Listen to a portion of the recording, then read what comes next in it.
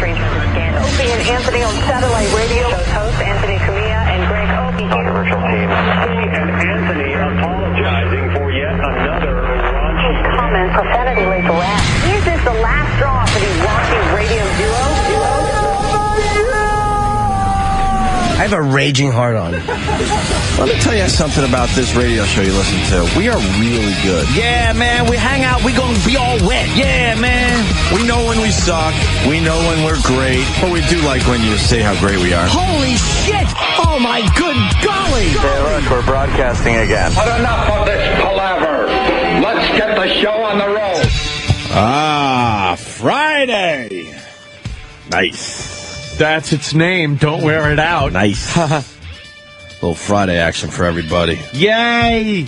Then finally go home and get rid of this damn fucking cold. Finally. That thing's still plaguing you?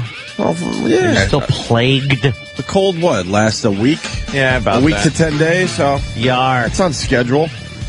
By Monday, I'll be perfect again. They suck. Like, we were talking about that the other day, how you sneeze once, Yeah. and bam, you have a cold. Yeah. And it just takes so long to go away. Yeah. It should go away like that. And then you sneeze another time, and it's like, oh, I'm fine. And I know where I got it, too. When I went and got my $20 haircut, Oh, Jesus. the receptionist was a real twat. And she's on the phone with her boyfriend. She was what was the scene? Was it in Trains, Planes, and Automobiles? Where, like, Steve Martin's trying to get some shit done, and she's on the phone? And he all he wants is service, but she's talking about her damn turkey. Yeah. I had one of those situations at the $20 haircut place. The lady was flirting with her man. Her man. She was in Almost Precious type. Oh, no. Almost Precious. You ain't getting any fucking service. You are on her fucking schedule. Go fuck yourself. And I'm looking at her, and I got my crisp $20 bill. All I want to do is pay and get out of there, but she had to have her conversation first. And I'm standing right in front of her. I'm like, you got to be kidding me. And I remember that she was all coldy. I call it coldy. She had kind of like tissues, and she was sniffling, and she was all just coldy. And I'm thinking to myself, why the fuck would you go to work? And if you do go to work, why not have some hand sanitizer or something? Fuck you. Yeah, clean up in between customers or phone calls or something. And I remember I put that in the back of my head, like, God, I hope I don't get sick. You did. And sure enough, I think about 36 hours later was the first sneeze, and now it's been a week, thanks to the $20 haircut place. The end of that dumb story. Damn. Yeah. So, what's going on? I mean, Patterson is still in office. I thought he would have stepped down by now. No, everybody around him is kind of jumping ship. Yeah. They're all handing in their resignations. His communication director just said, fuck this, and left. Well, after being grilled for hours by investigators, he steps out of the meeting and hands over his resignation. Well, that's not a good sign. Well, he's got a really good reputation. I was reading about him a little bit in the paper today. Yeah. Really good reputation. He was brought in to fix his image, to fix Governor Patterson's image. And, he said, no effing way. I don't need this job that bad. Exactly. It would be like, it'd be like coming in and going, could you write something nice about Hitler? It's like, well. So you're comparing Patterson to Hitler? Not at all. I'm comparing the situation where it would be like, some guy who has an a good impossible reputation. situation you went for. And you don't want to fuck up your own reputation. Gotcha. All right, that makes sense. Yeah. I had to question that because I didn't want to get you in trouble there. I just like saying Hitler. Yeah, I know you do. Yeah. But sometimes it's Hitler. Sometimes people will construe that and get you in deep duty. Sometimes I look at your highlighter and it looks like it says Hitler on the side. Look. Hitler. You are a weird dude, man. You see Hitler everywhere. I certainly do. See Hitler everywhere. It's everywhere. It's a highlighter, obviously, and I never even made that connection. You didn't? Nah. Yesterday I was looking at that and go, boy, if you just switch a couple of letters, maybe, it looks like a Hitler. Isn't that with any word? If you switch a few letters, would be Hitler. Well, sure. What did the black leaders do? Did they stand up for their black dude? Oh, Opie, it was just an amazing summit at Sylvia's, I guess, the soul food restaurant up there in Harlem. Isn't Sylvia's What's the? Oh, that's the ragu place. What's the joint where all the mobsters go, and you can't get a table for unless you know somebody. It's up in that same Spark Steakhouse. No, you get a seat out front. They say it's I know which one you mean. Joe Torre. It's the hottest Italian joint in all of Manhattan, and it's really tough to get in. Let's see if and I always thought it was Silvio's, but obviously it's not. Sylvia's is Sylvia's. I mean Sylvia's. Yeah, up in Harlem. It's a legendary Italian joint. It's all celebrities every weekend. You can't get in. Is it open during the week? No people. Really? Yeah. I forgot. Whatever. Burger Couch says it's the Olive Garden. The Olive Garden. Shut up. Shut up. Sylvia's? It is. That's okay. No, what is so it? when Aunt said soul food place. Oh, Rayo's. No, it's Rayo's. You're right. It's definitely Rayo's. Thank you. Where is that, in Harlem? Yeah, somebody got shot there, and they just kind of wipe off the tables and just continue. No one was alarmed. How's the Italian food here? Remember, it was I think it was some songstress. She got shot in the leg because there was a little situation that some of the boys wanted to take care of. Really? In the middle of dinner. Yeah. And pretty much no one really left the restaurant. The cops worked around the pasta being served. You got to eat. That's good food. It's a legendary place. Yeah. Rayo's. It's definitely Rayo's. But anyway, so the black leaders went to Sylvia's. Yes, they went to Sylvia's, the restaurant up there in Harlem, and it was Al Sharpton and a bunch of black leaders, I guess. Who else was there? Former mayor. Dinkins? Dinkins, yeah. Former mayor David Dinkins was there, too. And then they had a little summit, I guess, a little meeting in there. Came out and decided... they're supporting the governor. They are saying that let due process take its course and see if, he's guilty of anything. You'll look past your race just that is one the first thing I thought. Just look past your race one time. He cannot. Just one time only. He cannot do that. It would be nice to just go, look, yeah, I know he's the same color as we are, but my goodness, he's embroiled here in some shenanigans, and maybe he should leave.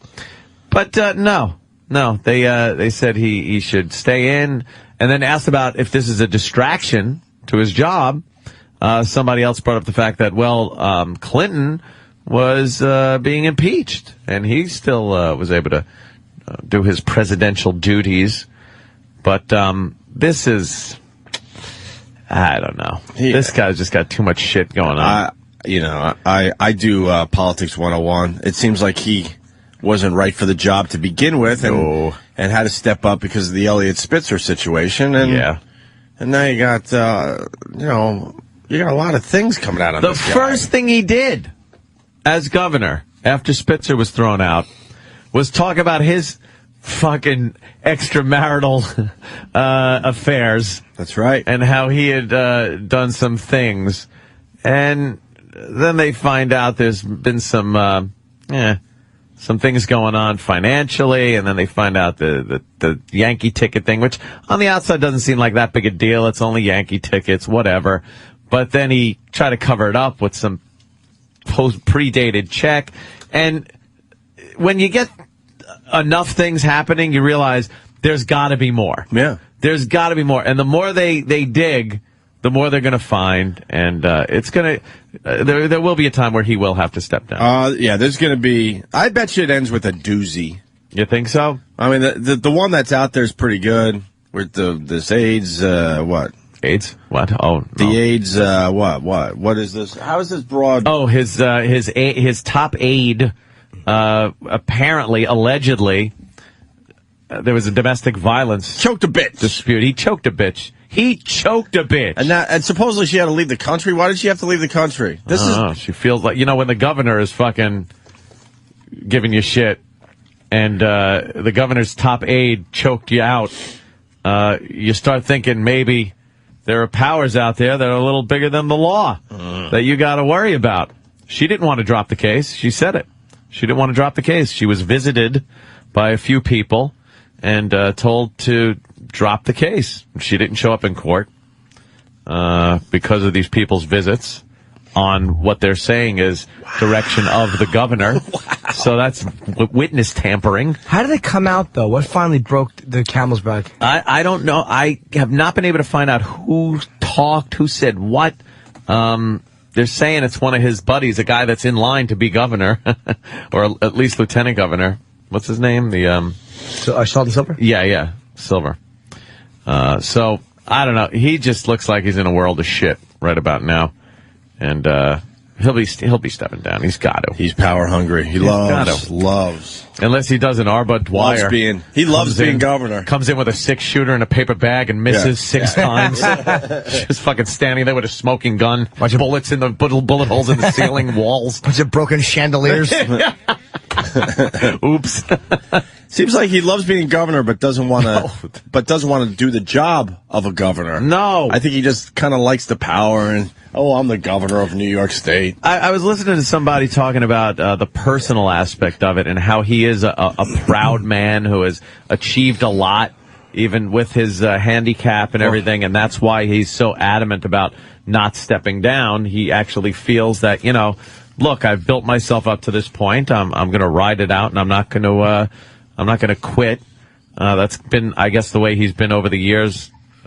Being blind and achieving a governorship is no small feat. But, it's at a point now where it's just getting sillier and sillier. That stupid Reverend Al tricked me, too. I said it yesterday, I think. I said, wow, Reverend Al finally is, he's getting together with the leaders, and they're going to suggest that he steps down, and what a dummy. They're supporting him. And today, I guess, later on today, Patterson's entire staff is, I think at 2:00, having an emergency meeting. So, who knows what'll come out of that? A few more resignations, perhaps? Oh, of course. Yeah. Anyone that wants to work in government again, they're fleeing. Yeah. You don't want to be embroiled in anything, I've found out. You don't want to be embroiled. Embroiled's a rough word, you don't want to be embroiled in controversy or embroiled in a scandal. You never broiled a steak? What's wrong with you? I love broiled food. It's amazing. Broiled chicken, salmon. What are you talking about? You never want to be embroiled. But I like yourself to be in the middle of that embroiling. Never be embroiled. Yeah, but look at what's happening to the thing you're broiling. It's not in good shape. No. The salmon is not in good shape. The guys cooking it are loving it. He's not swimming upstream to spawn. That is a funny-ass picture. It is the initial picture of Arba Dwyer with the gun barrel in his mouth and how he's like, he's got his mouth wrapped around it. And somebody photoshopped a trombone in his mouth like he's just playing the trombone. Oh, that's great. They should add him to the Lee Harvey Oswald band. Another one I just fucking love. One of the best photoshops ever. Well, that's the latest on the Gov, I guess, for now. Yeah. We'll move on, but wow, what a mess here in New York. Embroiled. New York State. And Bloomberg is just being way too fucking polite about the whole thing. Don't they kind of work hand in hand, considering he's the mayor of New York City and the governor's running all of New York State? You would think they kind of have a working relationship, and this mayor is just being way too fucking soft about this whole thing. The governor Get on TV, mayor, and start yelling and screaming that you have to step down. Step down. Just go step down, sir. Yeah, he's Bloomberg is just too soft on this, though. He's sort of saying it. Yeah, and New York City does need a governor that's working up there. I don't know what Patterson has done except try to stay out of trouble and keep his job for months now. Like, has he done anything? I imagine the last couple of weeks he's spending a lot of time shredding a lot of things. Shredding? You think he's shredding a lot? Business of the state must take precedence over business of the state. I think he's going through shredding machines. Yeah. That's all you hear from his office. One of his aides is going to Office Max a couple times a week. Yeah. Get new freaking shredders. Yeah, goodbye. Bye-bye, you. The dumb public says that Avatar is going to win Best Movie this weekend. What do you mean? Like, that's the public opinion? Sorry, public. When's the Oscars? We have a better public than the actual public. The actual public? Oscars are Sunday. Hopefully some people will watch. And we'll discuss on Monday. Yeah, they had an online poll, and they're giving it to Avatar. Poll.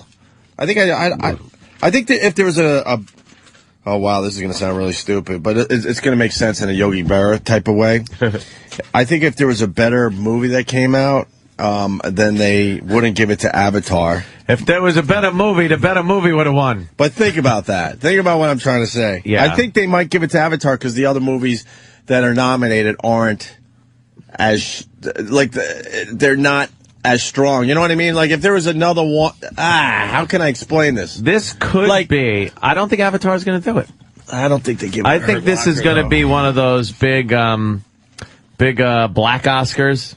I think it's going to be a big black Oscar, like it was when who won? Halle Berry, I guess.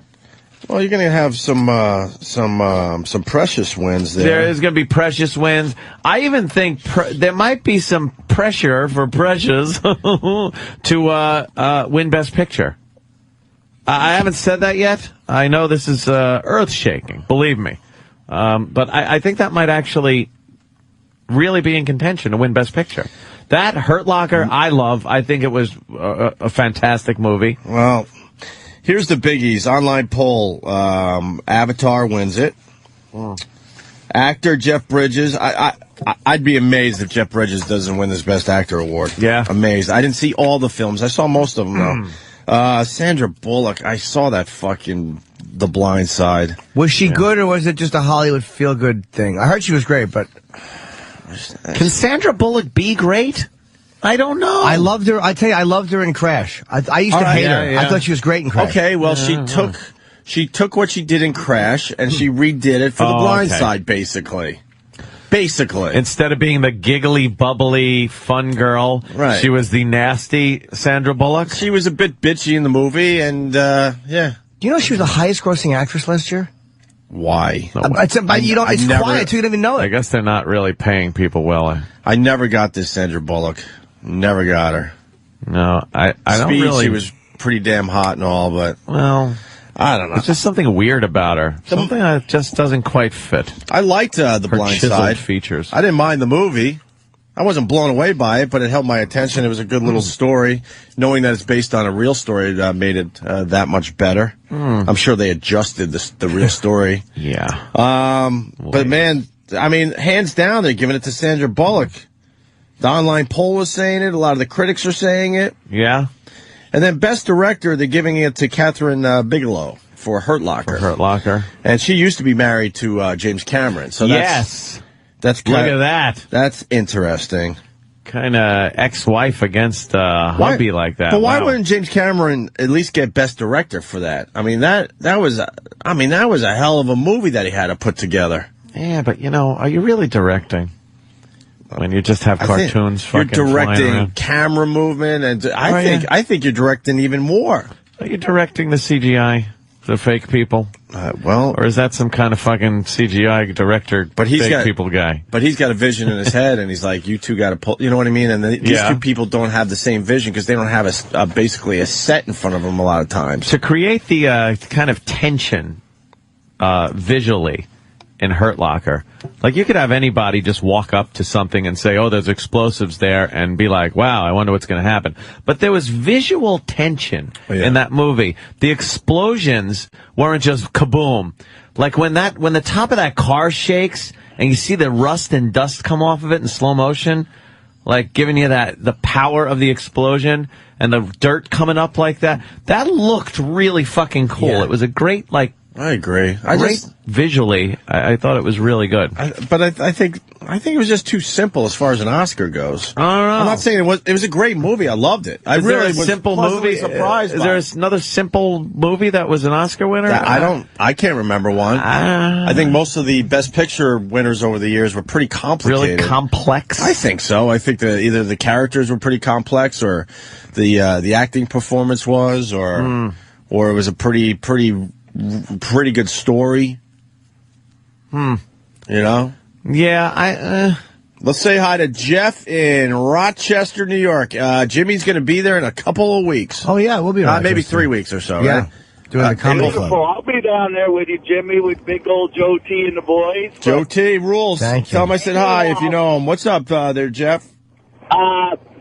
I want to know out of the three of you, can you tell me who won the Oscar for the best actor and actress the last 3 years? Goddamn perfect. You suck. You sum it up right there, don't you? I can't even name the past three Super Bowl winners. Hey, let's just, Come on, it's be important. honest about It's it. Who important gives for the a night. fuck? Hold on, best actor. Wait for 6, 7, 8. Right? No, 8, 9, 7, 8, 9. Yeah. Was 7 Denzel and Halle Berry?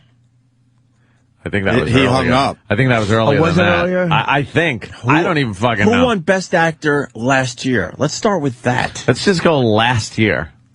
I would need to know the movies. No one looked at. Don't look down. Can you tell me some of the movies? I wasn't going to say anything. I bet you this room can't figure out who won Best Actor, Best Actress, and Best Picture last year. I know I can't. That's the only reason I looked down. I know I can. I can't even think. Like it's over for me. I'm out of this You want contention. last year? We have a couple Movies of last a couple of movies named. I mean, so it does all blend into one. Yeah, but that's not. I mean, Is that cheating? Yeah, we should. Okay. Oh my We God. can't come up with best movie from last year. All right. Yeah. Well, then you see No, it, I and see. of course- I'm totally out of it. I'm not Like- scrolling down, so you can't see. You saw that? Do you know best Yeah, I movie saw last it. year, Danny? You know what? I just saw it 2 seconds ago. But you- I already forgot. No, come on. Did you know when you saw it? No, I mean, No. I don't, No. Oscars and stuff. I could Can we just see the list of movies from last year? No. Well, That doesn't matter. I can't remember. What's that? Without the winner? Yeah, without the winner. I can't remember. Just tell me Yeah. them. Okay, let's see. Yeah. Movies Oh, wait, from no, last best year? supporting no, but as actor. soon as you say it, I'm going to know. Best supporting actor was Ledger for The Joker. Okay. That all right. was last All right, year. all right. Best actress was Kate Winslet for The Reader.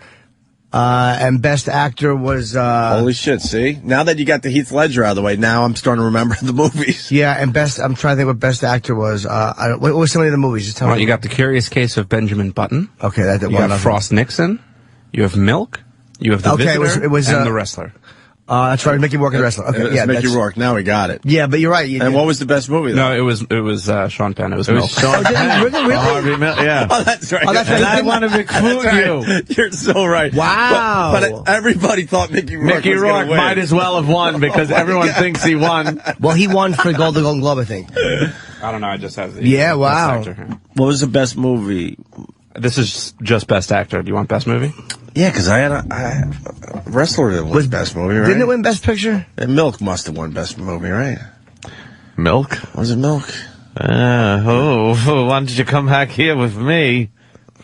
Ooh. You want some? Milk was great, though. Oh, come on. That guy was, Jesus, What a psycho. fucking It was- picking up little Latin boys off the street. Milk was a great movie. Yeah. It really was. Horny creep. Javier Bardem was fucking great. What about the year before, the movies? Best Picture. I know. I got No, the you're- wrong thing here. I think you went. Is that? I think I went back an extra year. Didn't I? Oh, yeah, look yeah, at yeah. you. Oh, damn. What are some of the movies from the year before? That's going to drive me nuts now. What, last year's movies? Yeah, he'll give you all of them. We're just trying to find it here. Best Picture was Slumdog Millionaire. That was only last year. Oh. All right. It was Slumdog, Curious Millionaire. Case, Frost Nixon, Milk, and The Reader. Those were the nominees for Best Picture last year, and Slumdog won Best it all. actress, you did get that. Kate Winslet. Very good, Jimmy. For The Reader. Well, how about the year before? We were a couple of the movies. Once you hear a couple, you remember, usually remember the grouping. I didn't remember Slumdog was last year. No, that seems like it was a couple years ago now. Okay, well, year before that, you had for Best Picture, No Country for Old Men. Okay. Atonement was up. Juno, Michael Clayton, and There Will Be Blood. I think Daniel Day-Lewis won for Let There Be Blood, Best Actor. I think Best Picture was No Country for Old Men. And Best Actress, was it that fucking Tilly chick? I don't remember Best Actress. Who's Best Actress? Marianne, excuse me, Cotillard. Some movie I've never La heard Vie before. en Rose.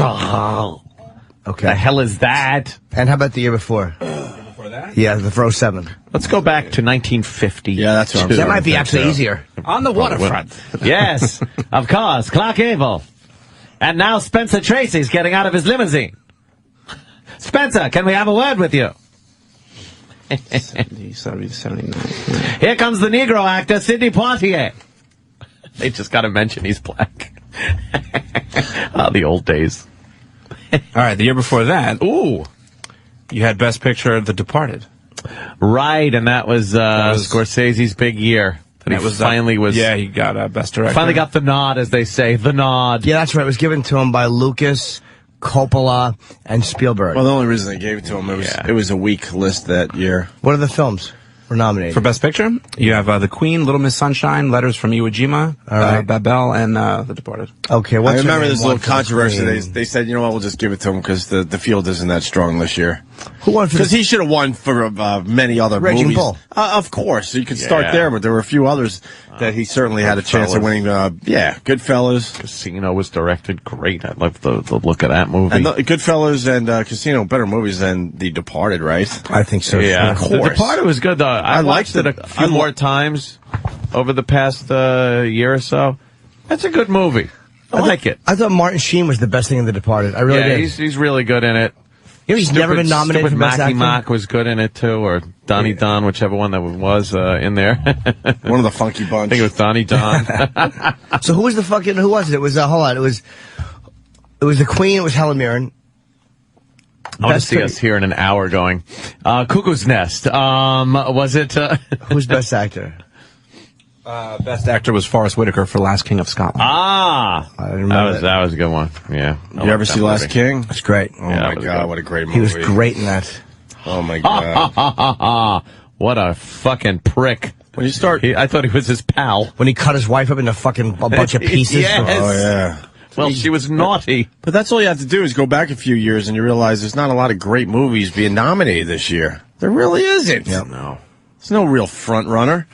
Everyone thinks Avatar's a front runner, but then you got a lot of people saying no, you can't give it to Avatar because it's a lot of CGI and fantasy shit. You see another 3D movie coming out, Clash of the Titans, or the remake of that? That looks like it's going to be Release the Kraken. The original one was, all that kind of almost claymation look shit going on. Right. Like, that is a movie that, yes, you can take today's technology and remake it, and it'll probably kick some ass. Because that claymation thing didn't really look very realistic. I bet you for the time it did. I bet you for the time people were out of their minds Dude, about I loved that movie. Fucking great. Somebody came out and said that every movie should be made in 3D, including Precious. Who said that? Oh, God. Some big Hollywood bigwig. But it looked like puked up chicken wings are coming at you when she's fucking running with that bucket of chicken. Holy shit, is that funny? And here's a big disappointment. We could wrap up our movie talk. We'll talk about the Oscars on Monday a little bit, just because a lot of people will be watching. Alice in Wonderland. I was wondering about this freaking movie because it was supposed to come out, and then they had excuses why it wasn't coming out, and then they said, "Well, Avatar's taking up all the 3D screens." It was a weird thing, and then you're seeing posters, but they don't have a date when the movie was going to come out. What movie is this? Alice in Wonderland. Is it 3D? Oh yeah, it is. Yeah. And finally, it's out, and I want to go to Rotten Tomatoes in this one, Danny. 3 stars. 3 out of 5. Out of 5? Oh, okay. I thought it was 3 out of 4. I bet it's good. 3 out of 5 is... Wow. That's a little shaky. 50%. I think that's a little shaky. I mean, that's a passing grade, but... see, it's right on the cusp. It's 55%. Ooh. And actually, that means it's a Rotten Tomato, right? Really? Yeah, that's... because I think you got to be 60% to be a positive movie or whatever. I don't know. A fresh tomato. Tim Burton just seems to be trying way too hard these days. Like, the whole authenticness that Burton brought to films is gone now, and now he's just trying to make Tim Burton movies. And I think that's what the problem is. If you saw that Charlie and the Chocolate Factory that he put out some years ago, I mean, that was just it was atrocious. It was atrocious. I hate it. Yeah, it was bad. It was really bad. Well, the Loompas, they made it one guy. Yeah. That drove me nuts. I'm like, what? Hire a bunch of midgets. They're out of work. And throw a silly suit on them. Let's go. And I know, Johnny Depp's obviously at the top of his game. He just uses Johnny Depp. He throws Johnny Depp in a movie, makes him act weird, but that's the thing, though. Like, a hit. Johnny Depp's a good actor. You don't need to dress him up in ridiculousness to have a good movie with him. He doesn't want to do anything, but that's Depp's call. He only wants to do characters now. He honestly doesn't want to do any more fucking... Like Mr. Hammond. He's a weird dude, man. Yeah, he is. I mean, come on, how great was he in Ed Wood? Was that like Ed the Wood best was fantastic. He was great in that. He was great in fucking... Donnie Brasco. He's Yeah, he's great. that was Everything. really good. That's a great actor. I recently saw that again, just about 2 weeks ago. Oh, fucking great. Pacino was really good in that. God damn, that had to be the last good movie that motherfucker was in. he should have won for that, man. I thought Pacino was amazing as fucking He Lefty. was good. At the end, when he's just fucking taking his watch off and stuff, and he goes, I gotta go. Gotta go. They call for you, you gotta go. The boss called me. And he knew. And he fucking puts his watch and his fucking ring, his wedding ring, in the drawer and just leaves. Yeah, he should have won for that. It's sickening that he didn't. Yeah. But, I mean, as I look at this Rotten Tomatoes on this Alice in Wonderland, doesn't it seem like it should be a movie that gets like 85%? It should be one of these movies that blows people away like Avatar. Maybe when it comes out, it might pop up a little bit. It might pop. That's a little scary. And I hate that I have to interact with dummies. We can't help it. We do the best we can. Exactly. After this whole discussion we had, this guy writes, only you, Opie, think Avatar is the front runner. Did you just hear what the fuck I said? It was you? It was an online poll, you asshole. An online poll is saying Avatar is going to win Best Picture, you dope.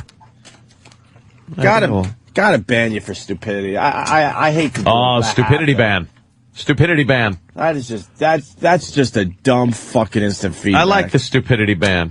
That's just dumb. I'm the only one, as I announced that the online reader poll is saying that Avatar is going to win. That means the masses are saying Avatar is going to win. You know what I like to say? The masses are asses. Yeah, I'm not saying they're not Chip. assholes, but still. Real quick, just going back to Tim Burton for a second. If you just take a look at some of his last stuff that he's directed, you could totally see where this is all coming from. I mean, you got Alice in Wonderland, which is out today.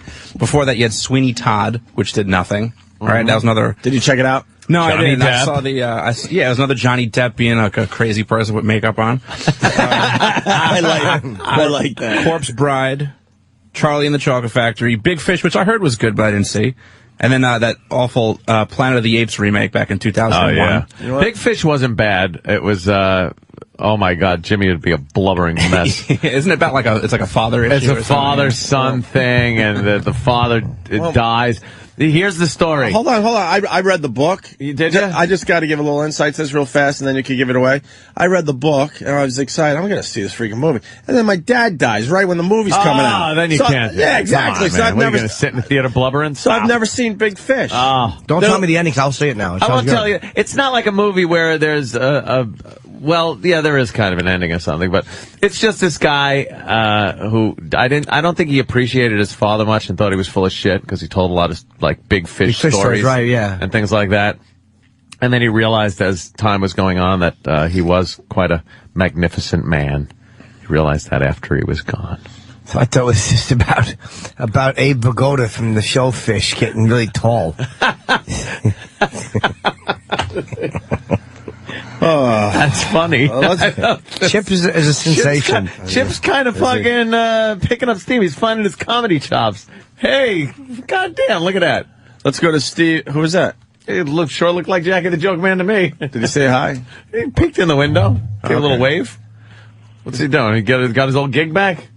Well, Howard's not doing Friday, so I guess they're trying to... Oh, yeah, okay. So he's doing Jay Thomas? Is he? Whose show is Jay Thomas doing, though? I'm being talked to in my earphone. I don't know. Is Jay Thomas doing Howard's show or his own show today? How does that work? Jay does mornings on the non-Howard channel on 101. What's a non-Howard channel? The channel that doesn't feature him, but he owns. Is it the non-Howard channel is something not on Sirius?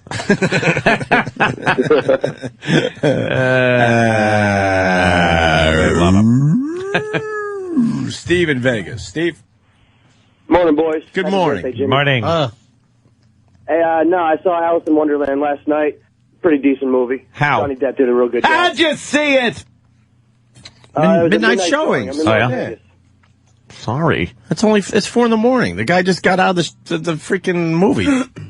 But I didn't think it was even out yet. Midnight showings.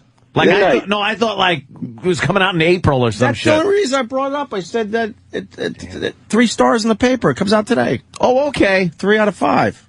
Oh, okay. So there's a bunch of people that have already seen it. You're just saying it's okay. Why there, Steve?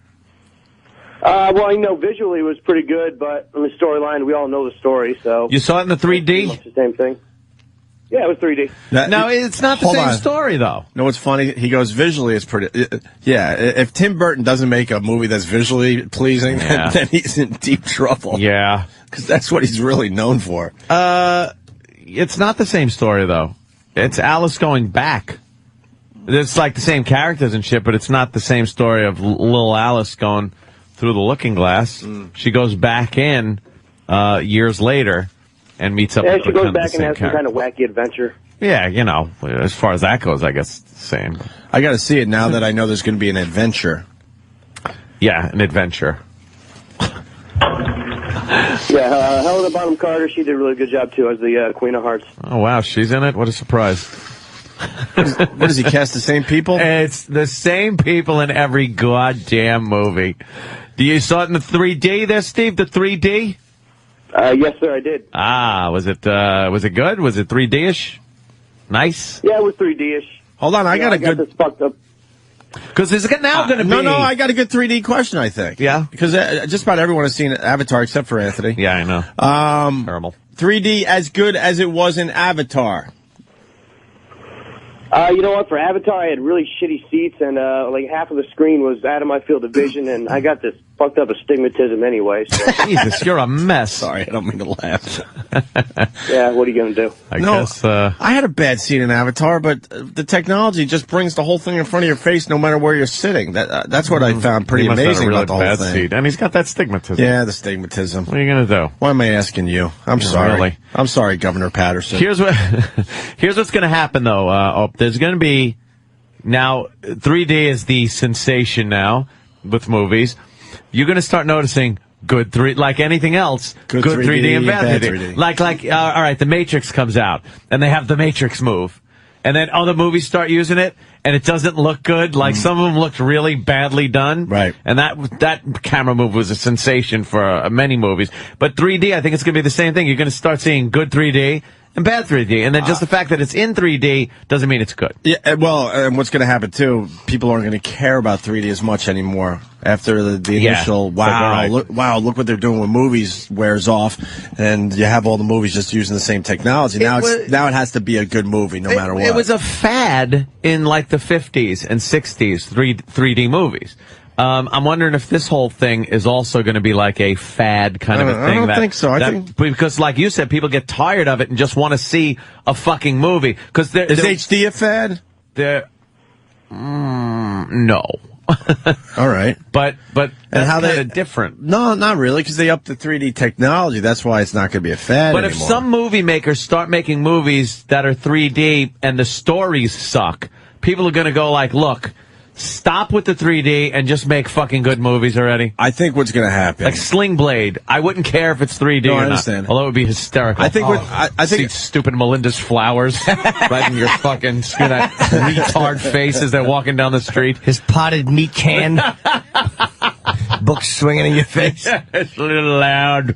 I think what's going to happen is not everyone is going to make their movie in 3D because I would assume the technology is really expensive, so they got to make sure they have a hit on their hands. Yeah. But then the cost of making 3D movies is going to drop eventually, like everything with technology does. And then that's when everyone just says, "Fuck it, we're making our movies in 3D." 3D now. indie movies. So now everyone is making 3D movies. So then it just goes back to what it was: is it a good movie or not? Yeah. You know what I mean? But every movie being 3D, like that, that's say, the future of like movies now. I have no doubt in my mind. I say 5 years from now, most of the movies we see are going to be in 3D. I have no doubt. It's like going from black and white to color. Yeah, I have no doubt. Yeah, Avatar just pushed it forward, man. Way forward. Huh. Way the fuck forward. I mean, when you watch movies at home now, like an old movie, you're like, oh man, I want to see this in 3D now. Really? Shit. So you didn't see Avatar. But I've seen good 3D. Because like I said, Avatar, it wasn't, oh wow, it's 3D and you're reaching out and trying to touch something. You forgot that it was explained perfectly by Cameron. You forget you're wearing the 3D glasses. That's key. Yeah. That's what key a bore he is, though. Oh God! Not wanting this Sacha Baron Cohen sketch because he has no sense of humor. He says he didn't know about that in the paper today. He didn't, but I'm saying that they said he's proven he has no sense of humor. Oh, they were scared of him. But he's saying, I didn't know. If you don't know, during the Oscars, they were going to, like, spoof Avatar, and it wasn't going to be pretty. And they decided not to do it. and rumor has it because they were worried about what Cameron would think. But now Cameron's coming out in the paper today saying he had no idea about it, which is bullshit. Because if we knew about it, he had to know about it. Well, they might not. They just backed out because they were afraid that he might walk out. What an asshole he would look like if he walked out. If he walks out, what do you need his boring acceptance speech? Yeah, in the fucking weird language. I like to hang her on the ensemble. Oh, you think he would do that? Yes. It's a good movie though, man. 3D, see Booger Couch saying 3D used to be so popular back in the day that people wore the glasses everywhere. The young punks in, Back to the Future. That young punk that was hanging out with Biff wearing his 3D glasses. They did actually, like, every 50s movie you see, someone hanging out at the old soda shop has the dumb red and blue 3D glasses on. 3D was terrible in the 50s. Oh, yeah. I saw a 3D movie with the red and blue glasses once. Me too. It was terrible. It was called something like the first nudie musical. It was just some horrible... It was like supposed to be softcore porn. In 3D? But fucking Shirley Feeney was in it. Oh, my so, God. What happened to her career? Cindy Williams. Yes, of course. Yay! I saw Friday the 13th 3 in 3D. Really? Part 3 was in 3D. Oh, 3, right. Was that the one with the guy in the wheelchair? Don't remember. I remember there's one spear that was being thrown, and that was like the 3D one was the spear. Oh, yeah, okay. I think the guy in the wheelchair was 2 with the machete in his head. They've been making 3D movies for a really long time. But this is the first 3D movie that is going to win all sorts of awards during the Oscars, right? If it wins. I don't think Jaws 3D won anything. Oh, that was fantastic. What was? Jaws 3D. Oh, right. No, there's Biff and his cronies. And the crony is actually billed in the credits as 3D. That's his character's name. His character's name is 3D. I think he's ever been recognized for that. And look who's to his right. A very famous actor from Titanic. Billy. Yes, that's Billy Zane right there. That's Billy Zane. Sure. Billy Zane was one of Biff's cronies. If you're going to see Alice in Wonderland this weekend, get there for the trailers. So this guy's saying the new 3D trailer for Tron Legacy is going to blow you away. Tron Legacy 3D? I'm telling you, they're all going 3D. I don't Light cycles in 3D. Ooh. I don't think you make, a kind of action fantasy type movie without 3D now. Nowadays. That genre definitely. That genre definitely. I'm sure maybe they're not going to make the next Judd Apatow movie in 3D, but you got to think the fantasy, genre has to go 3D now. Has to. Yeah. Let's say hi to Scooter the trucker. Scooter. Little Bobo boys. What's up, Scooter? Happy birthday, Jimmy. Hi. Oh. Hey, little Jimmy, you got to see Big Fish. I spent 11 years in the Army, and now I'm a trucker, and I sat here in the truck and watched, and I cried. I'd like to see it. And as an afterthought, 3D Harry Muff porn. Punch it out. That is, yeah. Yeah, when is porn going 3D? I mean, where the boobs are bouncing right in front of your face. Yeah. You reach out and try to touch them.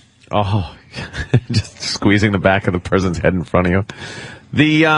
Well, okay, that looks pretty cool there, Tron. And that's not even 3D. Light cycle thing.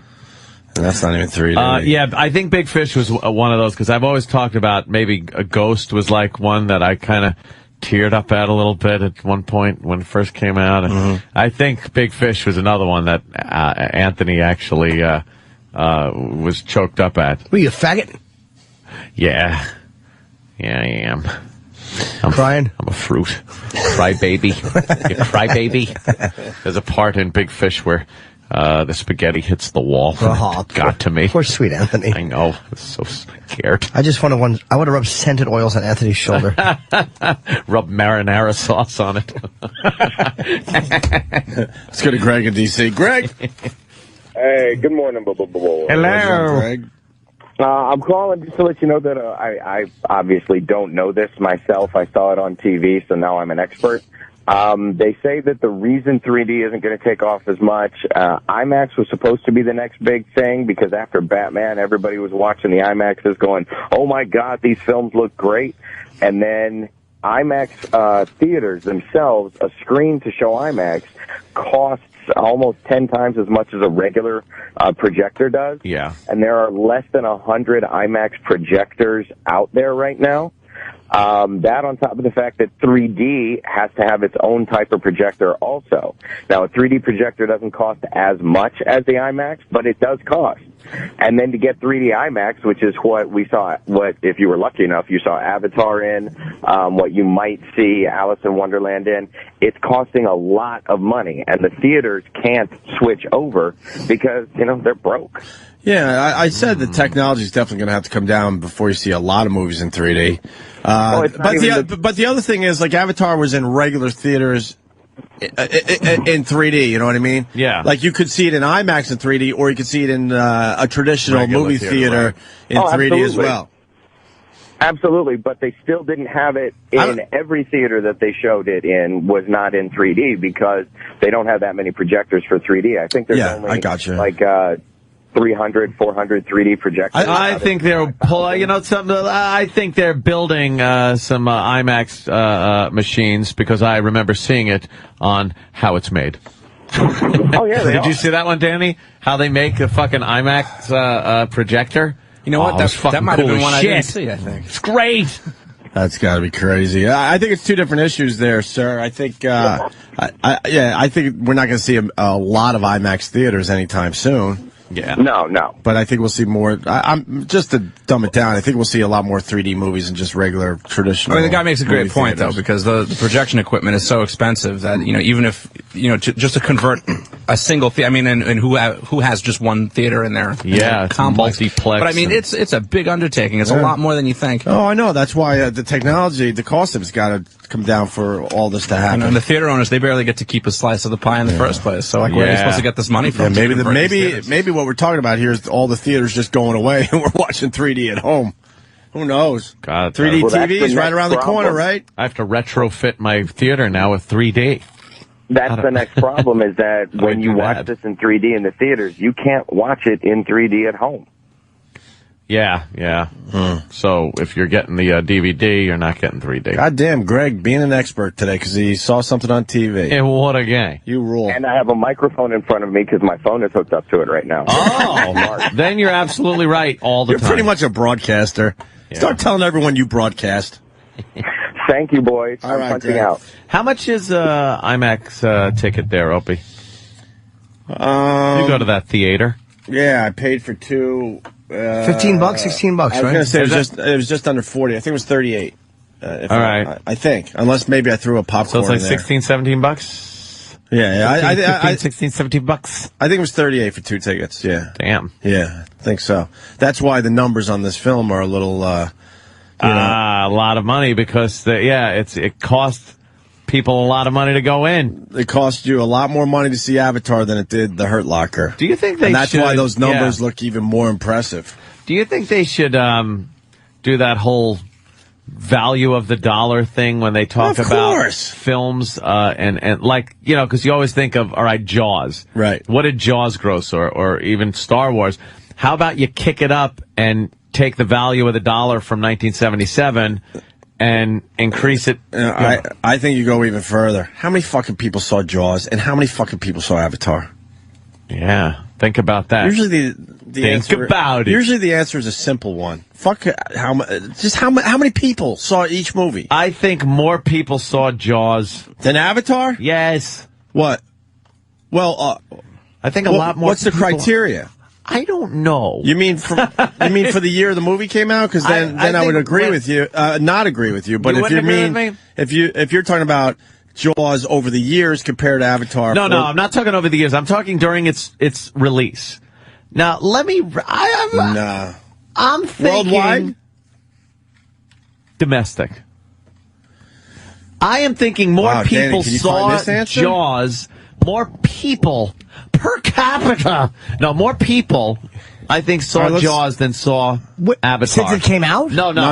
We're going just in its theatrical run. Its first run, basically. Now, money-wise, you're not going to be able to tell from money. No, let's not do money, but you might be right, and I don't know why. I'll throw this. Wrong. I'll throw this into the. How about percentage of the population? I'll throw this into the equation that. There were a lot less distractions back then. Yeah. More people actually going to movies back then. That's kind of what I'm thinking. Jaws grossed $260 million. And that was $75. So I'll try to, if I could, I mean, I might be able to adjust for inflation. Yeah, but there's got to be. Shouldn't there be like just numbers? Like you could figure out how many people you would think saw a movie during its theatrical release. God, that's a test for Danny. Holy shit! Just do the math too, though, because what is $1975 today? I don't know. Danny's like the fucking black guy in Die Hard. He's just. But he's not like the black guy in Forrest Gump. And the quarterback is toast. Sorry. Yeah, exactly. No, they were both good. I'll tell you what makes this Jaws pretty impressive. All the movies above it were made a lot later on. Yeah, yeah. Jaws is officially in what place? I just had it. Yeah, like 20th or something like that. Yeah, it's up there. Yeah, it's way up there. But what was Jaws is the 48th highest grossing movie. What was a movie ticket back in fucking 70? What was that? 75? 75. Fuck. Yeah. What the hell was a movie ticket? It's up like a buck. It's like $1 to go to the fucking movies. It was less than $5, that's for sure. Less than $5. It was a lot less than $5. Come on. You think it was $3, they're saying. $3. Oh, my God. $3. 77, sorry. How much is a movie? $3. How much was, what should we call it now? Avatar. Wait. Whoa. We got our equation. Okay. Oh. If a movie ticket cost $3 back then, right? Then we do that with the number there, and we could get sort of accurate number of people. Oh wait, it says the average price for a movie ticket in 75 was $2.05. So let's try that. $2.05? $2.05. So that means Jesus. How many? It grossed how much? Oh, he's got 260 million. So that means 130 million people saw Jaws. Doing some quick math, 120, right? say 125. Yeah. Maybe that's a lot of people. You figure that out. Jesus. 260. If it grossed 260 million and each ticket cost about $2, but the theatrical release or since it came out? That's got to be theatrical. No, that's theatrical. Okay. That's just box. Right, Dan? It would be about 130 million. Close. It's 120. Oh, you put the 5 cents in there? You had to be accurate. Look at how many numbers there are after the decimal I think point. I'm stuck in a loop. Do you understand rounding up? Just round up. Yeah, we don't need accuracy here. Jesus. Oh, my God, Fuck Danny. the 5 cents. I swear, there's 50 numbers after the decimal point. You got that comes out to 12 million. No. Yeah. 622,000. Why 12 million? 126 million. That's half the fucking population.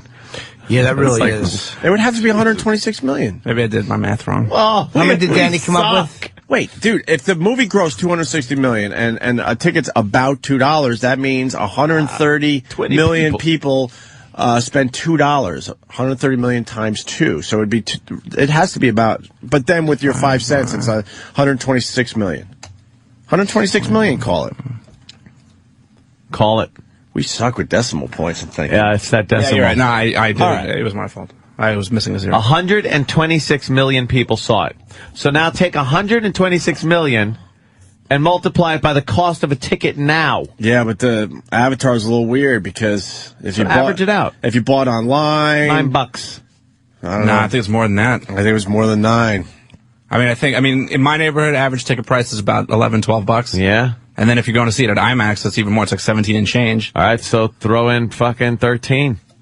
What are you going to do? Average it out a little bit. We might have to go 14. 14? Might have to go 14. We're but you know what? That's ridiculous. New York prices, though, because then you go to the Midwest and a ticket price is $7. So drop it $1 or $2. Yeah. Let's agree on $12. Let's go $12. Let's go 12. Let's go 12. Okay, so I'm multiplying this number by 12 to see what Jaws would times gross 12 now. and see what it would gross now. Oh, why don't we? All right. That's a big I number. thought we were going to take Avatar. That's a big number. I thought we were going to take Avatar's we can number. do that too. Yeah. Let's see. We got to take Avatar's number and do the 12. Divide 12 into that number. Yeah. To get the total number of people. Yeah? Yeah. What are we up to? This is a large grossing movie if you had it in today's dollars. Yeah, that if that was today's dollars at today's, well, not today's dollars, but today's prices. Today's prices. Dan, go to disboards.com. Jaws, 128 million tickets sold. Here's the link of tickets sold. Thank you, John W. It'd be $1.5 billion. $1.5 billion. And that's just domestic. That's not worldwide gross. So $1.5 billion. And what did Avatar make? More than that. No. It only worldwide, it made over $1 billion, but domestically over 700. A little over 700. Yeah. Its run isn't done yet. Wow, Ant might have came up with a pretty good question there. More people saw Jaws. I think more people saw it. I think the only reason that's possible is because of less distraction. So a lot more people were going to movies no matter what. The internet, downloaded bootleg, shit like that. And it scared everybody. Like, Jaws had people afraid to go to fucking swimming pools. I mean, that was terrifying. It's like people are talking about Avatar, but not the way the whole culture talked about Jaws. Everyone went to the movies to see that fucking movie. And it wasn't, and it was at a time where if you didn't see it in the movies, you weren't fucking seeing it for quite a while. That's Avatar, you're right, you get on DVD. Yeah, now movies, you're like, I missed it in the theater, fuck it, I'll get it on DVD or something like that. So you were forced to go to the movies. That was the only way you were going to. Hey, thank you, Nick C. in Pittsburgh. Fuck Sidney Crosby. Entertainment Weekly already did what you're trying to do. Gone with the Wind is the highest. Can we find the Entertainment Weekly article? Because maybe they just listed it. It's interesting here. There's, I guess this came from. You got it. Yeah, there was an article in the Wall Street Journal called Real Dollars. And look, we had the Jaws number, Dan, me and you. Absolutely. We were pretty damn close. God damn, you guys fucking Give or take $1 million, we nailed it. So, leaders in this is U.S. Canada ticket sales. So this is just not money, just how many tickets sold. Why do they have to put Canada in there, just so they sell a few magazines? Yeah, Gone with the Wind tops it at 196 million. You got Star Wars at 169, Sound of Music at 141, E.T. at 140 million, 10 Commandments 131, then obviously our Jaws at 128, matching Titanic, 120 for Dr. Zhivago, 109 Snow White, 100 million, 101 Dalmatians, and then Avatar, if you want to know, 59 million tickets. So not even close. Not even close. And I would have said Avatar. That's so weird. Wow. And the most impressive movie on that list is Titanic, because as the years go on, you see that the newer movies just can't get up to the numbers of the older movies, but Titanic fucking pushed pretty up there. So how do they fucking raise the prices of movie tickets? Titanic tied with Jaws. That's pretty impressive. So they raise the price of movie tickets, and then because it grossed so much, they make it seem like that movie is the be-all, end-all motherfucker of movies, when actually it has nothing to do with the dollar value. It's the number of people buying the fucking tickets. Because that's how you go to see it. But that's how they should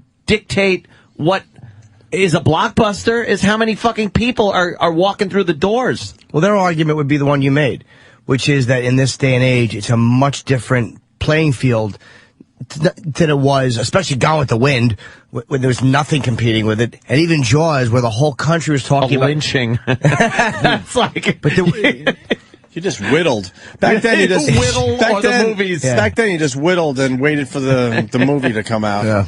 You didn't know what to do with yourself until they told you in Hollywood, go see this movie. I do think ticket sales now are a little more impressive than they used to be, simply because there's just of the amount of churn, I guess, that the theaters have. I mean, studios are putting out movies every single week. Yeah. Whereas, there's more theaters. Back then, they wouldn't come out nearly as frequently as they do. And they're putting movies out in, 3,000 theaters at a clip. That wasn't happening back then. There weren't that many theaters. There weren't multiplexes. You went to a single fucking theater, and that was it. Yeah, every town had one movie theater. Less choices. That was it. Less choices. Wow. Yeah. So you might go to see Jaws and go, hey, you want to see Jaws? Or the other one? I guess Jaws. Like, even if it wasn't the one you wanted to see, had heard of it. Less choices. Avatar, you gotta be specific. Less distractions. Yeah. And to answer the question about the inflation-adjusted box for Jaws, if it was in today's dollars, it would have grossed just shy of $1 billion. Just shy of $1 billion domestic. Yeah, 955 million. So it would have beat out Avatar easily. Yeah, a lot. Yeah, that's wow. That's a nice little question. Glad we settled that. Why don't we take our first break? It's been just plaguing me for minutes. I can't keep an erection. You just blurted that out.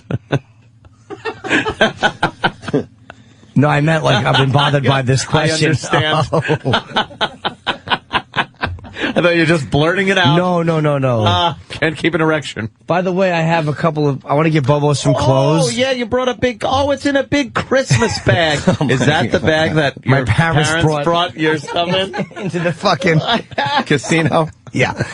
Was that the Brigada when I saw him? Yeah. And I have a couple of other gifts for the crew. Some nice scented stuff that my parents thought might have been my style, but might. Oh, you want to give out your gifts next? That'd be great. We could do it in sections. Is Blow here? Yeah.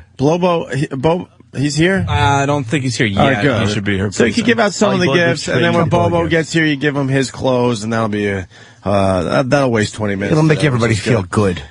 Jim Jeffries will be back in studio today. I wonder how his gig was at Caroline's last night. I'm sure it was great. Make sure you get your Jim Jeffries tickets, 212-757-4100. When we get back, Dice on George Lopez's show, announcing he's now married. Yeah. And we got a Tiger Woods update. His caddy's speaking out. His wife's moving back in. I fucking was wrong on that one, man. Jimmy wins. Jimmy said she was moving back in? Oh, yeah, he did from day one. I said, no fucking way. Payday, you're right. Well, she would get a big payday. Not the money. It was a prenup, though. She was going to get a payday. Well, she was going to get a payday, but she wouldn't have Tiger anymore. Prenup doesn't cover fucking infidelity and humiliating. That was a rough one. Maybe he's got a giant hog and he's really fucking good. And she was just like, "Oh my God, I need the cock." It's just. And he didn't love. But then again, he did say he loved one of them. I don't know, man. His wife is fucking fuming. Yeah, a little bit. Well, she moved back in. She probably not got some Swedish dick. Oh yeah, you know she made up for it. Kenny. Oh, Kenny came in. Yeah, yes. Tiger really knows how to put it in the holes. This guy's good. She's come back in a tiger cage. She better be careful she doesn't go and get clawed or something.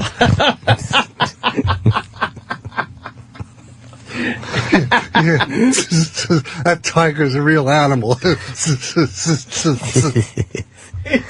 guy knows. If this guy was any crazy, you would call him a fox. Be Tiger and a fox. Oh, like crazy like a fox. Yeah. Yeah, but instead I'm dumb like wood. Holy shit. Fucking. I wish you'd slip on something. Hit your head. Exactly like a cliff. Jesus. I want Kenny to fall off a cliff.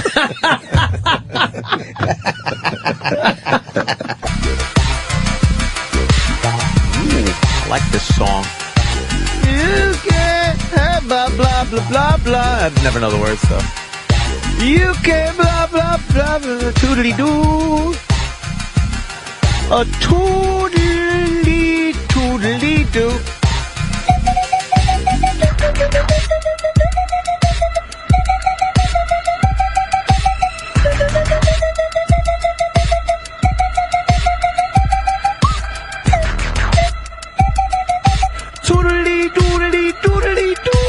Toodly-doo.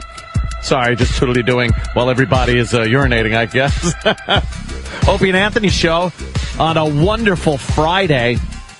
Weather looking beautiful in the New York area for this weekend. Thank God. I was getting a little afraid that we weren't going to get out of this winter, Opie. Kind of scaring me. It's all how you look at it, my friend, because when I found out I was going to have a child. You're what? I knew it was going to happen in the spring. Yeah.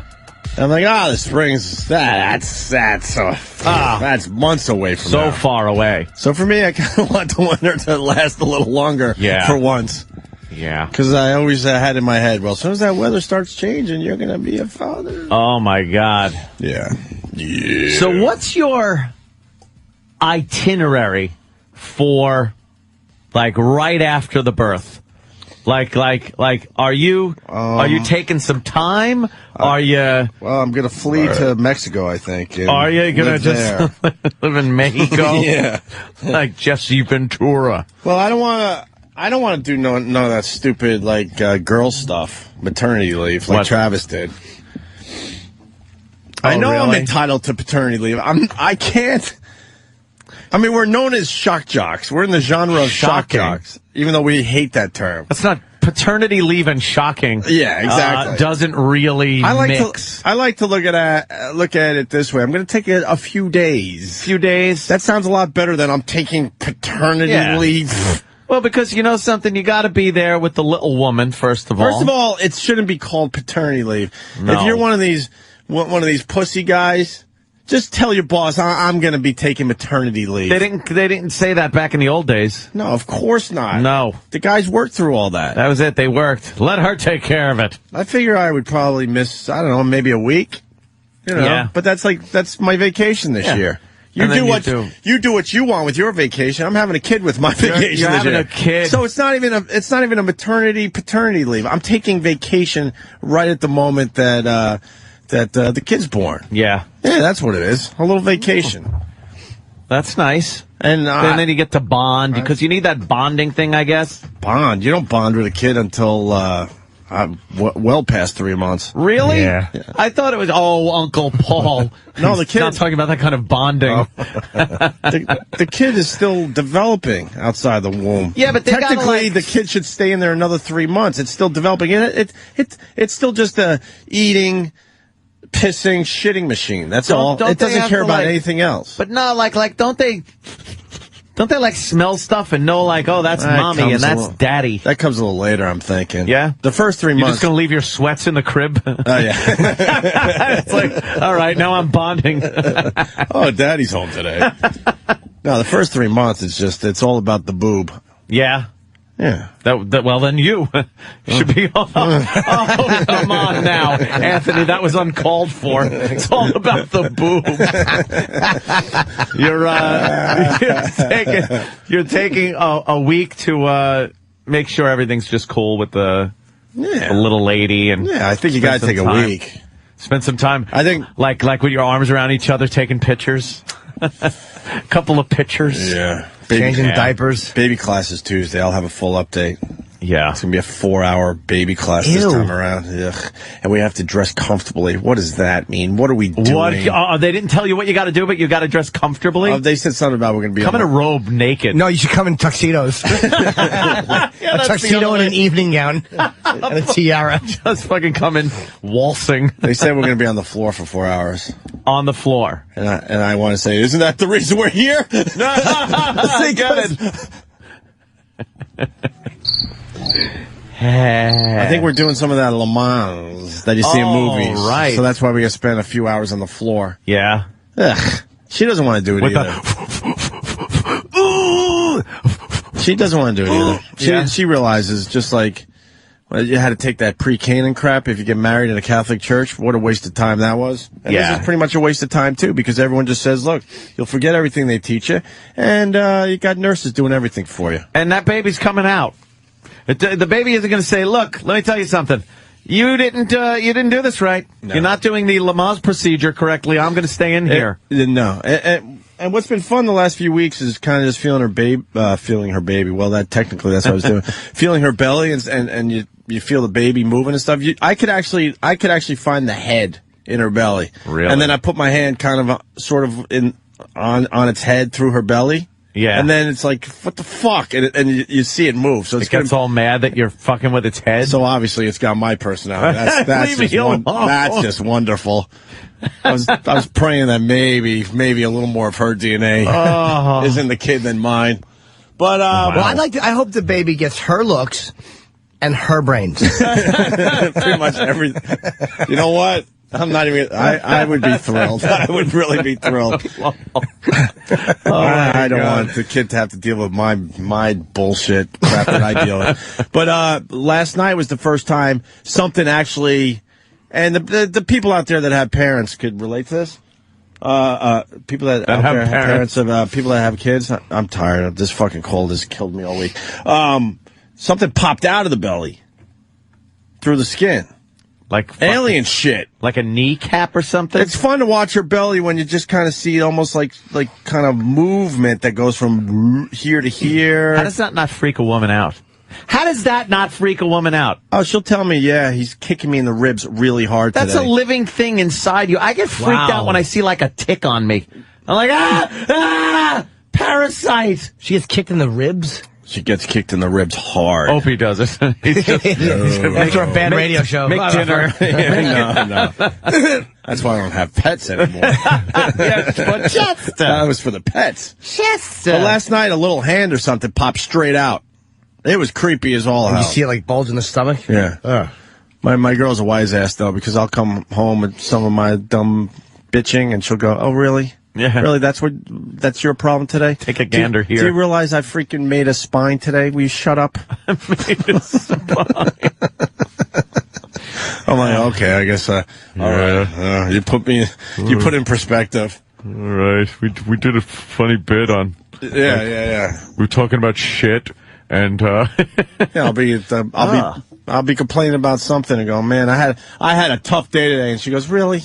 I made eyeballs today. God damn, Danny pulled up a video of a pregnant belly, like, moving, like shit really moving around in there. Oh, yeah, I see all that. That's pretty much, the back and the kid just adjusting inside. But when turned around. But when the individual body parts start popping out, now I'm like, I'm out. I'm out with this. This is alien shit. Wow, yeah. Holy shit. That shouldn't work. Huh? It shouldn't work that way. Doesn't make any sense. It's unbelievable. Ew. Oh, God. That's a horrible belly. Ugly pregnant belly on that woman. She's got to have multiples in there. Oh, God. Look at the aortas running through her fucking no kidding. belly. Those veins. Ew, what the? Ew. Who's married to that? I don't know. That's a wreck. That is a wreck. Oh, God. Nah, she's got to have more than one in there. That belly's way too big. Yeah. You shouldn't have a belly that big. Oh, God. She's like fucking with it, and then the belly starts moving around. Yeah. Leave the thing alone. Yeah. Oh, God. That's cool, though. That ain't right. It's not cool. It's freaking me out. Mike in Jersey. Mike? Hey, good morning, guys. Hey, happy birthday, Gene. Hi, Mike. Hey, I just want to say thank you so much for never saying we're pregnant. We're pregnant. Oh, you know what? What? On tissue? In baby class, a couple actually said that we're pregnant.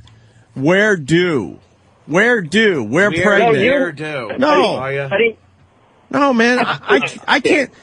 I sympathize with my wife there, but I'm not going through what she's going. I have no fucking idea what it's like to have a kid inside you punching your ribs when you're trying to sleep at night. Yeah, you should be able to punch those guys. All right, thanks, guys. Have a great day, man. Yeah, I don't do the we're pregnant. No, man, she's doing all the heavy lifting. Are the baby's eyes closed in the womb? No, we watched him open and close and stuff. How does he not get fluid in his eyes and hurt? I don't know. I don't know how this shit works, Jimmy. Isn't it all blood surrounding? Oh, it's an embryonic sac is water. Yeah, there's some fluid in there. There's some fluid. Well, great. Baby talk. Shit. But the phones were lit. Jason in Virginia Beach. Jason. Hey, what's up, boys? Hey, man. Hey, when my girl was like 8 months pregnant, she was pressed up against me, her belly on my back, and it felt like one of those massage chairs you sit in at the store. Yeah. Because the baby's elbows were like hitting my back, and his knees were hitting my back. You could see his elbows like touching through the skin. Yeah. It's so weird, man, to see that crap. Yeah, we're at that stage. It was kind of cool to see the belly move here and there, but now stuff's starting to stick out. It's like pointy things are starting. Because guess what? The kid is pretty much developed. Yeah, it's done. It's playing. It's already like, all right, I'm awake. I got to fool around now and play around. I'm going to do some tumble salts and I'm going to like punch things. And how can it be like that and not have to breathe? I don't know. Like, that's just fucked up. I don't know. Like, when you think of that shit, it's like, all right, the heart's beating and everything. It's fucking got eyes and it's got everything it needs and everything. And then it's in liquid. It's just in fucking like the Matrix. Yeah. I also want to thank Lydia, who calls the show a lot. She sent a nice little baby gift. Oh, did she? It was a box of pears and apples. I love pears. Hey, Hope. Yeah. The fuck am I going to do with pears? Yes, Jason. If you're going to send me something I like. You don't like pears? I'm allergic to fruit. And fruits. And fruits, yeah. I love pears. No, I thank you, Lydia. I like to slice them and eat them in slices. Actually, there's other things. There's a thing of like smoked salmon too. I always trust that coming out of a cardboard box. Yeah, right. That's where you want raw fish. That's probably it was smoked, so I guess it's okay. That's so probably I have to get some cream cheese now and some fucking capers or something. Inside joke of hers. Why? The pear. Because she's got a fucking pear. Big pear. She's got a pear on her. Should have sent fucking cantaloupes then. Yeah. What else, Jason? So the body... Giant tits. Has your baby had the hiccups yet? What the fuck is that? Inside? Yeah, wait till they get the hiccups. No way. Yep.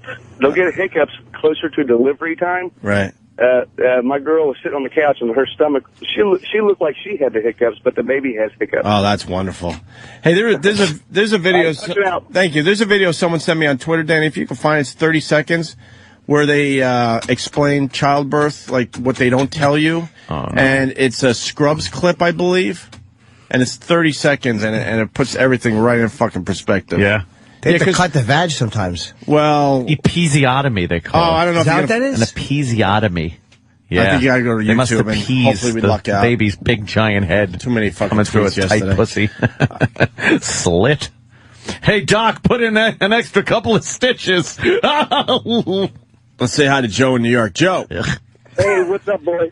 What's up, Joe? Hey, congratulations, but hey, Jimmy, you'd appreciate this. All three of my daughters, when they were in my wife's belly, we used to put hi-fi headphones on her belly and play Black Sabbath. Oh, nice. Does that shit? Man. Yeah, supposedly they could hear in there and all that. They hear that shit? Yeah, supposedly they already recognize voices. It's like they're underwater, though. Very horrifying them. Now, boy.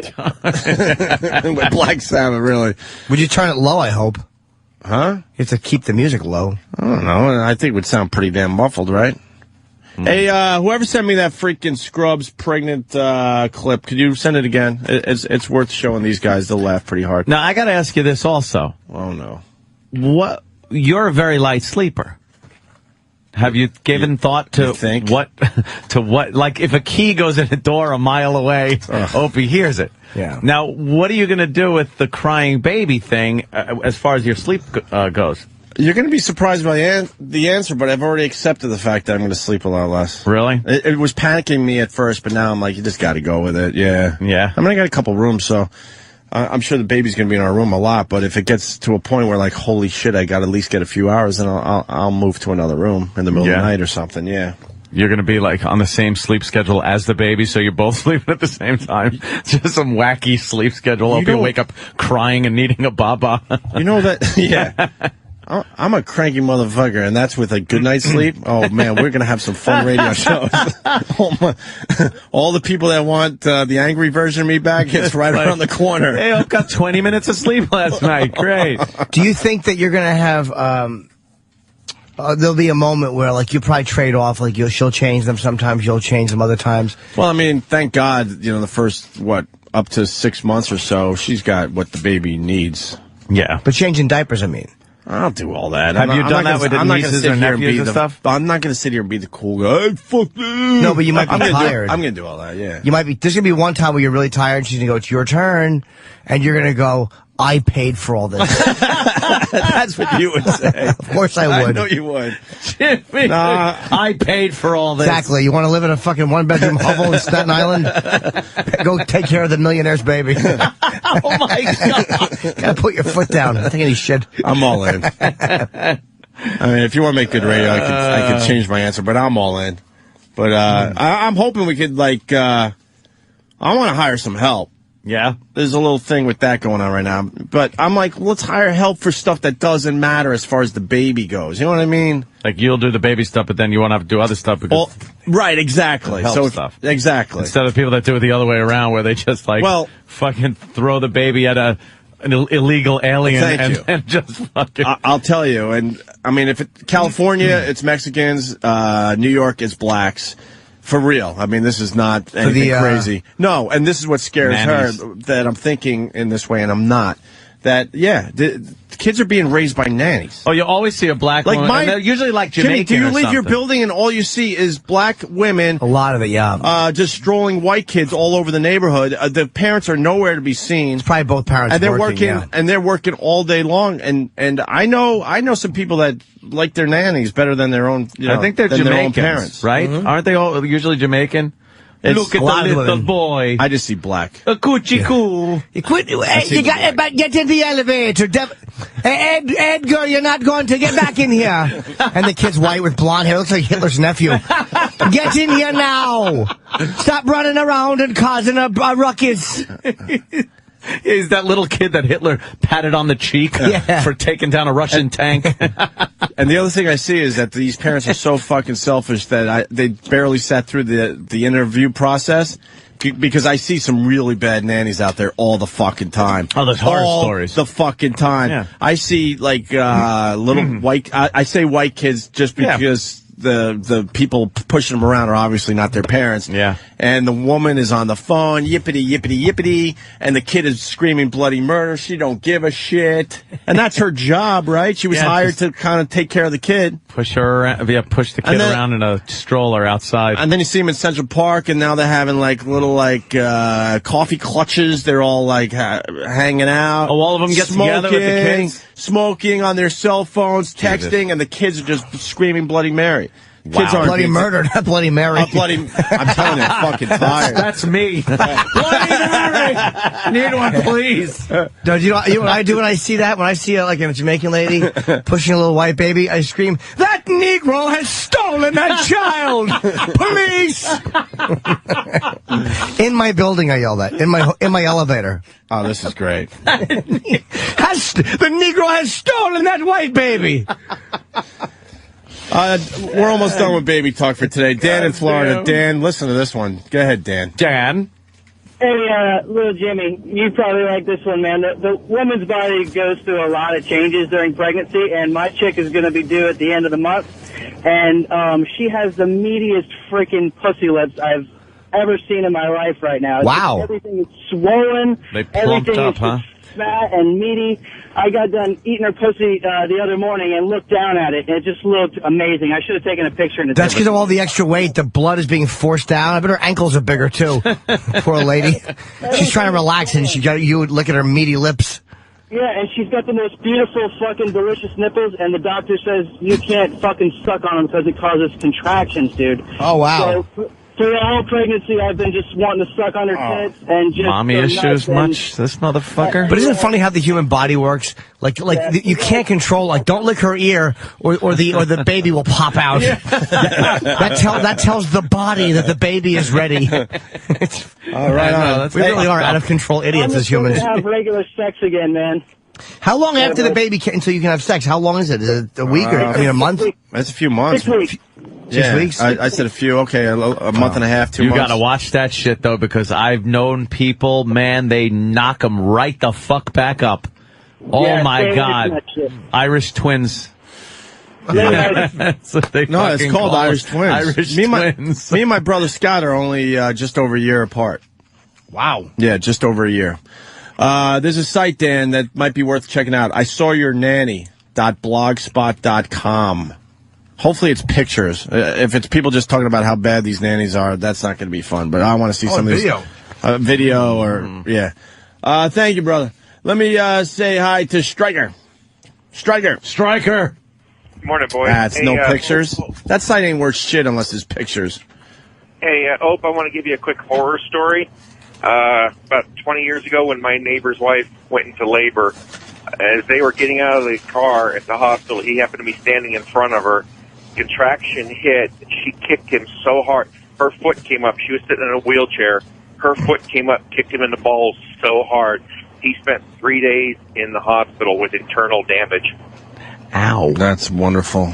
I forgot to tell you this. I learned in baby class, too, that, childbirth is basically completely horrific for her. Yeah. It's just a nightmare. As much as they try to make it a beautiful thing, and they show it in movies as being this wonderful thing. Yeah. Does she want the drugs or no? Or is that something you decide as it's happening? Yeah, I guess I don't know. Maybe we learned that week 2 in baby class, but I learned that what happens, and then she's screaming bloody murder, and she's just telling you horrendous things. She blames everything on you. That's what this teacher's telling us, right? And then what happens? A chemical's released, and listen to this. Imagine this, Anthony. A chemical's released after childbirth or somewhere in there where she forgets everything. She forgets all the horrible things she said to you. Yeah. She forgets the pain and the screaming and yelling. So she would want to have another kid. It's like the Men in Black flashy thing. That's why I'm fucking taping everything. There's going to be responsibility. There's going to be responsibility. You're going to make her accountable for what she's done. For all the mean, awful things she yells at me during this childbirth. I've heard it is just horrible. They say they release a chemical and it's some kind of thing that just kind of wipes the memory. Wow. Not wipes it, but gets rid of all the harshness of the memory of it. Yeah, I heard it's like the beginning of Saving Private Ryan in there. It's just fucking really nothing but blood and screaming and morphine flechettes. It's the bridge. It's the bridge scene from fucking Saving Private Ryan. It's just awful. Yeah, and then the chemicals released. Yeah. So they have no accountability for the things they say and do. Wow. Then they just, it's like, oh, that was wonderful. Yeah, and they're like, we need to do that again. And, what? Do you remember what you just did for the last hour? You could release a chemical, too. The men, it's a booze from a bottle. That's the chemical I release to forget. Jesus. Oh, that's wonderful. Listen to this guy. Mike in Pennsylvania. Mike. What's going on, Mike. Guys? Hey. So I'll let you know that it's rare they do episiotomies anymore. What I learned in class is if it's going to tear, it's going to tear naturally. Right. So hopefully your child doesn't have a large head.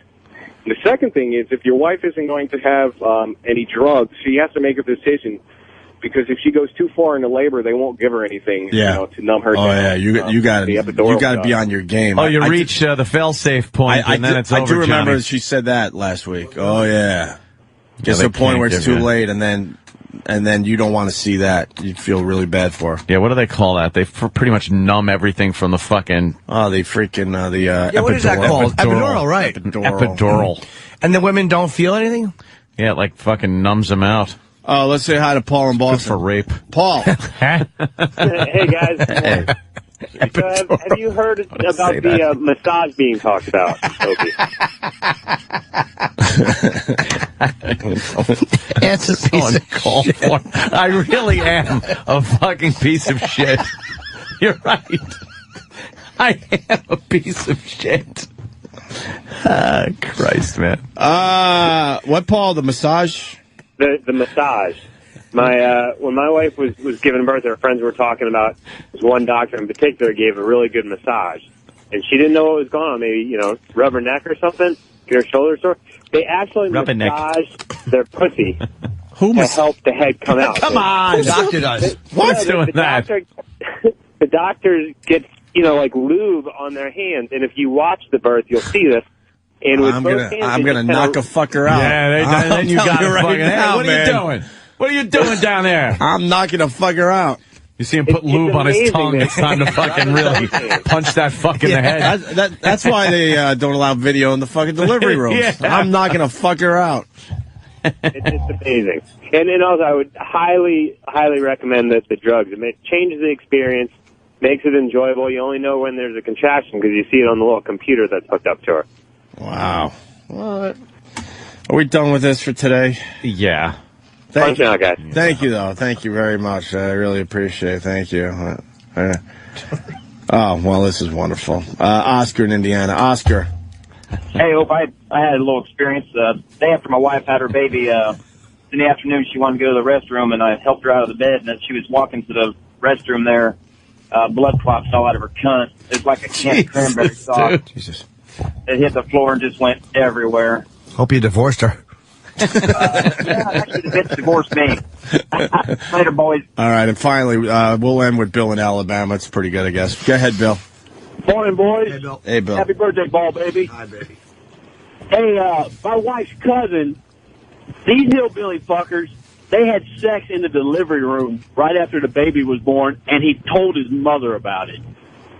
Is that possible to have sex right after the baby's born?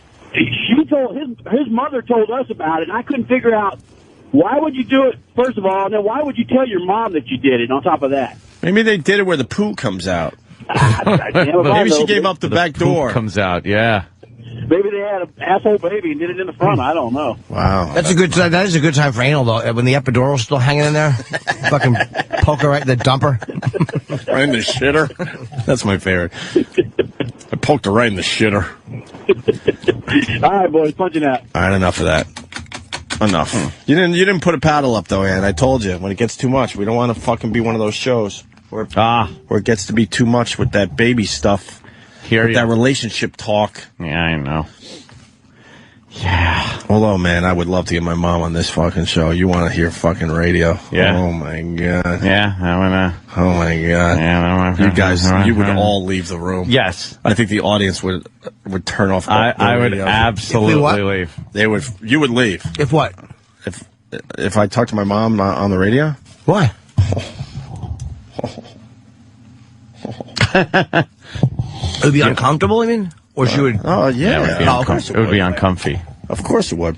Why don't we take a break and... yeah, I gotta eat. You know what? Dice got married. Did you get invited, Jimmy? No, I'm a little hurt. Well, Dice is coming in next week. Maybe we could add... Yeah, I'm a little hurt. What's going on? I don't know. People just don't do the right thing around us, ever. I know he likes me. I know he likes you. Why didn't he invite you? He'll have some weird reason why. Why not Kenny? Yeah. Whatever issues they had, they made up, right? Yeah, apparently. But Dice got married. He was on the George Lopez show, and he announced his marriage thing, and he also sang Elvis to his bride. Oh, Jesus. You want to take a quick break before we do this? Yes, we'll take a break. Okay. And then Dice. Is the audio good, Kenny? Were you invited to Dice's wedding? Yeah, why weren't you invited? Can I plug my show? What the fuck is he? Wednesday, March 24th at the Stress Factory. Oh, yeah, I forgot about that. Yeah, big show starring Jimmy Norton. Can we please say it's not a fundraiser anymore? I'm very uncomfortable with the fact that we're promoting this weird fundraiser of yours. I didn't bring it up. You were going to, though. Me, Otto, and George, and who else? Yeah. Florentine and Don Jamieson from That Metal Show on VH1. Can we just say it's a really good comedy show? It is going to be a really good comedy show. We'll just blow off the fundraiser part because we learned that you're basically raising money for your son's school so they could get limos for the prom. No, I just want to give the people a lot of laughs. And this show will do that, Kenny. Yeah. So I'm not making any money off it. No. Yes. James is not. Everybody's donating their time, and I thank you very much for that. And you'll get the material that reflects that. I just want you to stand on stage and look handsome. That's all. That's all they. Tickets on sale?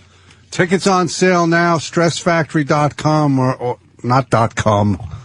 .com. Nice. Am I hooked up for the big show this weekend? Oh yeah, you're going to a big show in Atlantic City. Am I? Yeah, you're going. I'm going to go see Patrice and Bob Kelly this weekend. I promised I'd go see him, and then he calls me. I'm like, oh, fuck, where are they that's working? Right, I promised Taj months Mahal. ago. They might be sold out. They are sold out or very close. They did real well down there. Yeah. And it's going to be a great comedy show. Patrice and Bob Kelly together. Atlantic City. Jim Jeffries is here, too. So nice. Great. All right. Break. Do something. We'll be back. Dice, baby. Dice checking in from over here. Dice, baby. Oh, it's so nice. Dice, baby.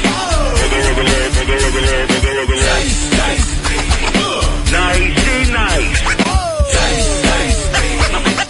I'm over here now. Dice, baby. Gotta love the dice.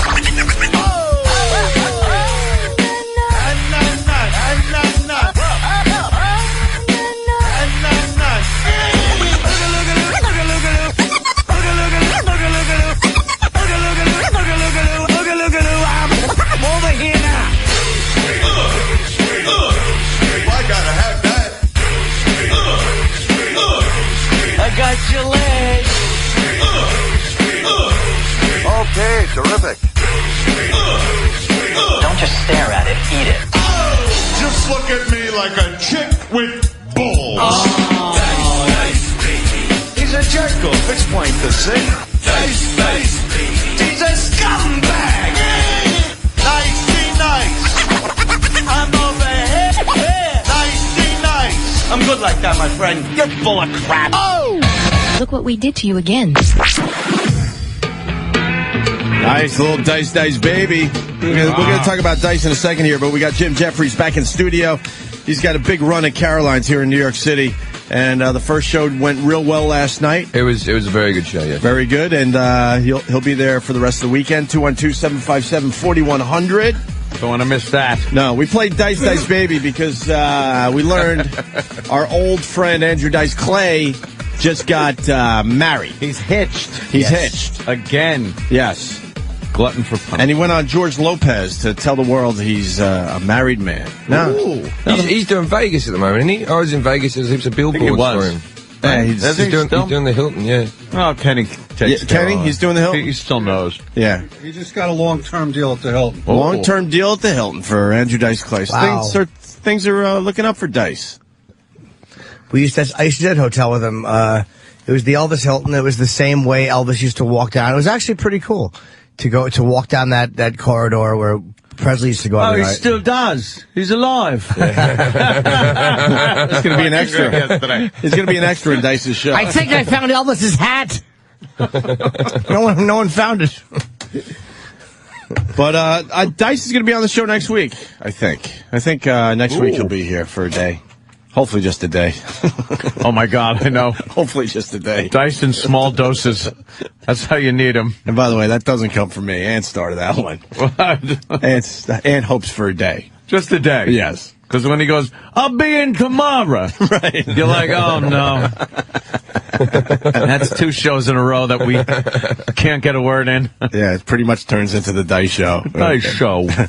I thought I was listening to Opie and Anthony. They must be on vacation. Yeah.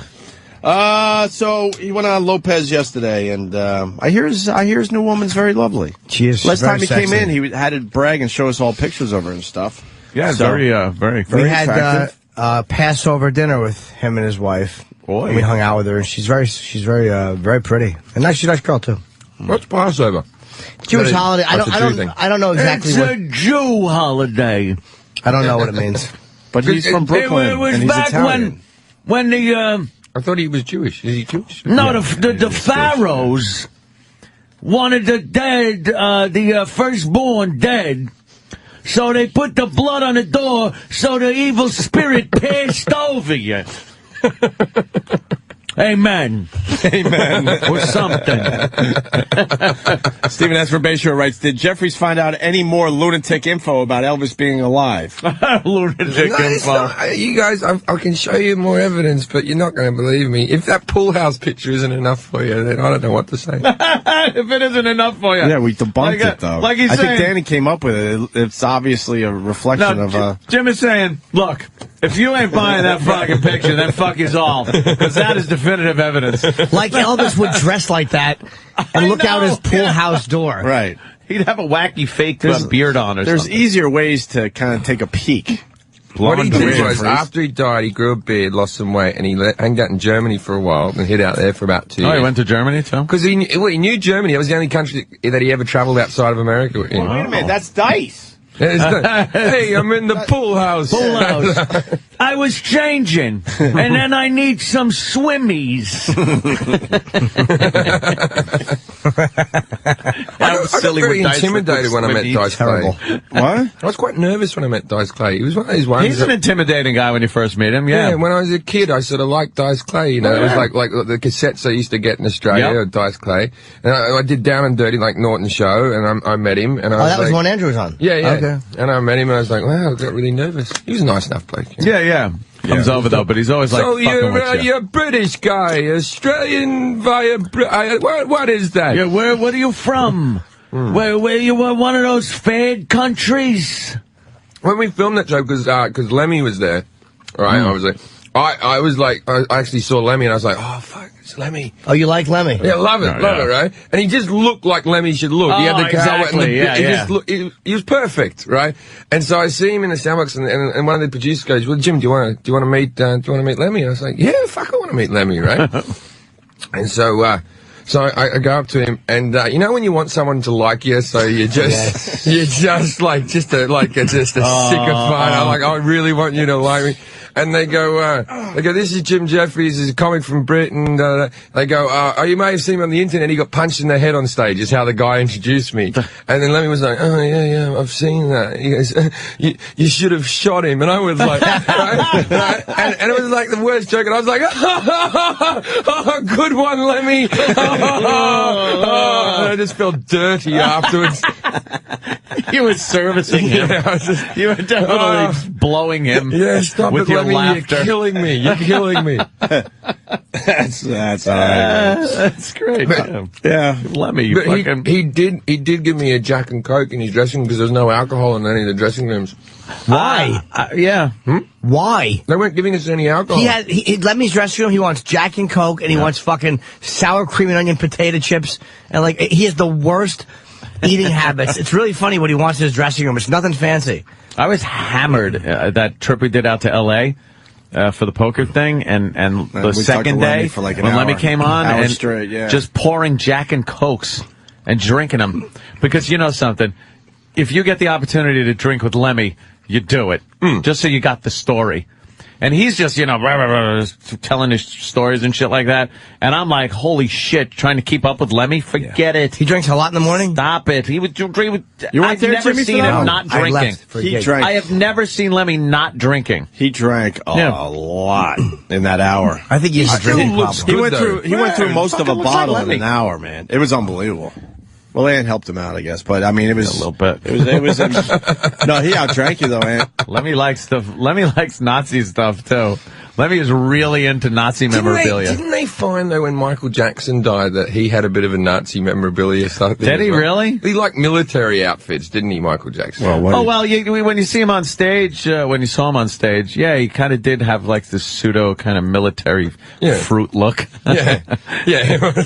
But he allegedly, they when they went through Netherlands, they found like a whole lot of Nazi stuff. Like, just what the fuck is he doing? Yeah, Lemmy's wearing an Iron Cross and shit. Yeah. He wears the helmets with the little spiky things on the them. Spike on top. Yeah. Yeah. That was one of the worst designed outfits ever. What the fuck is that? Do you know in sign language, because sign language is different in different places, but for German, sign language is that. Really? You like put your finger up like that. It's a little Kaiser helmet? So it's the spiked helmet. Like German. And Jew, and depending on where you are, is either that. For a beard. In some places it's for the payas. You do a little curls by your ears. Curls, that spike thing, apparently that was supposed to be a weapon. Like, was that supposed to be a charging with your head weapon I don't know. in World War I? Because they lost that by World War II. Yeah, there's got to be some guy who put it next to his bed and rolled out of bed and died, and they just went, nah, you can't. Yeah, you can't do that anymore. This is a stupid fucking... Or like instead of taking, like I've seen some of those hand-to-hand combat things in movies and stuff where they take the helmet off and just beat the fuck out of the guy. If you took it off and there's a spike on it, you could do some Might damage. as well, have more weapons on you, right? Yeah, but what if you're hiding from other soldiers? You don't want a fucking spike sticking out over the hedges. You want to be all tucked in. Yeah. Well, you want your outfit to be a bit more discreet. Yeah, well, that's probably why they discontinued it. They stopped it.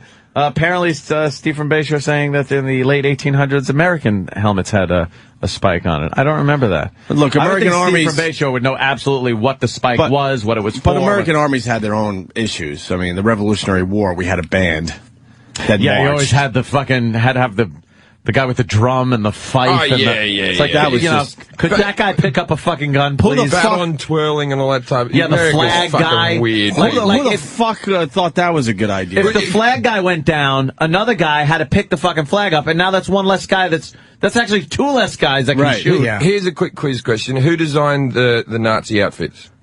Oh, I've heard about this. Is that true though? Is that a rumor? That's true. That's true. A famous designer, yeah. Hugo Boss. Hugo Boss designed all the Nazi outfits. Really? That's why they look so fucking good. They look fucking good, man. I'm telling you, you look at all those fucking Nazis were sharp. If I could find a fucking jacket like that, a fucking long leather Nazi fucking SS jacket, Gestapo jacket, I would buy one in a second. A remake, anything. Because those are the coolest looking fucking jackets. And then the boots, the fucking...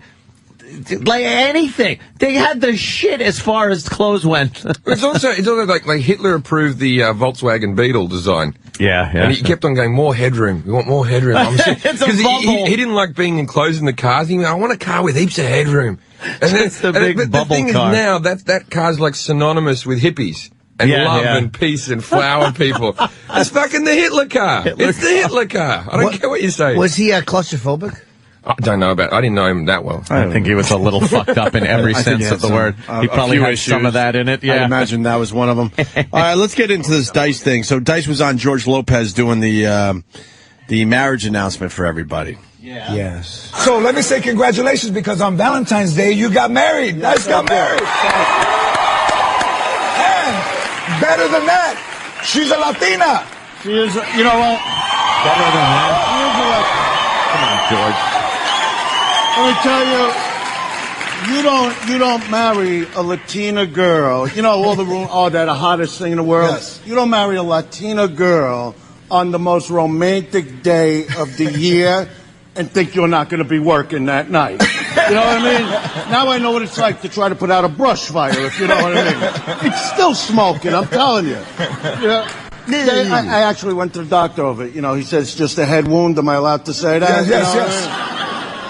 No, but she's considerably younger. Can I say that? Yes, she is, and that's, you know, that's where Viagra comes in. You know what I mean? Hey.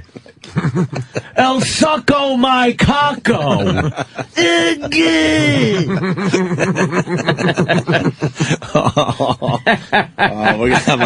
We're gonna have fun with Dice next week. She's a Latina. Maybe it isn't. Yeah, I think it is next week. I think it's next Thursday. I thought it was Latino. I think it's Latino. Latino. No, I've never heard Latino. No, the girls, they're called Latina. I didn't know. Are they? And the I didn't know guys that are either. called faggotitos. Or something. It's like male and female. Yeah, words. I remember that from my Which is Spanish so stupid. teachings, but I hate languages that have a male and a female word. Shut up. Yeah, just call it a mouth. It makes no sense. Oh, you didn't use the feminine phrasing for that. Go fuck yourself. You're lucky I knew the word. Never mind the feminine phrasing and this shit. Well, I always find it funny whenever you learn a language. The first thing a fucking language teacher will always teach you how to go, my name is Jim Jeffries. Yeah. So, Io mi chiamo Jim Jeffries, or whatever I think is the Italian for.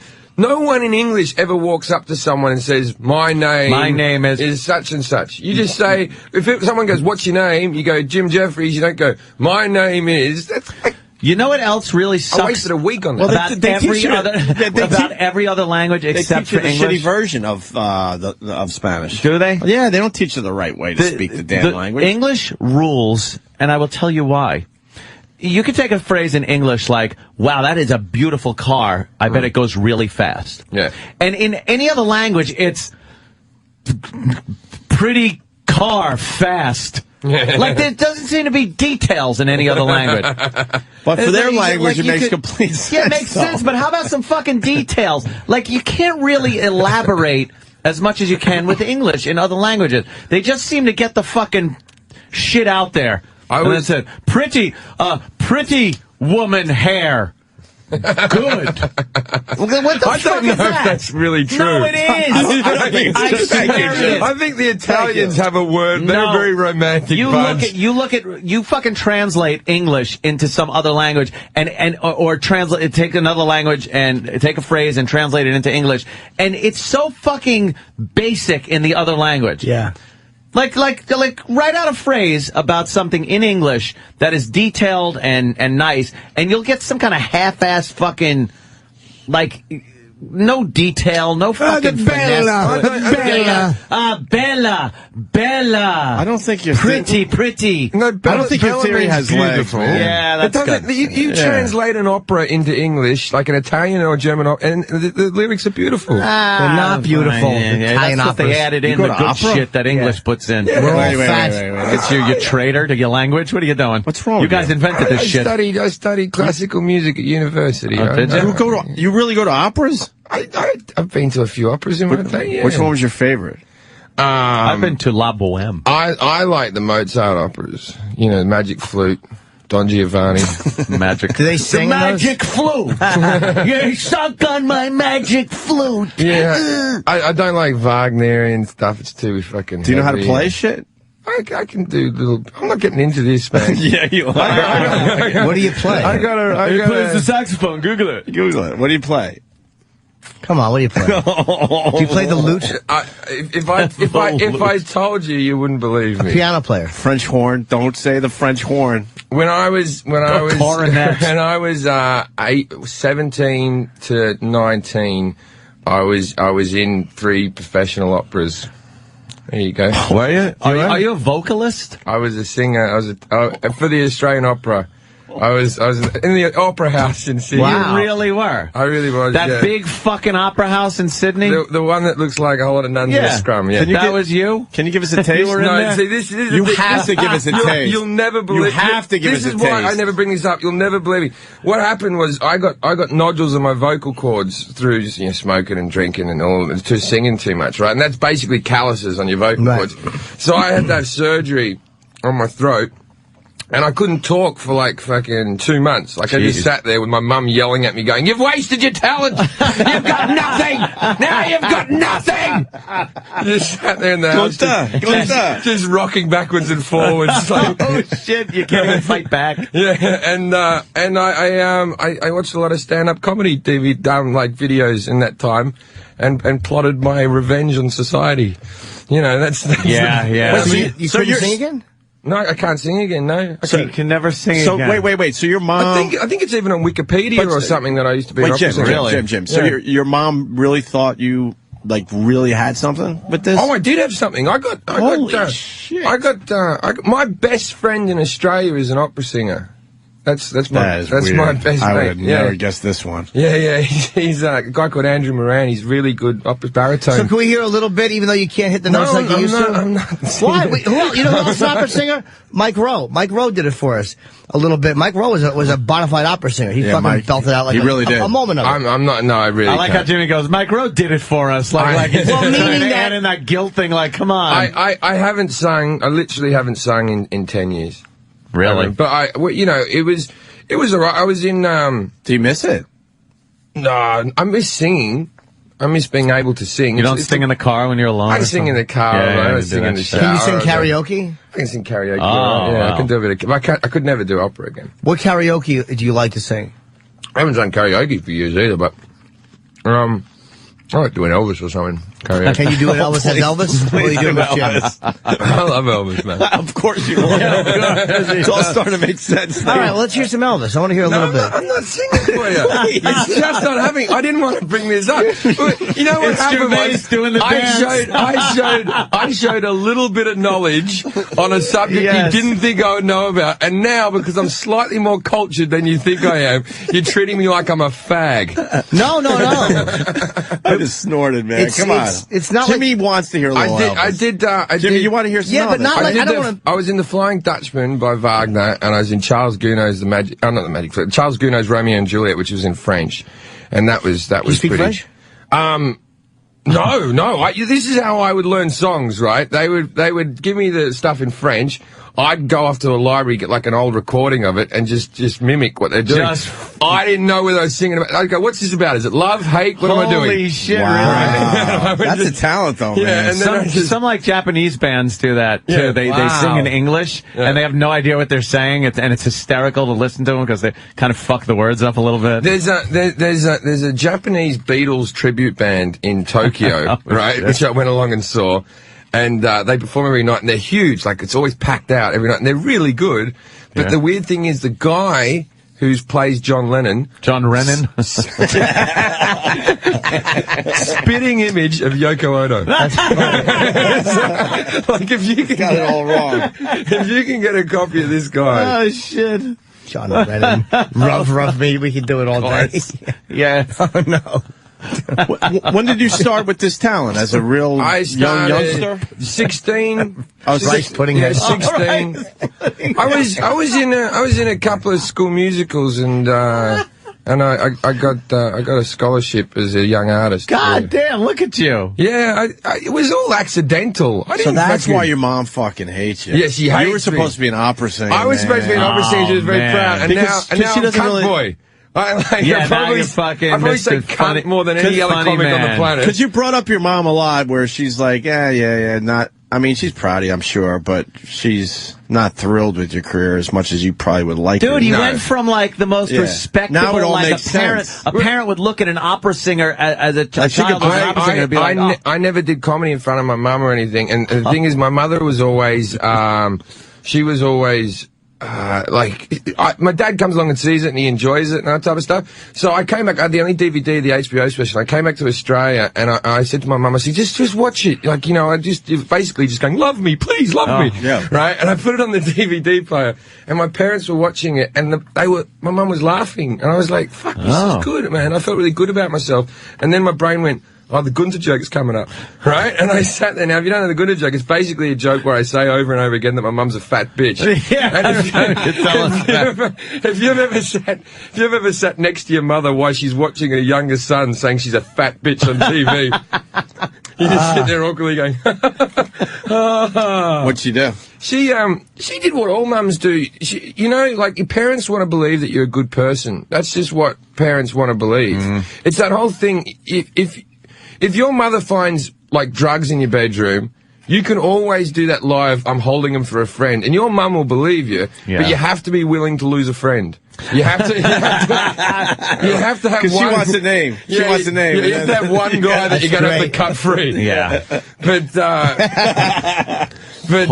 she did that thing where I'm on stage telling she's fat and call her Gunther, and she goes, I don't know how you come up with these things. Oh, you have quite the imagination. And my dad was like, oh, they still call you Gunther woman. Gunther woman. And you were supposed to be an opera singer. Yeah. That's unbelievable. I want to hear a little Elvis. We need a little I'm not Elvis. singing. You know, We're about to play dice singing fucking Elvis. Dice singing Elvis. It's early in the morning. I got drunk last night. Do a little in the ghetto. I know he's not.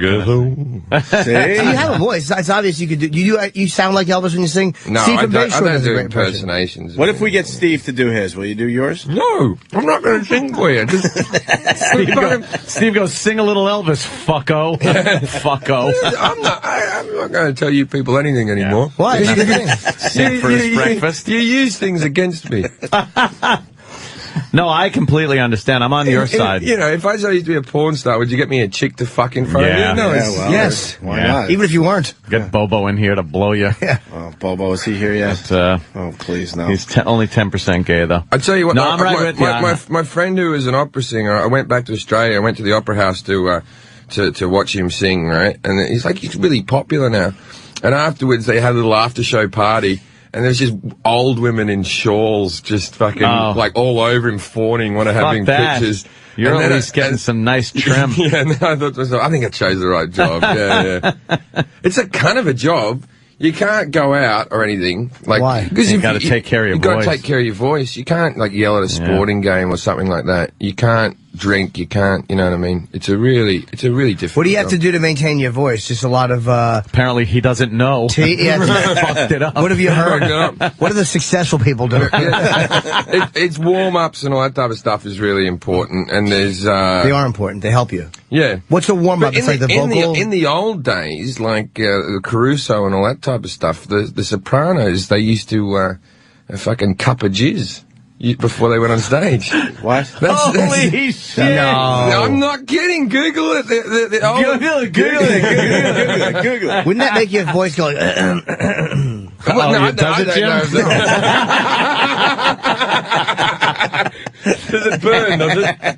Oh, my God. God damn, Jimmy. But they reckon it lubricates the cords, doesn't it? If you've ever had like a throat operation, it's a kind of a thing. They shove a camera up your nose, right, and down through your windpipe to look at your vocal cords, and then you're watching it on a big TV screen. Yeah, that's one of the most horrible things you'll ever have done. It's intrusive. How long did it take him to get the nodes off? Oh, well, it took months to heal. But to take them off was just, who gave you an hour surgery. Who gave you the news you weren't going to be an opera singer? A doctor. And your mom probably Said just your broke singing down and days cried.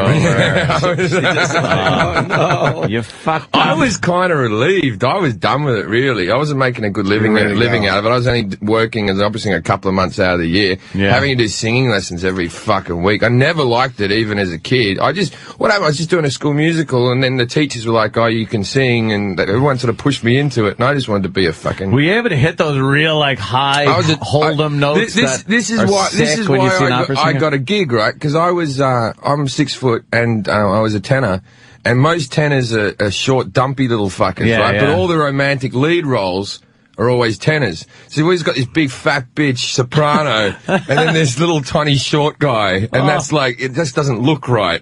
And in opera, they don't really cast for looks. They just whoever can sing.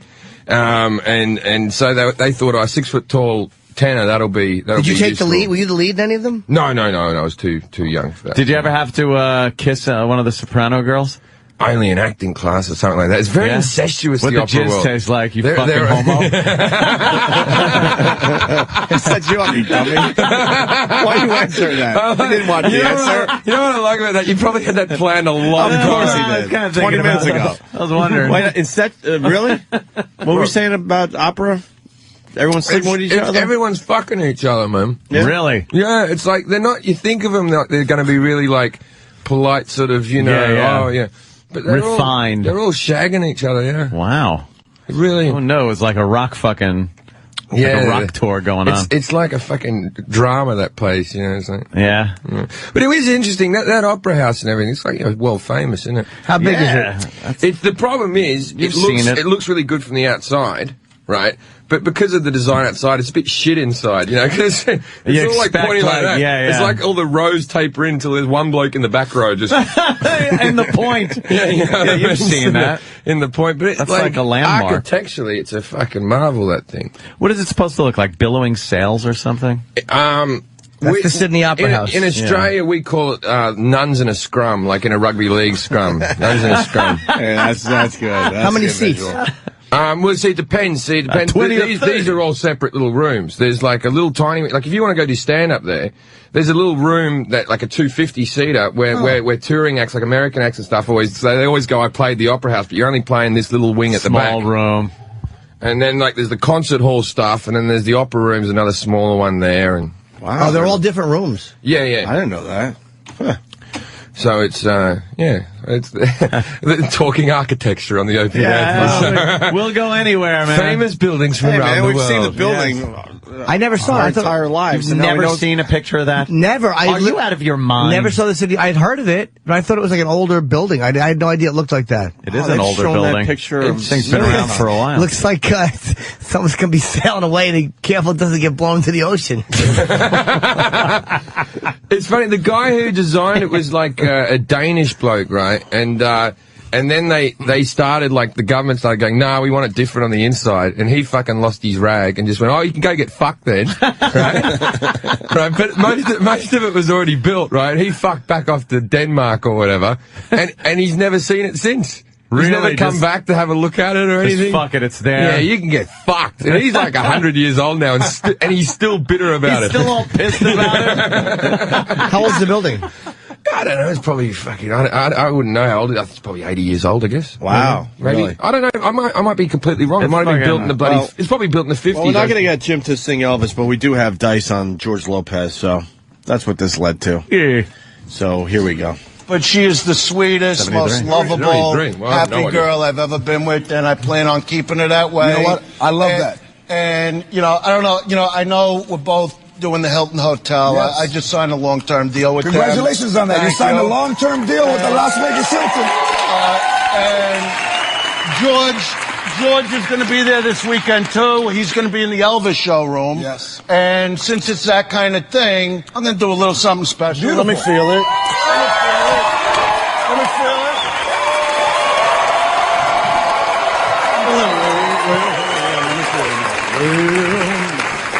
Well.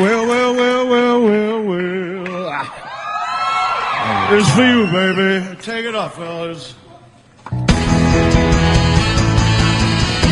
One night with you is what I'm now dreaming of. could have would make this earth stand still. Watch me working now. Just call my name, and I'll be right by your side. I need your sweet, healthy hand. Be more funny. Strong to hide. Take it up now, fellas. This is going on. Always live. Very clean life. Oh, yeah. I never, ever, ever did no wrong.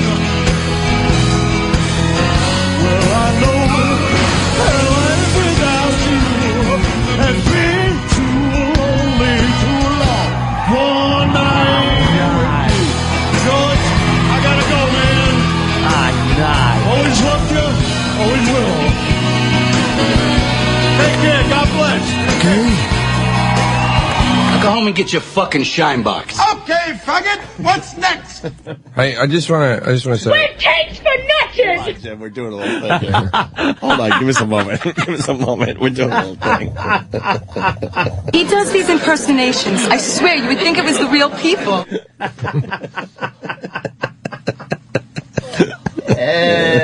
What's that supposed to be? Some kind of sick joke? I hate you! I was only joking. Wow. That's funny. I'm funny. It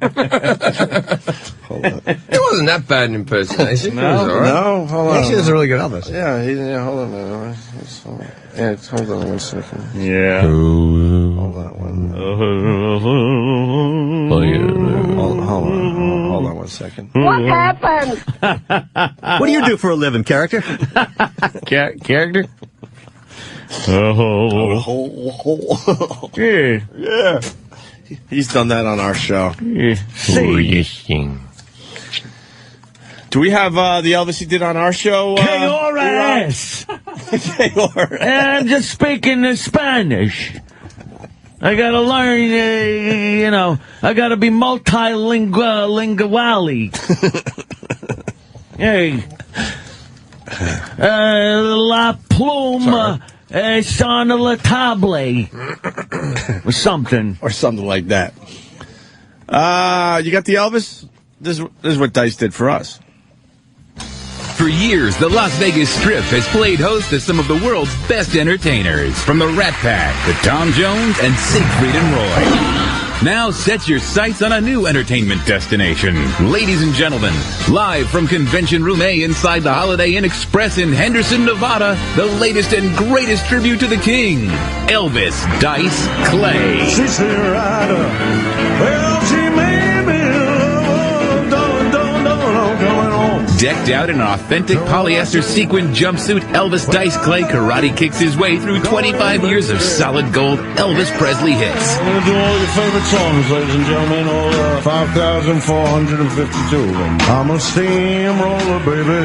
Bring it up, baby. I'm gonna roll all over you. Play the nickel slots and sing along with the best Elvis impersonator this side of the Mississippi. I came along when rock and roll music had no trend. I feel very lucky. Enjoy dining at the free buffet while Elvis Dice Clay sings you a delicious melody. Seniors get in free with AARP membership card. You'll cream your granny panties at every show. Jesus Christ, what a box. You can see the meat pocket right through her fucking panties. We'll try this one, man.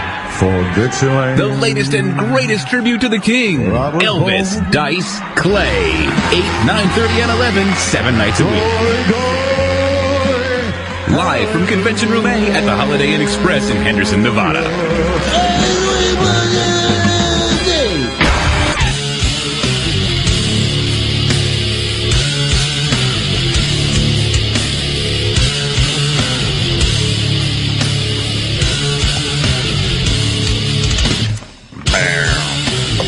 Opie and Anthony, busy show. We got Jim Jeffries in studio playing Carolines this weekend, 2-on-2. Yeah. 757-4100. And we invited Colin Kane to join the program, who's working with Jim Jeffries this weekend. Very funny comic, man. Colin's really funny, and he's always at Carolines.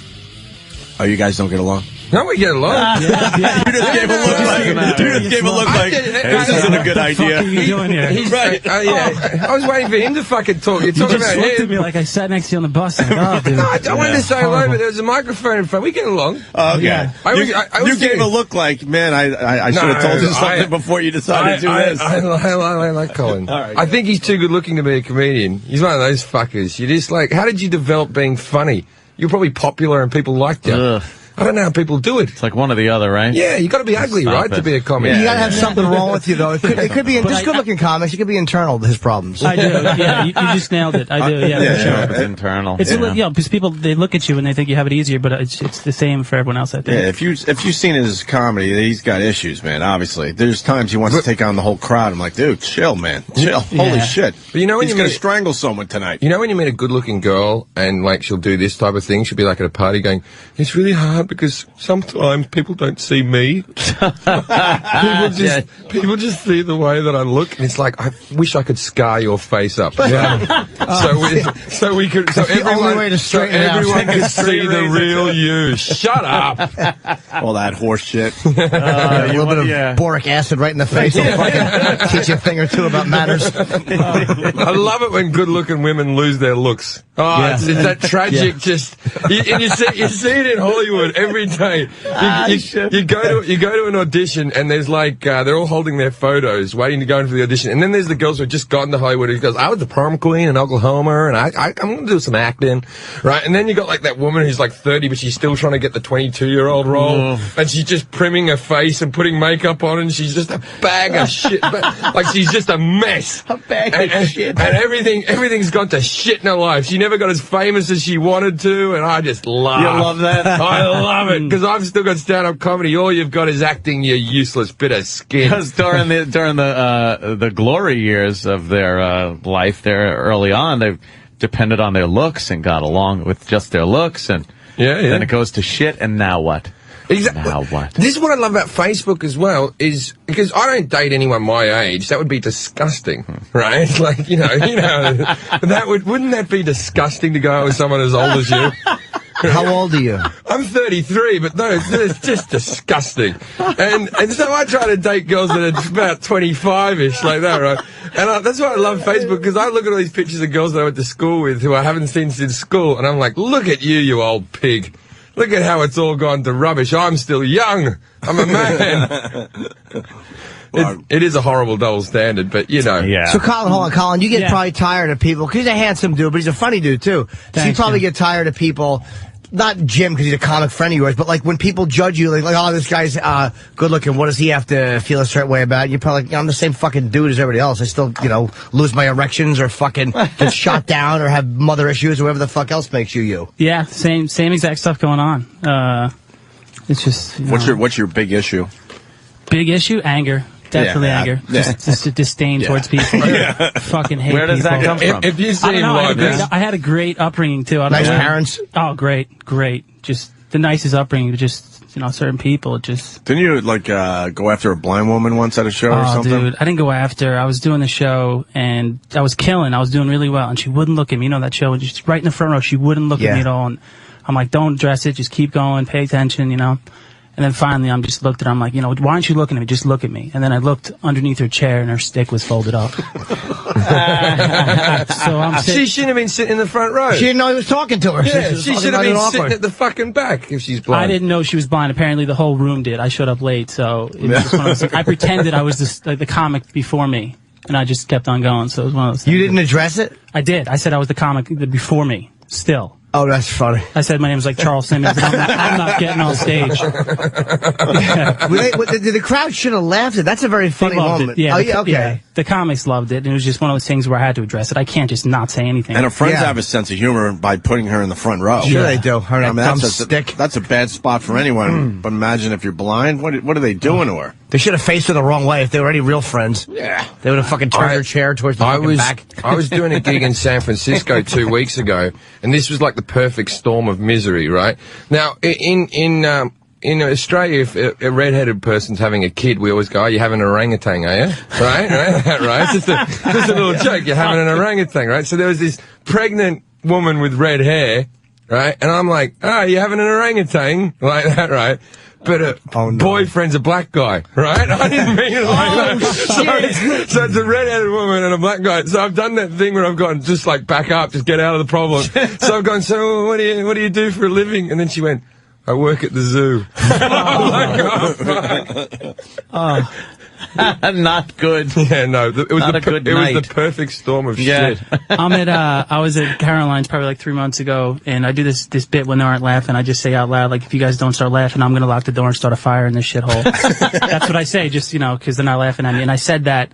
Another true story. I looked in the front row, 2 burn victims sitting there. Oh, how great is that, dude? With their nurses that saved their lives like 6 months ago, and they wanted to have like a reunion. They had the glasses on, the hat, everything. A reunion / spoil everybody else's night. I hear those two stick together. Come on. They weren't that badly burned because they could still wear glasses. So, no, I think it was just, yeah, that's all right. So what happened? What happened?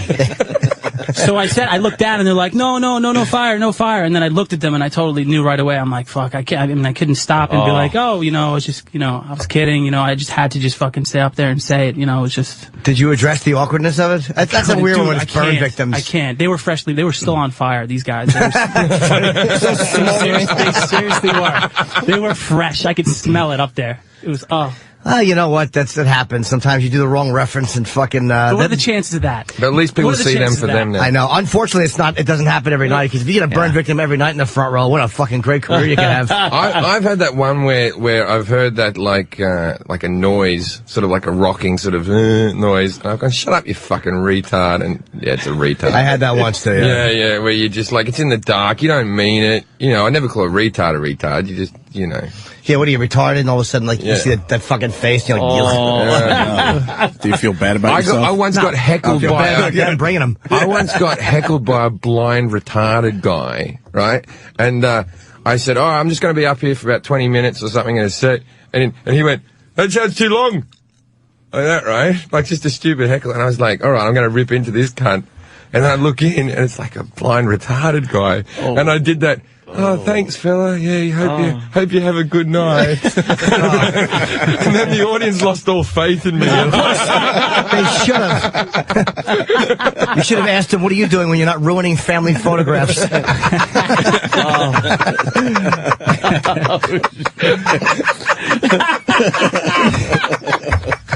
Everybody loves that one. That got me. I like that. Family photo. Yeah, that's a classic. Reading up on Colin, though, you lived in the woods we're trying to get to know him a little bit. You lived in the woods for 30 fucking days. What was that about? What the fuck did you do wrong? My parents sent me, it was kind of like this wilderness program to find myself. And I just lived in the woods in British Columbia for 30 days with 15 complete strangers. Wow, not by yourself. I was thinking you were in the woods by yourself. Yeah. But did your parents think you were on drugs or something? No, or you were nothing like that. Things where people yell at you and make you challenge yourself. I don't drink or do drugs now. I used to, not anymore. But no, when you go on those, they actually make you jump in the water with all your clothes on before you even start the trip. Just because if you're carrying shit, they want to get it wet, weed and stuff like that. That's a pretty good idea. They make you jump in the water. That's a great idea. Not me though. Put it in a but part of the trip, actually, you have to have a solo, which is by yourself. Which I'm already isolated enough, but you got to be by yourself for 3 days. Did you wank a lot in that time? No, not that much. Not in the woods. I would just be in the woods, just crouched next to a tree, just like a monkey. But since it was bear country, you couldn't go by yourself. So there was some scary shit, though. They had the helicopter food, and we used to wipe our ass with nature, snowballs. Holy shit. All that kind of stuff, yeah. So, Colin, you quit drinking and doing drugs? Yeah. How long ago? Almost 7 years. Oh, cool, man. Very cool. I didn't know that. Yeah, but I don't understand why your parents were putting that. I still don't understand. You know what, though? It was fun, though. It's different, right? Yeah. I went to fucking just basketball camp. Jesus. I didn't do anything. I didn't hang out with bears and shit. Opera singing school. I've seen. Yeah, we're all trying to bring up things that are cool, but they're not. You have to sign a waiver before you go on this because people get hurt. Some girl in Africa left food in her tent, and she got ripped out by her head by a hyena or something. So Was she killed or just injured? Just injured. Yeah. Injured. No, they could smell that shit. Very injured. You gotta and everybody was scarred, so they had to pay for the whole really? therapy afterwards. Yeah. No, you got to put that food and shit up in the trees. I saw a show like that where they had these teens that were all fucked up, and they sent them to a program like that where they did have solo time. They had to be away, and you could kind of almost hear some of the people crying, like they were alone in one tent. Because you're not like really a fuckload away from each other, right? You're just kind of alone in your little tents. Yeah. And they could hear people crying. Like the girls, I'm alone. I'd be in that tent so fucking fast. Yeah. It's okay. I could masturbate to a girl crying. I went to Camp Mason because my mother thought it'd be good for me to spend. Sounds like a prison. It was awful. It was actually one of the camps that they shot. It was like right down the street from where they shot Friday the 13th. That was Camp Crystal Lake. Yeah, which is not really called that. Some dumb Indian name. And I remember there was one boy we didn't like, so we all urinated on his mattress. My whole camp story. It's all I remember from camp. He killed himself years later. Yeah. I'm sure that guy turned out great. My parents would send me food at camp, like care packages and stuff, and there was some fat fuck who I went to camp with, this huge kid, and he stole the box of my Butterfingers my dad sent me, and I found it under his bed, so I took pictures of like the food under his bed, and I confronted the kid. So great. This is the beautiful part, by the way. So we have 3 comedians, and not one of us has good camping stories. One time we were mean to a kid, and he's like, some kid pilfered my food, and we had to discuss it. And fucking Jeffries has no camping stories. Only things he would do if he camped. I've got the Scoutmaster masturbating on me, so I've got a bad. I stand corrected. You have a great camping story. That's a famous Jeffrey story. Oh, really? You must have been an adorable little child. Making the opera sound with his mouth. Oh. Were you angelic? How do you think my voice got so good so quick? Yeah. Why aren't you soprano? Fuck, man. I've just been informed that Bobo is ready to debut his new character. Great, his new character. And what is this character called? And Colin, don't be shy. Just jump in. If you want to make fun of this retard like we do, you go for it, man. We'll do. He can. He's an actual retard, isn't he? He's not. Well, he said no. We can officially say that now because he says he admits to being 10% retarded. 10%? 10%. We think it's more like 25. Who does 25, those 30. statistics? Does a doctor just say... Have you ever met Bobo? No, but I've never... I'd like to know how... I think I'm at least 2% retarded. I'd like to find out. We have a bit we've done with Bobo probably 10 times, but we got to do it for new people, I think. Yeah, because it's just... It's amazing. He's asked that when he premieres his new character, that Back in Black be playing. Is this really? Is this the guy who ate shit once? No, that's me. Oh, that's Eastside Dave. No, Seaside Dave. Yeah, he ate a bit of shit. I don't remember that. He ate shit? Yeah. Eastside Dave is the real deal. Well, he's not allowed to do that stuff anymore. He put shit in his mouth. No, he pretty much his own fucking shit? swallowed it. Yeah, he shits for you and then he eats it. Yeah. It's a great bit. Oh, yeah. We need to make shitties. Yeah. He makes shitties. Make shitties, yeah. That's what he calls He's a good boy, Dave. Yeah, he's funny. He makes shitties. Squat over a Dave, Eastside Dave is a talent. He really is. He's a funny Hey, guy. wait. We don't have your music, Bobo. Hold on a minute. We got to find Back in Black. Oh, my God. This is Bobo. He's going to debut his new character. He's only 10% retarded. 10%. Remember that. Remember. He's also 10% gay. And 10% gay. And he's 10% gay. All right, ladies and gentlemen. What's his new name? This is Barge in drunk guy. Send him over to Shade 45. He's fucking shot. You want to do the intro, Sam? Yes, please. Ladies and gentlemen, please welcome to the Opie and Anthony Show, the world premiere of Barge in Drunk Guy. Oh, Barge in Drunk Guy. Barge in Drunk Guy. What the fuck? I got woken up early in the morning to get here. I just ran into that blind governor. I punched the crap out of his eyeballs, those glass eyeballs. And you can't forget that Negro who cut me off on the LAE. The Negro, he just cut me off on the LAE. He said, "What is wrong with you? Why you been dumping me? What? Because of blonde? I did. No, because of blonde. You pissed me off. I just punched him right there." Only 10%? Only 10%. Only 10%. I just kicked the crap out of him, and then I ran into this other guy, this Asian guy, by the way. who just said why I didn't pay the full 50 cents. I said I didn't pay the full price for that newspaper because it's wet and it's missing the sports section. What the fuck is wrong with you? Yeah, I want my sports section. I need to know how my Mets did. I need to read my sports coverage. You know me by now. You know me for so many years. apologize. You know I like my sports section. So I punched the crap out of him, his agent.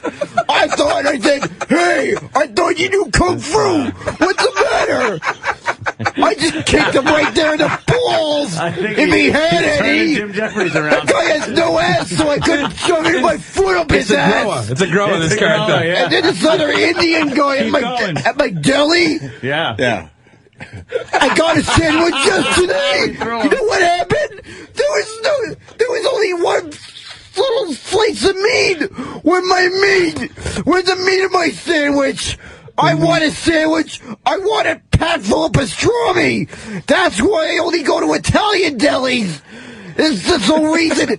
Ever since I moved to this neighborhood, this guy's been the worst deli guy ever. I just punch the crap of it and says, Bobo. Tase him. Tase. Oh, you can't tase me. Rock, man. Bobo. Tase him right in the neck. Just watch him go down. Right in the neck. Tase him like a Jackson child.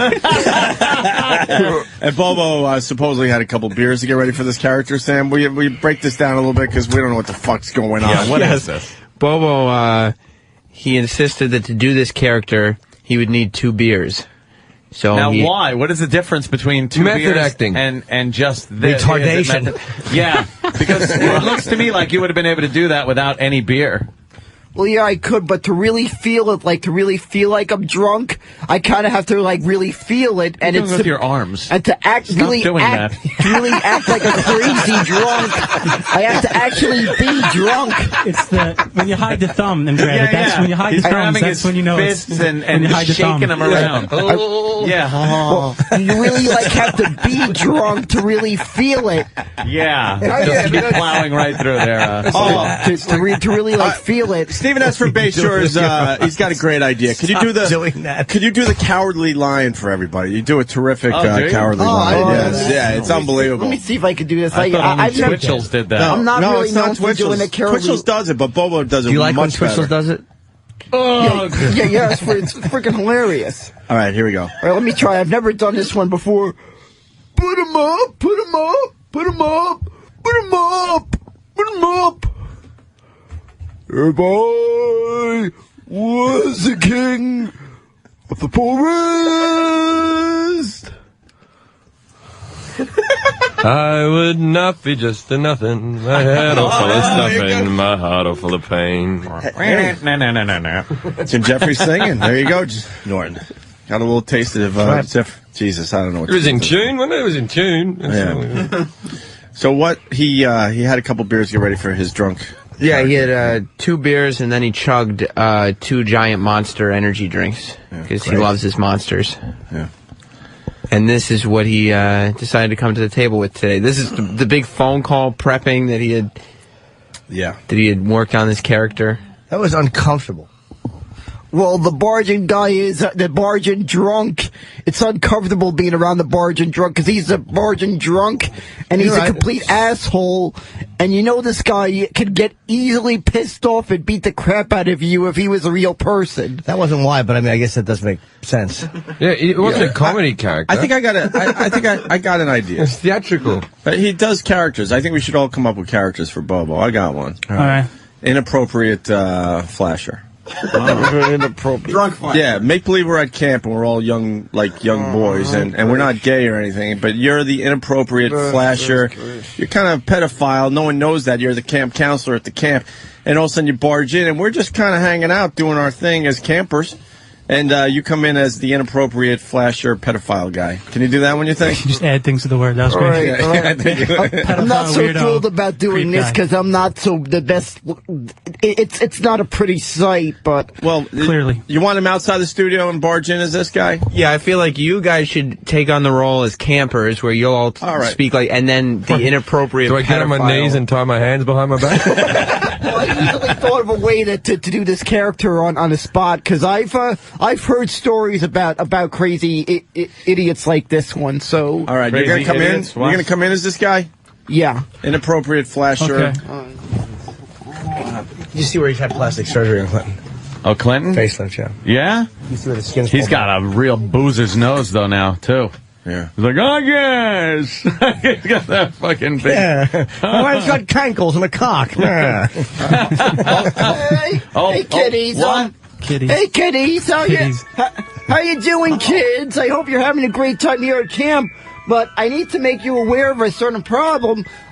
You want to see a dick that's been messed up thanks to the fact they messed up a urinary system operation when he was a baby? This is a real messed up dick. It's not a pretty sight, but you got to see this so you know how bad.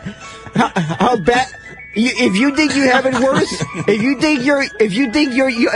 think you're being bothered by the fact you got a tiny dick, it could be a lot worse, kiddies. You want to see how bad? Oh, God.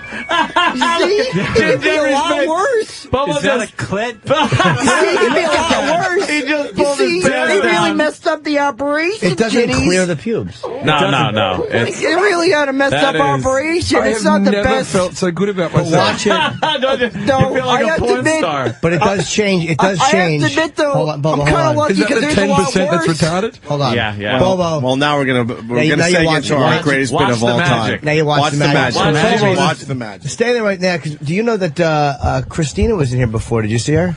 Oh, I'm out of character now, but yeah, she. I didn't we see didn't know. her, but Did I'm you see sure. that? It's growing. She was going to take a sure shower she- for us and let those big breasts get all soaped up. Would you Yeah, like to but- soap up her big tits? Well, yeah. I would love to see that. You could probably grab them both and soap them up. It's gonna hit your leg, Jim. Yeah. Yeah, of course. Right, yeah.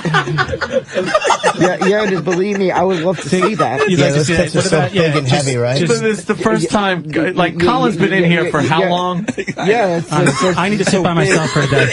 Would you suck her big tits and let her play with your dick? Yeah, She'd probably tug on it and squeeze it. Yeah, I would. I would. Just the big old titties, just and you're just. Yeah. I would. Love I big would. titties. Oh yeah, I would love to It's rub actually- I would bury my face in those big boobies. But now the reversal. So what do you think about the Mets this year? I mean, I think that a lot of the prospects are not performing as to how they thought they were going to. Well, I got to remember it is early in spring trading, Yeah. and they're Well, they won what? 17-13? Now they're saying that the second base prospect is not doing what he's supposed to be doing, and the pitching staff is not quite up to par. Do you think the pitching staff is going to get it done this year or no? Yeah, I think they are. It is spring trading, as I said. Only the first 2 days of spring The trading. head is missing a piece. I can see over Yeah, here. the It's first- missing a piece. first It's 2 like days, on a though. flat. Yeah. They're going to be a lot better. They need to get into pitching form, right? Yeah, because the relief to the bullpen is not quite living up to expectations, and their closer situation is not what it's supposed I'm to be. worried about David Wright, too, man, to be honest. No, he I'm did a good. little He did worried good. about him, Bobo. He just hit a home run I yesterday. understand he did, but let's Where look is he? past that. He's going to have a much better season than last season. Yeah. Okay. I'm sure of that. He's going to have a much better season this year. No, yeah, I think so too. But they're also saying you keep up with the Yankees at all or no? I hear stuff here and there. I don't watch. I don't watch the Yankees, but I hear stuff because they're in the same city. So I'll hear stuff in the daily news, and plus I got a friend of mine who's a Yankee fan, so we talk about how our teams are doing. But damn, that chick there is hot. Jeffries has a penthouse Whoever open. she is. Trying to find the centerfold. Oh, yeah. There's the Who centerfold. is that chick? Oh man. Who is that chick? I was looking at her to cleanse me. Yeah, Yeah, she is like he's a phone. wow, wow, wee, wow. Oh, yeah. Oh, Nice sexy picture. John Lejeau. There you go. The things you do, eh? Yeah. Okay. Could we pour hot coffee on it? 2 girls. It looks like it already has. Jesus Christ. Yeah, a bit of a lesbian Well, shoot. I would love It's to like be in the that middle of little that. pill you They're drop not in the real water when you're a lesbians, they're kid not and it punching. foams up. You know, like the magic This pill one. that Oh, the man. foam dinosaur. I would That's love to be in the The middle of fucking this one. snakes. the You used to snake light it on skin. fire and Good we go, call. Yeah, it's a great All reference. right, it's at full power. Yeah. It just Oh, there's We- chicks we- that hot and wanting to be in the middle of that with the 2 chicks like that. Yeah. Jeffrey, it just Oh, goes man. up and down all day, depending on what you talk about. It's I- unbelievable. Yeah, You can have It's that. it- You want that? we can make it go away within Yeah. seconds by just talking baseball. It's so bizarre. Anyone else have a character for Bobo? Yes, how about run down the hall like that character? Yeah. I'm gonna, yes. Why don't you act retarded and take your dick out? How about... I wouldn't want to creep out people like that. I'm gonna have a character called Stay Away From All My Relatives character. It's got like 9 colors. I got this angle right here. The tip is missing something. It's had 48 operation. All right, they really? messed up. Tell him. They messed up a urinary system. I get tired of telling this story, but since you want to know, How many people are you showing? They messed up an operation when I was a baby, a urinary system operation, and I had a urinary infection when I was little because of that operation. I nearly died twice. What about the pubes, though? What are you doing with that? Yeah, they really are horrible. I'm trying to figure out recommendations on a... Get a clipper, get the same thing you clip your head I'm trying to with. figure out recommendations on a good razor that won't cause any bad cuts. Don't get a razor. Get the same things that you clip your head with, and just go over it, or get across your neck. Get some And I'm also toenail trying scissors. I'm trying to figure out a good recommendation to. You want us to duct tape your pubes today? No, You want to take one shot? I think you should. One shot? I think you should. Well, How about one shot? Well, if it's an area that's not close to the penis. Yeah, I understand. Let's do that. All right, because I don't want any cuts there already. All right. It's already enough I've had to go through so many surgeries. I got to drink a lot of fluids. We got 'cause of gaffer's that. tape. That should work. No. And also, I'm trying to also figure out a good thing to use after I shave my pubes to prevent irritation. A bin. Yeah, suicide. No, I mean, what do I use on my Don't shave them. Just trim them. Don't shave them. Bobo, by the way, we could have this discussion with your pants up as well. Just Yeah. That's better that down, though. No, really? I would prefer my pants up, but for some reason Better Jimmy down. keeps saying to better down. I'm not right, but I'm also trying to figure out a good thing on the skin to prevent irritation. Like when I try to keep maintaining the hairless cock. Nair. I like when you. No, I think Nair is for removal. I'm talking about something after I shave myself to prevent irritation on the skin. Aren't you afraid you might just nick your dick right off? I don't think you can nick it off. I don't think I can nick it off, but it can cause bad cuts, and I don't want to deal with that, all right? Hey, you want E-Rock to do this? I want him to take one shot. I have to say, I've never One seen shot. anything like Wait, that. see who take one shot. That's terrible. We're gonna find just- out. you know what it is? It rip looks some like- hair out? Yeah. If you see he the said as long as retarded. it's not close to What? He's retarded. You can't do that. No, on E-Rock, yeah, but you can't do that on a retarded guy. Yeah. No. I'm not completely Shut up, retarded. you are. Shit. Look, that bit mightn't be retarded, Jimmy. That bit might be. You are. But Bobo, look- you're only 10%. You're saying? Yeah. It's only a small percentage. And by the way, the doctors thought it was going to be worse when I was a baby. When I was 2 years old. When they said 10% of you was retarded, they meant the brain area. But they thought it was going to be a lot worse when I first had those urinary system problems. They thought it was going to be a lot worse. Dude, his hair at the bottom, it's matted. I turned out... It looks like, you know, on the subway, you see someone with, like, they don't wash their hair for years, looks like a beaver's tail. It's just this... They thought I was going to turn out a lot worse. Dreads starting on his balls. They thought I was going to be it was going to turn out so bad that I was going to be wearing a helmet. That's how bad they thought it was going to be. A helmet. How far off were they? Yeah. You're staying with your pants around your They were ankles. very far off.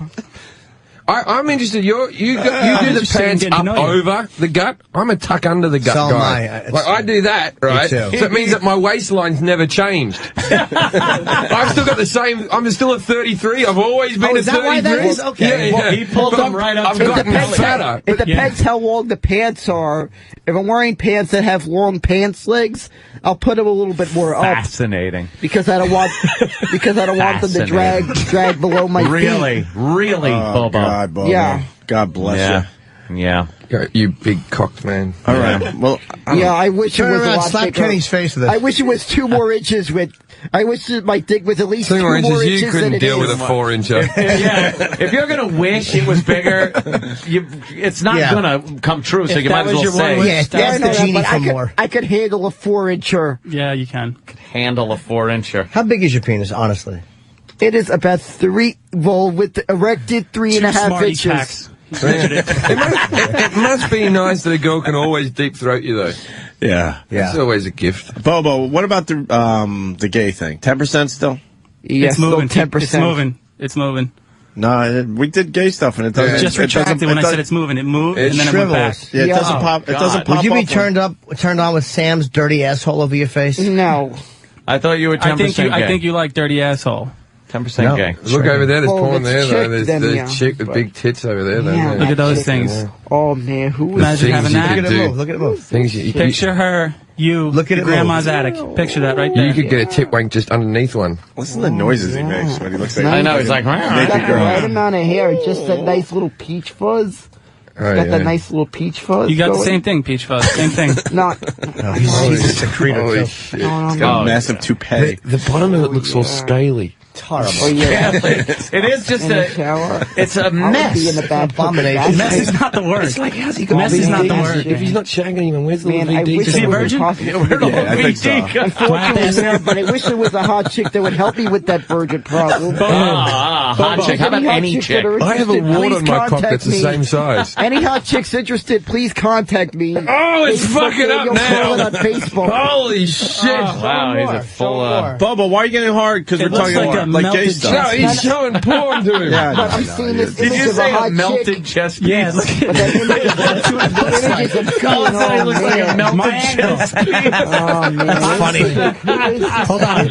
Well, it was a bishop. I think. That's a nice It chick. can go diagonally, but not. Oh, Jesus, That's a Bobo. nice chick. That's a nice chick. Bobo, you a virgin, Bobo? Yeah, unfortunately, I am. Unfortunately, for who? As I said, But so I where don't the feel like VDs come sometime from? I gotta be able to lose it at some point. Just pay for it, mate. Just Well, get a- well, the just get a- thing is, just I get a don't have hooker. that Why don't kind we of have money. him sent to the bunny ranch? I'd tell you what. Yes, I would love that. Why don't we?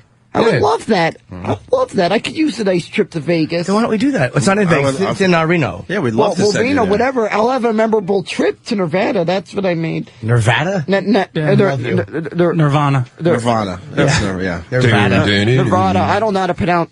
I don't know the right way to pronounce it. I just pronounce it with too much of a New York accent. I'll chip in for that. Oh, that's fair. Oh, man, I'll chip that's in. a hot chick. We don't need chipping in. We just need to be able to do it. And why can't you do it? It's This is a completely nice legal. chick. I would love to take her in the hay. I would take In this the hay, chick to the huh? barn. I would let this chick One bit of bring me advice: into the barn. when you go to the I bunny can tell ranch, you- have like 2 wanks that day. Empty yourself out so you can have a bit of a trip with it. Talk dirty to her, Bobo. Let him talk dirty to her. Oh 'Cause yeah, this guy this really knows chick, what he's doing. I could tell you, you're gonna get it. You're gonna see what big city cock is all about. Big City Cock. It's the name of a bar in the Upper East Side. It's actually a Scorpion song. Big City. I hope. Oh, man. I'm out. I know It's you're a actually horny, become creepy but you're now. about to That was get the some time for New me. York Right? attitude. It's That's right. really This New Yorker is gonna go down, be down on the farm. Yeah. Yeah. And you're gonna go down. I want you to go down on me. You say you're down on the farm. You're gonna go down on the Bobo. That's right.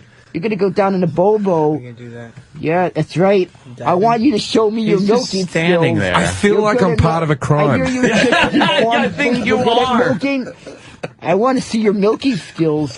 Yeah, that's right. Oh. You show me your milking skills. Show me your milking skills. Milk that bitch. Come on. You know, you milk it. You want some of that milk I'm on gonna you. come. You want some of that milk? Yeah, that's right. I'm gonna. That's right. That's right. You form. You want some of the milk? Take that, you form bitch. Oh, You want it. Oh my god! For a guy who's never fucked anyone, he knows how to talk to him. You know, Bobo told me an interesting story earlier about the type of pornography that he watches sometimes. Oh, really? What kind of? Yeah. Well, it's been years since I've really jerked off to this, but I've jerked off to bestiality videos in the past. What type of animal? Exactly. Well, It depends on the animal, Well, yeah. I noticed like one of the ones I seen that was kind of interesting is always when chicks like get fucked by dogs because for some reason Yeah. that seems like very Just feels right. No, Yeah. that seems more realistic because, for one thing, you don't see it isn't very common to find like a chick that has a horse, Right. Especially There's a few. Have you ever- unless the chick is on a farm. Or somewhere in a ranch or something. Yeah, You're not gonna yeah. find many chicks that have. All right, we get that part. But the there's a horse lot of blow dog. job. There's a lot of dog. All That's right. good reasoning. There's a lot of dog owners. He's making Good a lot of reasoning. sense here. So I Yeah. figured there's probably chicks that really love their dog so much that when they're horny and they need some, and for some reason, as hot as they are, they don't have a man for some reason. It's the biggest it's been They'll right now. go to the nearest guy, and in that case, sometimes the nearest guy they can find is your dog. And how does it play out when you see these videos? Well, like, I'm sure set the scene. Well, I'm sure usually something like a dog would I'm not sure how. They might have to do something to get the dog to want to fuck a human. How would you get Bobo? How would you get the dog to fuck you? Well, no, not me, but I'm talking about a female. I think how a chick would get a dog to fuck them. I was thinking if the dog's fucking. They would get like a, I don't know. I'm guessing one of the best things I guess they would use would be peanut butter, because I've seen once when I was asleep on a couch. I've seen. I've looked at this. One time my sister thought it'd be funny to leave peanut butter on my feet. What do we do? And both of my sister's dogs started licking the peanut butter off from my feet. So I'm guessing a chick would put peanut butter on her asshole or even a clit, and the dog would just go fuck the crap out of them. This is They would be so horny. They would just lick that and just go start fucking the. Wouldn't the dog just lick up some peanut butter and just move on? Yeah, but I'm sure sometimes the dog. His cock's gonna get involved because of yeah, peanut but I'm butter on sure the some ass. dogs could be very horny. I can tell you that. Because I noticed because when I have a female cousin, and when she was visiting one of my sister's dogs, she's got 2 dogs already. We just got a second dog. His name is Mr. Malunigan. He's a schnauzer. A schnauzer. He's a very small. We need a bell. He's one of those small. Like it's the end of the match. Holy shit. He's one of those very. He's a small dog, but for some reason, when my cousin Melissa picked up this dog, that dog had a boner.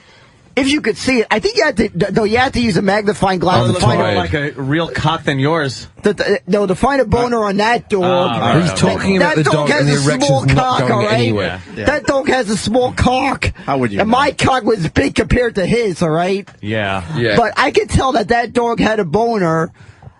The reason is I had my cousin picked up. Everybody's on their phones now. I was saying to myself, I know. watch it. You got everyone texting. I was saying that's not a good sign if you got all the hosts looking at their phones. Yeah. Well, what I did is I said, Melissa, the crowd. I bet you this dog will Do get you hear anything? You're plowing through. You're losing everybody. Oh man, this chick's a hot chick though, man. God, Jimmy. This chick in the shower? Oh man, I would love to take her in the shower. All right, Bobo, thank you. Oh man, this While chick you're in there, wash your balls. If he comes, I'm in the firing line, man. I don't want to be. Firing line. I don't want that 10% retarded cum. What do you think? That fucking little pea shooter can get to you? Bobo, we're going to send you to Vegas. I like his black underwear. Oh, I would love that. Yeah, that's sexy. It's like he's Russian. Wait, we sent. Russian guys wear like dark underwear. Well, the thing is, I'm mixed, but there's no Russian in me. I don't ever wear white underwear because I got a bloody hemorrhoidy asshole. Holy shit! I have blood. Oh, I have blood in my shit on a regular basis. Really? And there's nothing worse than a skid mark than a blood. Have you had that splotch. checked out? Yeah, but your bloody camera up the ass. And what do they say? Oh my god, yeah, I know. Hemorrhoids. I got hemorrhoids, me. Oh, hemorrhoids. Amen to that. Amen to that. Amen to that. I've had hemorrhoids before, right? I had to have a colonoscopy recently. Holy shit. Colonoscopy. You know what? I just realized we're being really rude. You haven't shown Colin Kane your asshole yet. Oh my god. I'm sorry, Colin. I'm really sorry. I apologize. I've never seen it either. I'm very excited. I apologize that. Turn to me. I can't say. If you think I'm not so rude of us. I really apologize, Colin. I was talking into the carpet. Oh my god, those hairy flies eyes just hanging out the bottom. Bobo, they can't see anything yet. You know what? You gotta. Oh god, it's just. I might need to get the. I might need to go for the hand sanitizer after this one. That's an awful asshole. Oh my god, dude! I've never seen that. It's hyperventilating. Let me see that. You know that hole in the grill? He's doing Lamaze. Wait, what? That's an awful asshole. That hole on the grill where they scrape all the shit into when you're making eggs. This is so disgusting. This is fucking Amy Winehouse. Turn this way a little bit. Jim's hungry. Jim's hungry. Keep turning. Wow, that's a my eyes are watering. Well, look at the little marker where the hair is, how sweaty they. Open it up, you fucking silly goose. Oh, there's shit in there or something. Oh my god. E-Rock, get in here. Oh my god. He looks just. What do you wipe the back of your knees after your shit? What are you doing? You're missing your ass completely. There's turkey. Sam. No, I wipe my ass. Turkey from Thanksgiving. Is that there's just a bunch of shit in the loading dock. I smell open ass. Do you In smell the loading dock? Is that what you call your asshole, the loading dock? No, well, right before it shits. That's where it'll be, in the loading dock. There's shit in the loading dock. All right, that's kind of funny. The place that it comes down into right before you have to shit, you call it the loading dock. You know what? All right, I'm gonna say that's kind of funny. No, doesn't. You know, don't touch him. Does his butt smell? It looks like it smells. It smells. Jim, I smell Hold on, Sam. Let him use his mic. I'm not going to. Do you smell it? I once vomited on his Jim, belly do you button. smell it, Jim? No, why? I smell it. I smell it. I'm not getting up close, though. Well, there's a bunch of silent it's but an deadly. asshole that's filthy. Of course you smell It's it. silent but It's like deadly. running What do over you a skunk expect? and going, I think I smell it. Open up the cheeks, Bobo, for Christ's sake. Be a good guy. Just smell. Jesus. There's some monster. Oh, God. It's like there's no sphincter, just a big line. It's a hatchet wound. It looks like if you didn't clean out a shrimp, it's just a black line. He didn't devein his ass. Just smell it. Just It's smell not that shrimp And I can shit. tell you one thing. I had a colonoscopy recently. virus The finally worst said something feeling funny. ever. Colonoscopy. I had to drink this gallon of this liquid that's horrible called cum. tasting. Stop talking, Bobo. It's water. Smell, You're a soprano. Just smell. Open your cheeks, Bobo. Over the other cheek. Come on, Bobo. Just smell. Don't touch him. Put your face. There we go. There we go. Get in there, E-Rock. Oh, E-Rock. Oh, dude. You know when you see a bodega, they put shit in the window, and it just after the sun gets to it for years. How much would I have to pay It's you? faded. How much would I have to pay you dude, for you to reach in and pull a little clump of the hair out? There's not enough. It looks like there's breadcrumbs in there. These little white pieces. It looks like Al Joseph's lips. I've got to tell you, the shape of it looks like a 70s vagina. You know what Yeah, it really does? Yeah, Bobo, you got like a 70s vagina going on back there. His asshole, exactly. You do. It looks like you have a vagina. Yeah, it's a straight up and down. It's not. Yeah, you don't have a hole. You have a slit. My asshole's as bad as that, though. Yeah? Really? I got a terrible. Mine's a looking one. delight. My one has a really swollen side of it. Like I've put some things up there, and then it's just. My asshole looks like it's had a stroke. It properly does. Where did E-Rock go? He couldn't take it? What happened? E-Rock left. Well, I'm glad to say that I didn't get raped by Paul Haggis as a kid. By Paul That explains everything. Thanks. Show reference. It's a show reference. Yeah, it's a show reference. Linger longer. Right? Linger longer. Yeah, well, All right, Bobo. with your asshole open. Thank you, Bobo, how's your comedy going? Looking like a fool. I'm opening for Vinnie Brand on the 26th at the Stress Factory, New Brunswick, New Jersey. For more information. Jim Jeffries' face was just one of complete and utter For more puzzlement. information. And he pointed over his go shoulder to at Bobo like, stressfactory.com. What? What did Vinny Is hired it you? a stand-up? No, but he Vinny knows gets he'll up on get stage plugs. and yeah. Vinny's a smart And believe man. me, I got some good stuff. Have you seen a video? The video the time I opened for Merch? Does anybody? Give me one of your anybody jokes. know- Give me one of your jokes. No. If we're gonna do, if you want, we'll set up this place as a fucking comedy. Well, first I need some hand sanitizer for let him for clean heaven's up. sakes. You want- I had to touch my own asshole. He's the king of. Wait, let him put on a new shirt, too. I got a bunch of shirts that I don't want. Yeah, Bobo. Go take me to the room and put on a new shirt. Bobo, we're gonna Remove the headsets. we're gonna for me. allow I don't everyone want- to. He's ordering you around. We're gonna allow everyone to see how funny your comedy is, Bobo. We usually set this place up like a comedy Don't place. touch the doorknob. And Bobo's really good at dealing with hecklers, Jim Jeffries. Do you ever feel bad about things like that? Like, as fun as it is to make a retarded guy split his ass cheeks open for you, and as innocent as it sounds, do you ever like sometimes just go When I go home. Yeah. Like it's always in the moment, No. I could give a flying fuck about anybody. But the second I leave and I'm driving home, I'm like, oh god, that was really fucking awful. hits you like I'm a year- a horrid it hits you person. a year later- I deserve year later, yeah. nothing that. Any gains I have made from this business, When I'm in- I don't deserve because Ew, they've just Bobo. been hurting people. What are you doing? No one He's ready uses for that much surgery. Asshole, He's for God's scrubbing up. You're Ready right. for surgery. I just touched asshole for God's sake. It was Really? your Would you asshole, pat though. E-Rock You know on the where it's back? been. What did you help Steve floss his teeth? Yes. I just touched asshole. And I'm not talking about a Philly fan, for God's sakes. Talking smack against Philly. How's that asshole? Believe me, this season, I'm gunning for you guys. That's right. I'm kicking your asses, Philly, this year. How do you hate Philly so much my when your Mets are asshole kicking looks your like a ass this cheesesteak year. sandwich? You fucking mess. He just trampled This over. year, I Mets know. make the playoffs. I'm it. making a Philly fan eat my own jizz in a cheesesteak. Yeah. Wow, that's a little Wow. And by the way, really- Ronnie B, He I'm doesn't going to shut propose the a fuck sports up. bet with Ronnie B this talking. year. If the Mets make the playoffs, This will never even Bobo, get get me Bobo, a Bobo, case. hold on a minute. This one Do you never know? gets home. Do you know who was asking about yesterday? Who was asking about me? No one. No one, Bobo. I figured I don't think anyone I thought asked me. it would shut him up. I'm sorry. That's harsh. But That's harsh. I got a sports bet Bobo, proposal stop. You're for talking Ronnie much. B. No one. No, don't Kenny, worry about is the this sports bet. is Don't this worry about it. grounds for Don't worry use about of deadly physical force? Because I'm kind of feeling it. Jimmy's got clothes for I you. feel threatened. My life feels threatened if I keep listening to I'm this. not going to beat. I'm not really Bobo. going to beat anybody up. Yeah. we know that. Put on Bobo. a new shirt. Do Yeah, your stand up. we want to Yeah. do something nice. What's wrong with for the you old now. shirt? Those are all my shirts. My girlfriend was so disgusted What's with wrong my with the shirt wardrobe. he's wearing? It's terrible. Why? It's a Oh, T-shirt. look at You that. can't perform in that.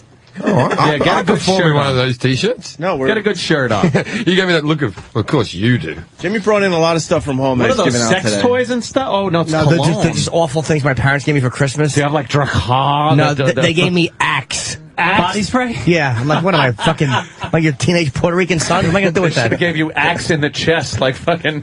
I got shit. it. Okay, shut up. You got deodorant. He did axe in the chest. I'm just going to Bobo fucking don't shut up mode. It's a nice shirt. Take that off. Hey, Jimmy, you've actually performed in that I need a shirt. bag, though. Yeah, I have one I did TV with that I my know, girlfriend I wanted think to. that's it right no, there. I'll show you one I did Okay. TV in. No, Bobo's putting on one of Jim Norton's really it's a nice dress shirt. Nice. It's a nice dress shirt. Much nicer. I guess you don't. It's know a how to- shirt. button shirt. Undo Why it you- and put it. Dude, Don't put it over your head. Like, There's one buttoned on that dress shirt, and he was putting it on like a T-shirt. he's putting it on like a T-shirt. It's a Because long. that's all he knows.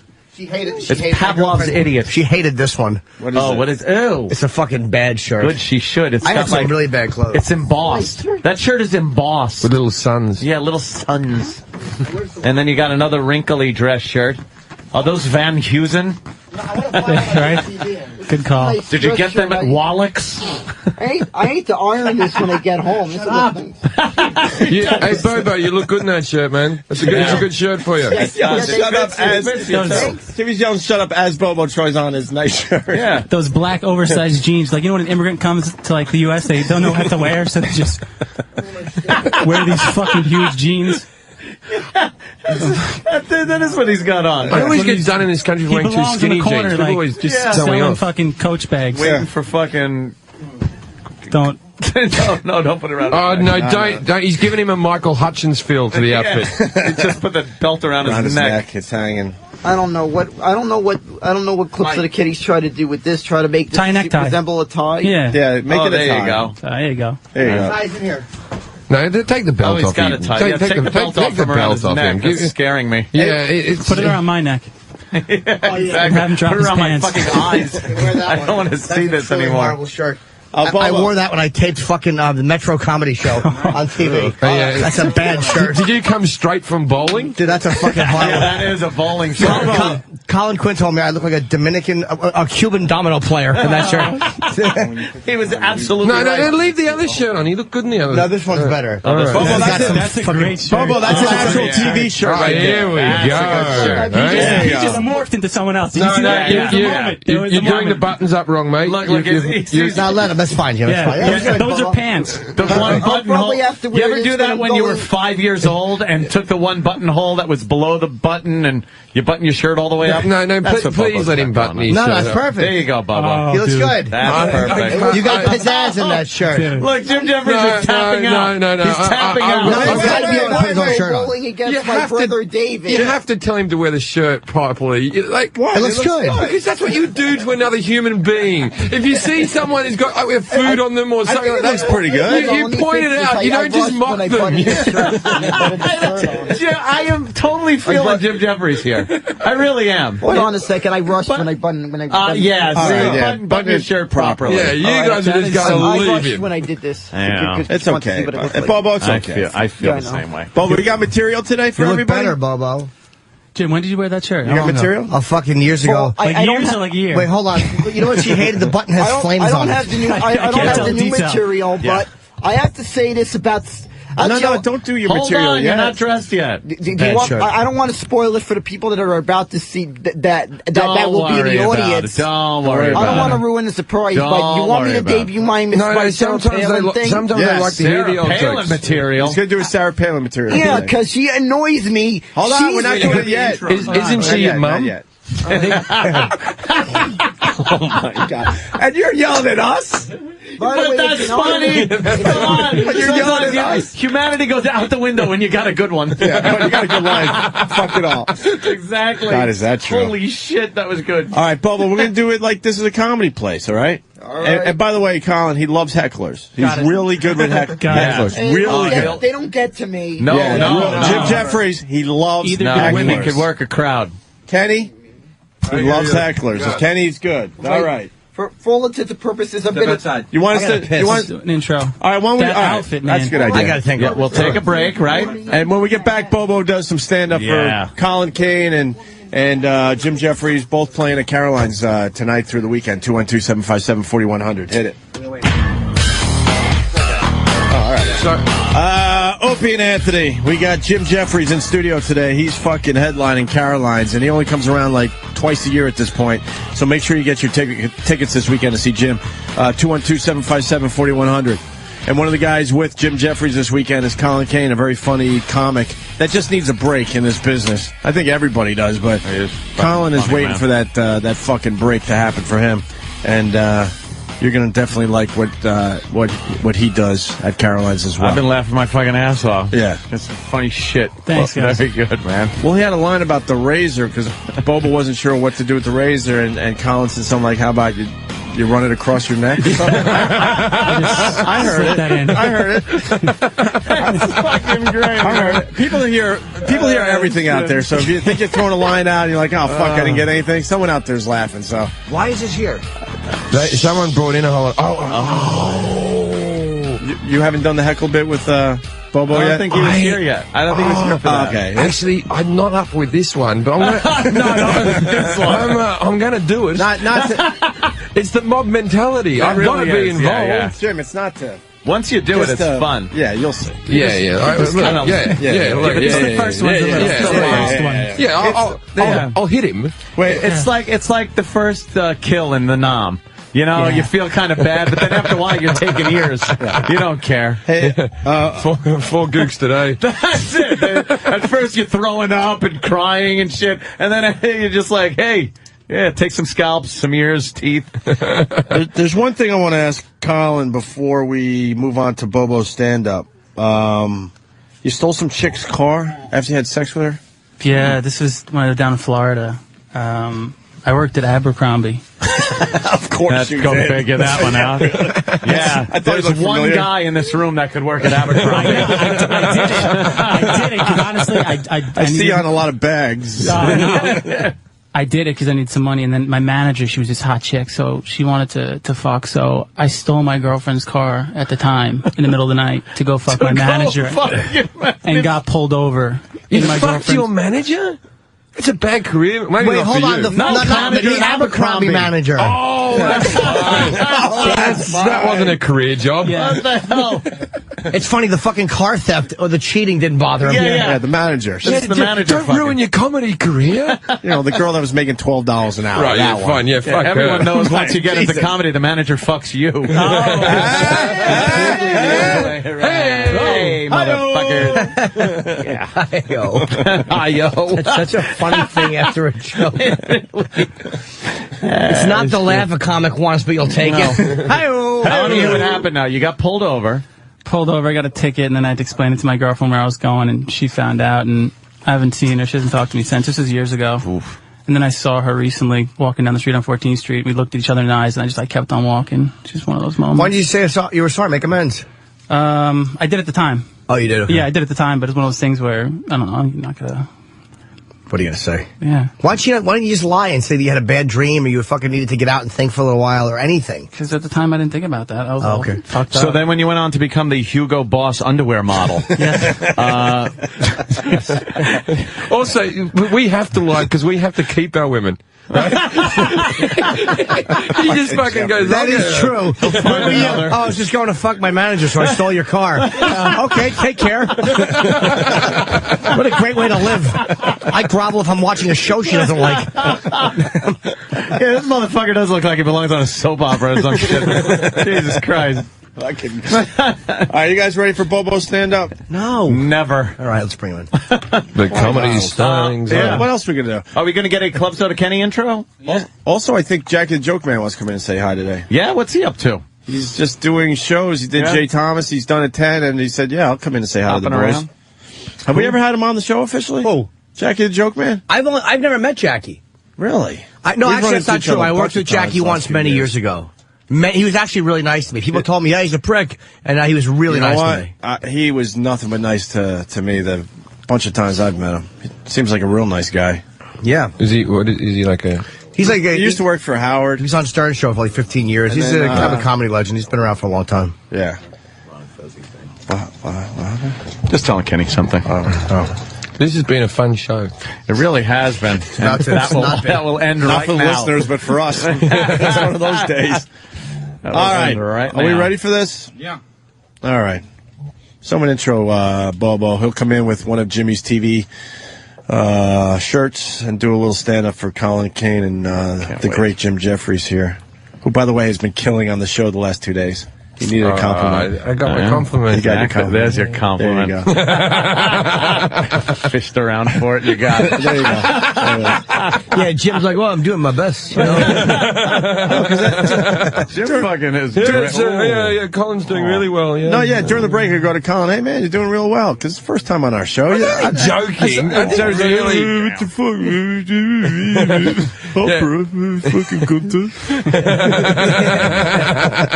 fuck? Poor Jim feels like he has like the sophomore jinx. No, Jeffries. I don't even know what a sophomore is. I still laughed then. I was the second year. Because Jinx made it funny. The listeners think you're one of their favorites. I don't need any more compliments. I was joking. I don't need a compliment. I am just letting you know that. They fucking love you. But they don't like wish that he was here every day and I wasn't. No. See how the insecurity will just go around the room? I've read those forums. Sometimes if I talk too much, it's like, who does he think he is? Oh, yeah, he cut off one of Jimmy's jokes. And you're like, oh, you're kidding, right? Yeah, that was me who wrote that. Jane Norton. I read that. It was good. It was good spelling, man. That's funny. All right. Yeah, who's going to intro Bobo? Kenny. Kenny's the only... No one does an intro like Kenny. All right, Kenny, take it away. Good evening, ladies and gentlemen. I couldn't be happier. Tickets on Coming to the Opie and Anthony Show stage. Please put your hands together for this next act. He's got a mangled cock and a smelly asshole. You're really going to love him. Here he is. Show him some love. Bobo. All right.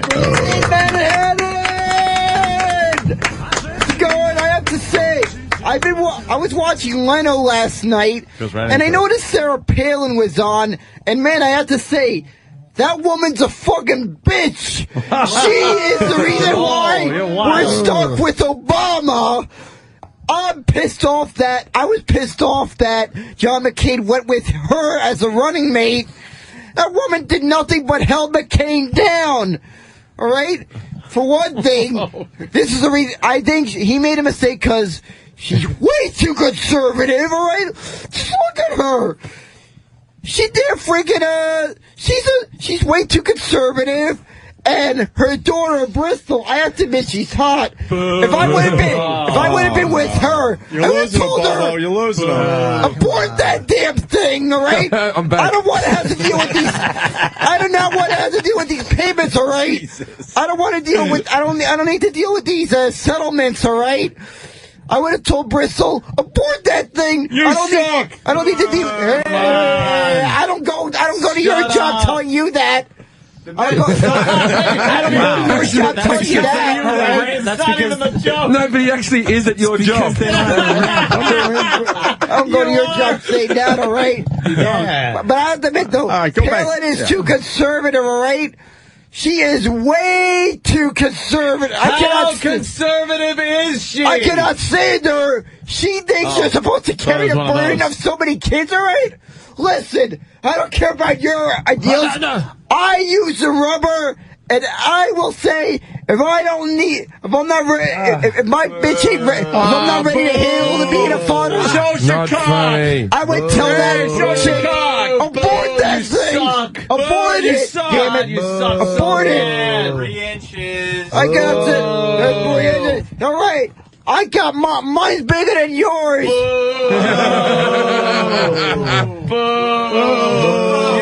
suck. Boo! Now this stuff starts getting thrown at him. Yeah. Okay. Boo! You got to win the crowd back, man. You got to win the crowd. Why aren't you fighting the crowd, man? You got to put the Palin. You're so conservative. You're freaking so dumb. I can't believe how dumb you are. How dumb is she? She's so dumb. She doesn't have a clue. She doesn't have a clue anything past Alaska. You should have stayed in Alaska. Damn it. John McCain, you should have left Palin in Alaska and felt some more experience. We don't need that. That's the reason why too many people voted for McCain over you. Enough of the Palin shit. Yeah, and then Obama. Can we have some sex jokes? Some sex jokes? Move on. Well, punchline. Well, I have to admit that I'm not so big down there, all right? I'm not the prettiest thing down there. Shut up, you epic fail. Yawn. Shut up, you idiot, right? You what? Why aren't you fighting Shut up, back? you what? Shut up.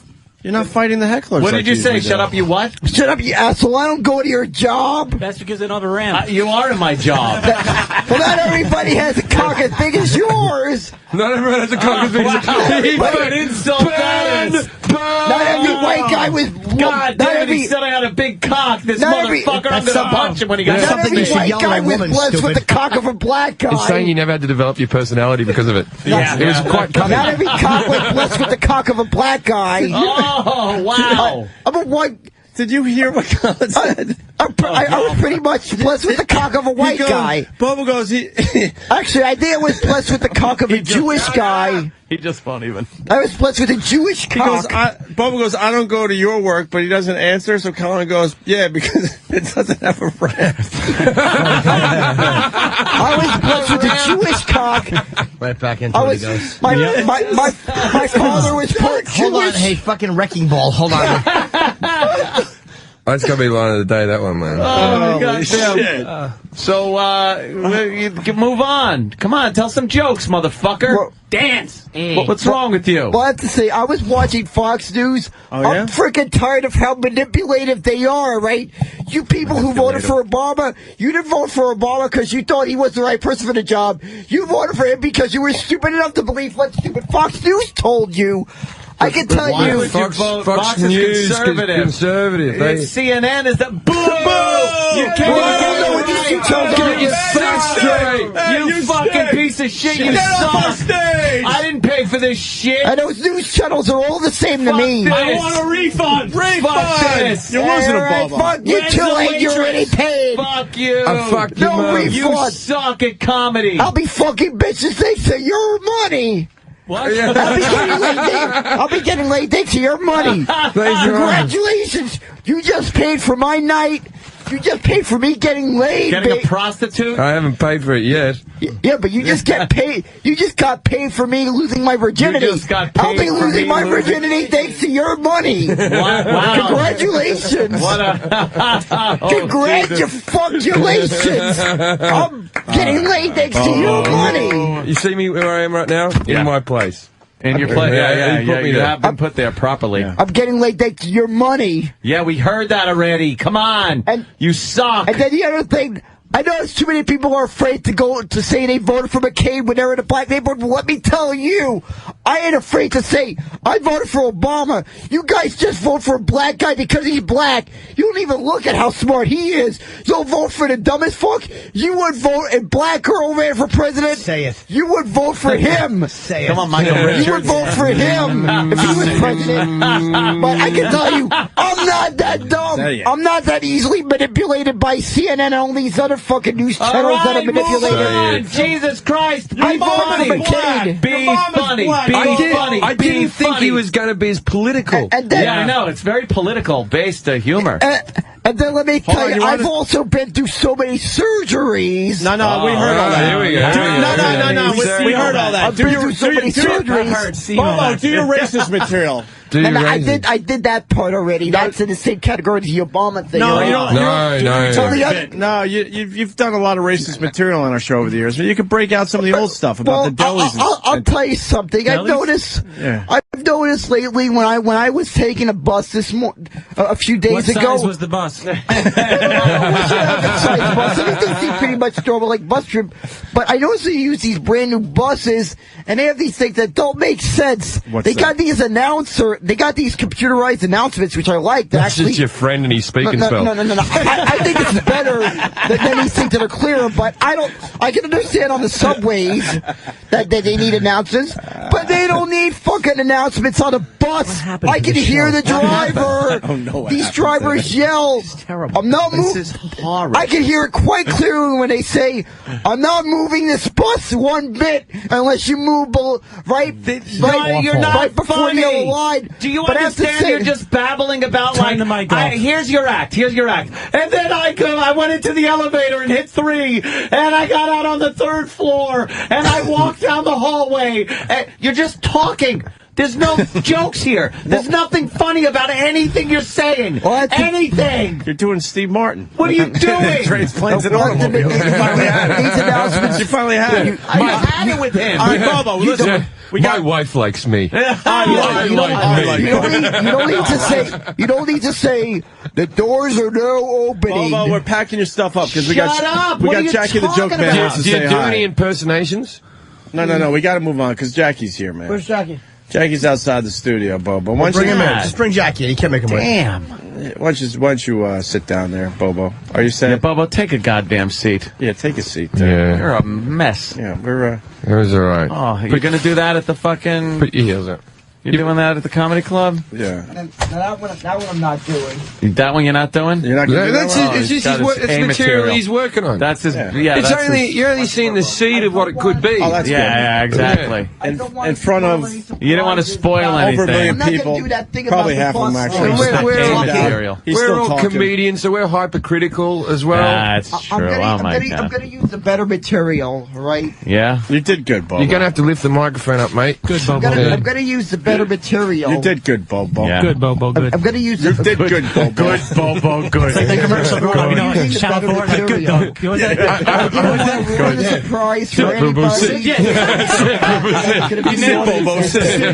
Jim nailed it, yeah. They had that? Were you in the UK? Yeah. At the end of TV shows. But it's a production company, wasn't it? So if we got the same TV shows. I knew that. It sounds like Bobo, like a good child's book, like Bobo tell jokes. Bobo goes to the big circus. Yeah, Bobo has infected penis. Bobo get hooker. Yeah, were you happy with that routine, Bobo? I was happy with it, except for having to use some of the B stuff. Because I'm not so thrilled about you doing that whole bit about the bus, all right? Because that's not one of my better stuff, all right? How many minutes of material do you think you have all up? A couple hours. Well, I could He's ready for an HBO special. With a half hour. I could come up with 40 minutes worth of stuff. Yeah. Believe me, I spent time getting ready for this stuff. Oh, you did? Yeah. You can tell. No. All that stuff, I was just using some... Hold on, we got Brittany on the line. I assume he has a lot of spare time, so... Yeah. Hi, Brittany. Hi. How can you do this to poor Bobo? I mean, he doesn't even know what the fuck he's talking about. Yep. And you're totally exploiting him and making fun of him. Like, what the fuck are you guys doing? I agree. You sound hot, Brittany. I agree. I feel terrible, and it's going to ruin my weekend. It's kind of weird. We all feel terrible about it. Brittany. Yeah. I feel so horrible about this. Yep. Like, he doesn't even know what the fuck he's saying. You guys are just going on. But we're going to buy him a hooker, so swings and roundabouts. Brittany, maybe you're not falling in the bracket of the demo. How old are you? I'm 19. All right, Brittany, let me tell you something. I feel very bad about this.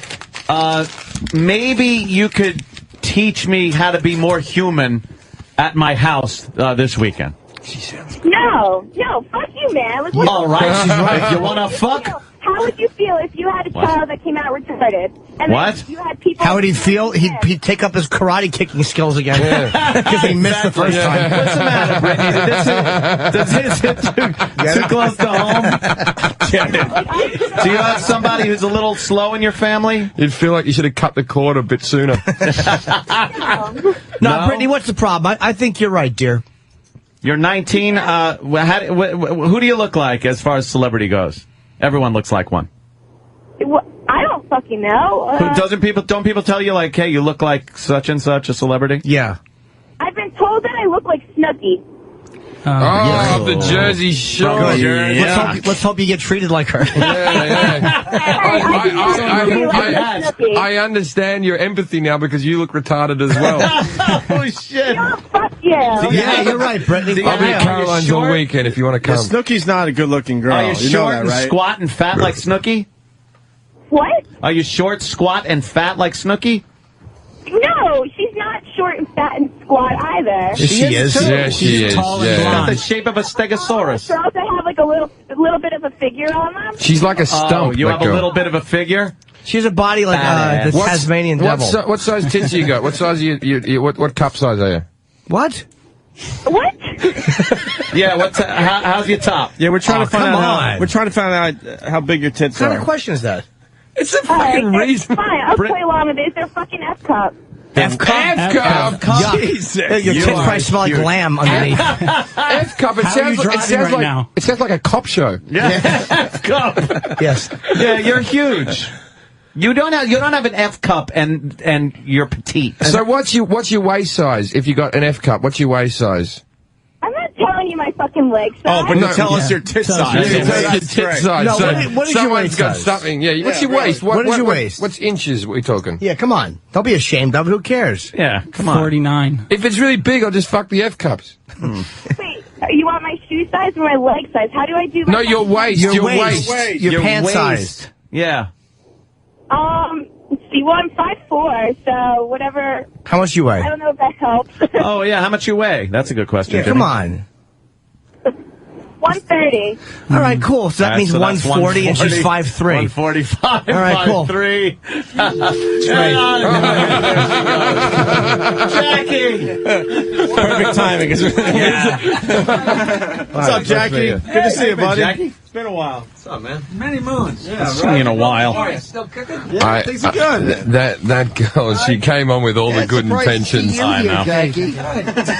Oh, Jesus. Bobo's going to fucking chime in. We've put the paper down the floor in case Bobo shits himself. Jackie would be the least likely person I would expect to find on the Opie and Anthony show. Why is that, Bobo? You're going to bring up, like, fucking I what? don't know.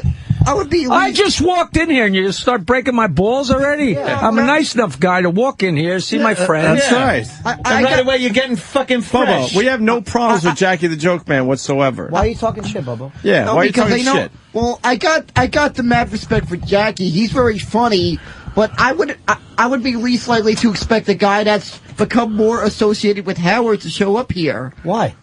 We've had Howard guys on our show, Bobo.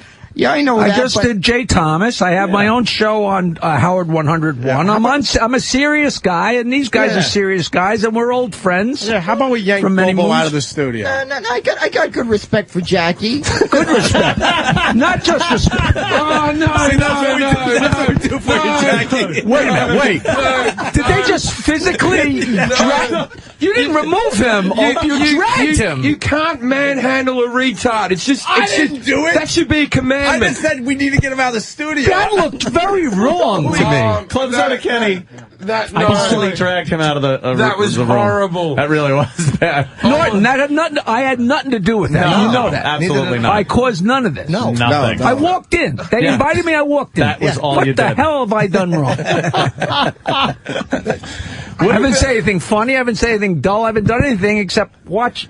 Who is that? Except for cause Bobo. You caused a retard to be thrown out on his ass, man. Jackie, you should feel bad about yourself. I hope Kenny didn't grab his arm because we have a couple of foot-pounds of pressure per square inch. I just hope these guys don't say, "Gee, I'd like to see Jackie dragged out of the studio." No. Jackie, it's fine. He's cool. Who is he? He's just the guy that comes in every so often on Friday, and he wants. I went to shake his hand. It was like shaking a marshmallow. Yeah. I mean, you don't want to. You shouldn't have shaken that hand. You don't know where it's been all day. Sanitized. Remember your years on Howard's show? yes, I do. You've seen a million of those. So that was not one of you, it was one of them. It's one of those. Yeah, That's one of was your Opie and Anthony whack pack. One of them. Yeah, it's one of those guys. You know the deal. He's fine. I noticed he had a comfortable chair, though. I noticed that. I know, you're sitting on the shitty. Yeah. He's got a chaise lounge. I'm sitting here. Do you want to switch? You want to sit there? No, fuck no. He was sitting there. Yeah, exactly. You don't want to. Only the best for us. They gave us the best couch. Man. He may have urinated. So, hi, guys. I always wondered what was behind this curtain. The curtains are always closed. I wonder what the hell's going on in here. Well, it's Sirius doesn't like us having any kind of pornography on the screens with the windows open, and since we pretty much constantly have pornography on the screens, we have to keep it shut. I understand. Yeah. You look very healthy. You look like you lost weight, man. I really lost 55 pounds, and I'm ready for my close-up, and I'm having fun. I quit drinking a long time ago, and I thought that was going to be my deal with the devil. I was going to get a perfect body, and you forget when you quit drinking, you start eating. Right. So I was a big fat. So the best way to lose a lot of weight is to get real fat. So I was like 215, and in the summer, my girlfriend said, "You're too fat," and I just said, "Well, fuck this. I'm going to, all I did was ride my bike and eat like a human. All the billions of dollars on the stupid diets. The secret is to not eat a lot. They could spend billions of dollars and jump through all these fucking hoops, and it's just don't eat so much, and it falls off, Where are you living? I met you, I think, once with Colin. Did you used to live in his building? Yeah, we live together. No, we live in the same place, and I live out in Bayville on Long Island. Oh, you still North there? Shore. Okay. Oh, yeah. So I get, and I commute at night and smoke pot, and I got a great life. If I wasn't out of money, I'd have the greatest life in the world. I don't work, that Stern money will last forever. And you know what today is? Forever. Forever. You made it to forever. If you keep spending it, you wind up having less. Did you ever know that? Yeah, it does go away. I was making so much money, and I know you guys can relate to this. Definitely. I was making so much money. Keep talking. And you spend it, and you have a great time, and then I quit my job, and I was like, well, I'll just change my lifestyle. You can't. And then you go out to dinner and say, well, I'll start tomorrow. And then you buy this. And I'm going to the Cannes Film Festival. It's cost me $1 billion. I can't. People's like, how do you afford that? I can't fucking afford it, but I'm going. Because I'm scared. I'm so scared I'm going to die with money in the bank. Yeah. You know what I mean? Yeah, zero balance when you drop dead. Yeah, I want to spend my last $20 tipping the guy as he throws me in the fucking hole, But you just don't change your lifestyle. You just keep spending and spending and spending because it's fun, But what's the sense of piling up some money if you can't go through the pile? How long did it take you to kind of go through it? It's been like 8 years. I'm not quite done. I'm not quite done. Jesus Christ. I made a real lot of money the last 2 years and a decent amount of money the 3 years. You know what I mean? I made very little. Everybody knows how much I screamed and yelled and bitched and walked out of the show to try and make more money. If I hadn't have screamed and yelled all those times, I would have never gotten into the ballpark where I was making decent money. So I didn't make a lot of money for 15 years. I made a lot of money for 2 years. I remember the For Our Own Purposes letter. Oh, God, I went on. That was a good one. Do you want to, the greatest, his letters on the air. The greatest negotiation. It was great. I don't, stop me if this is too boring for your show, because I don't know your show. No, don't worry about it. I used to go on the road.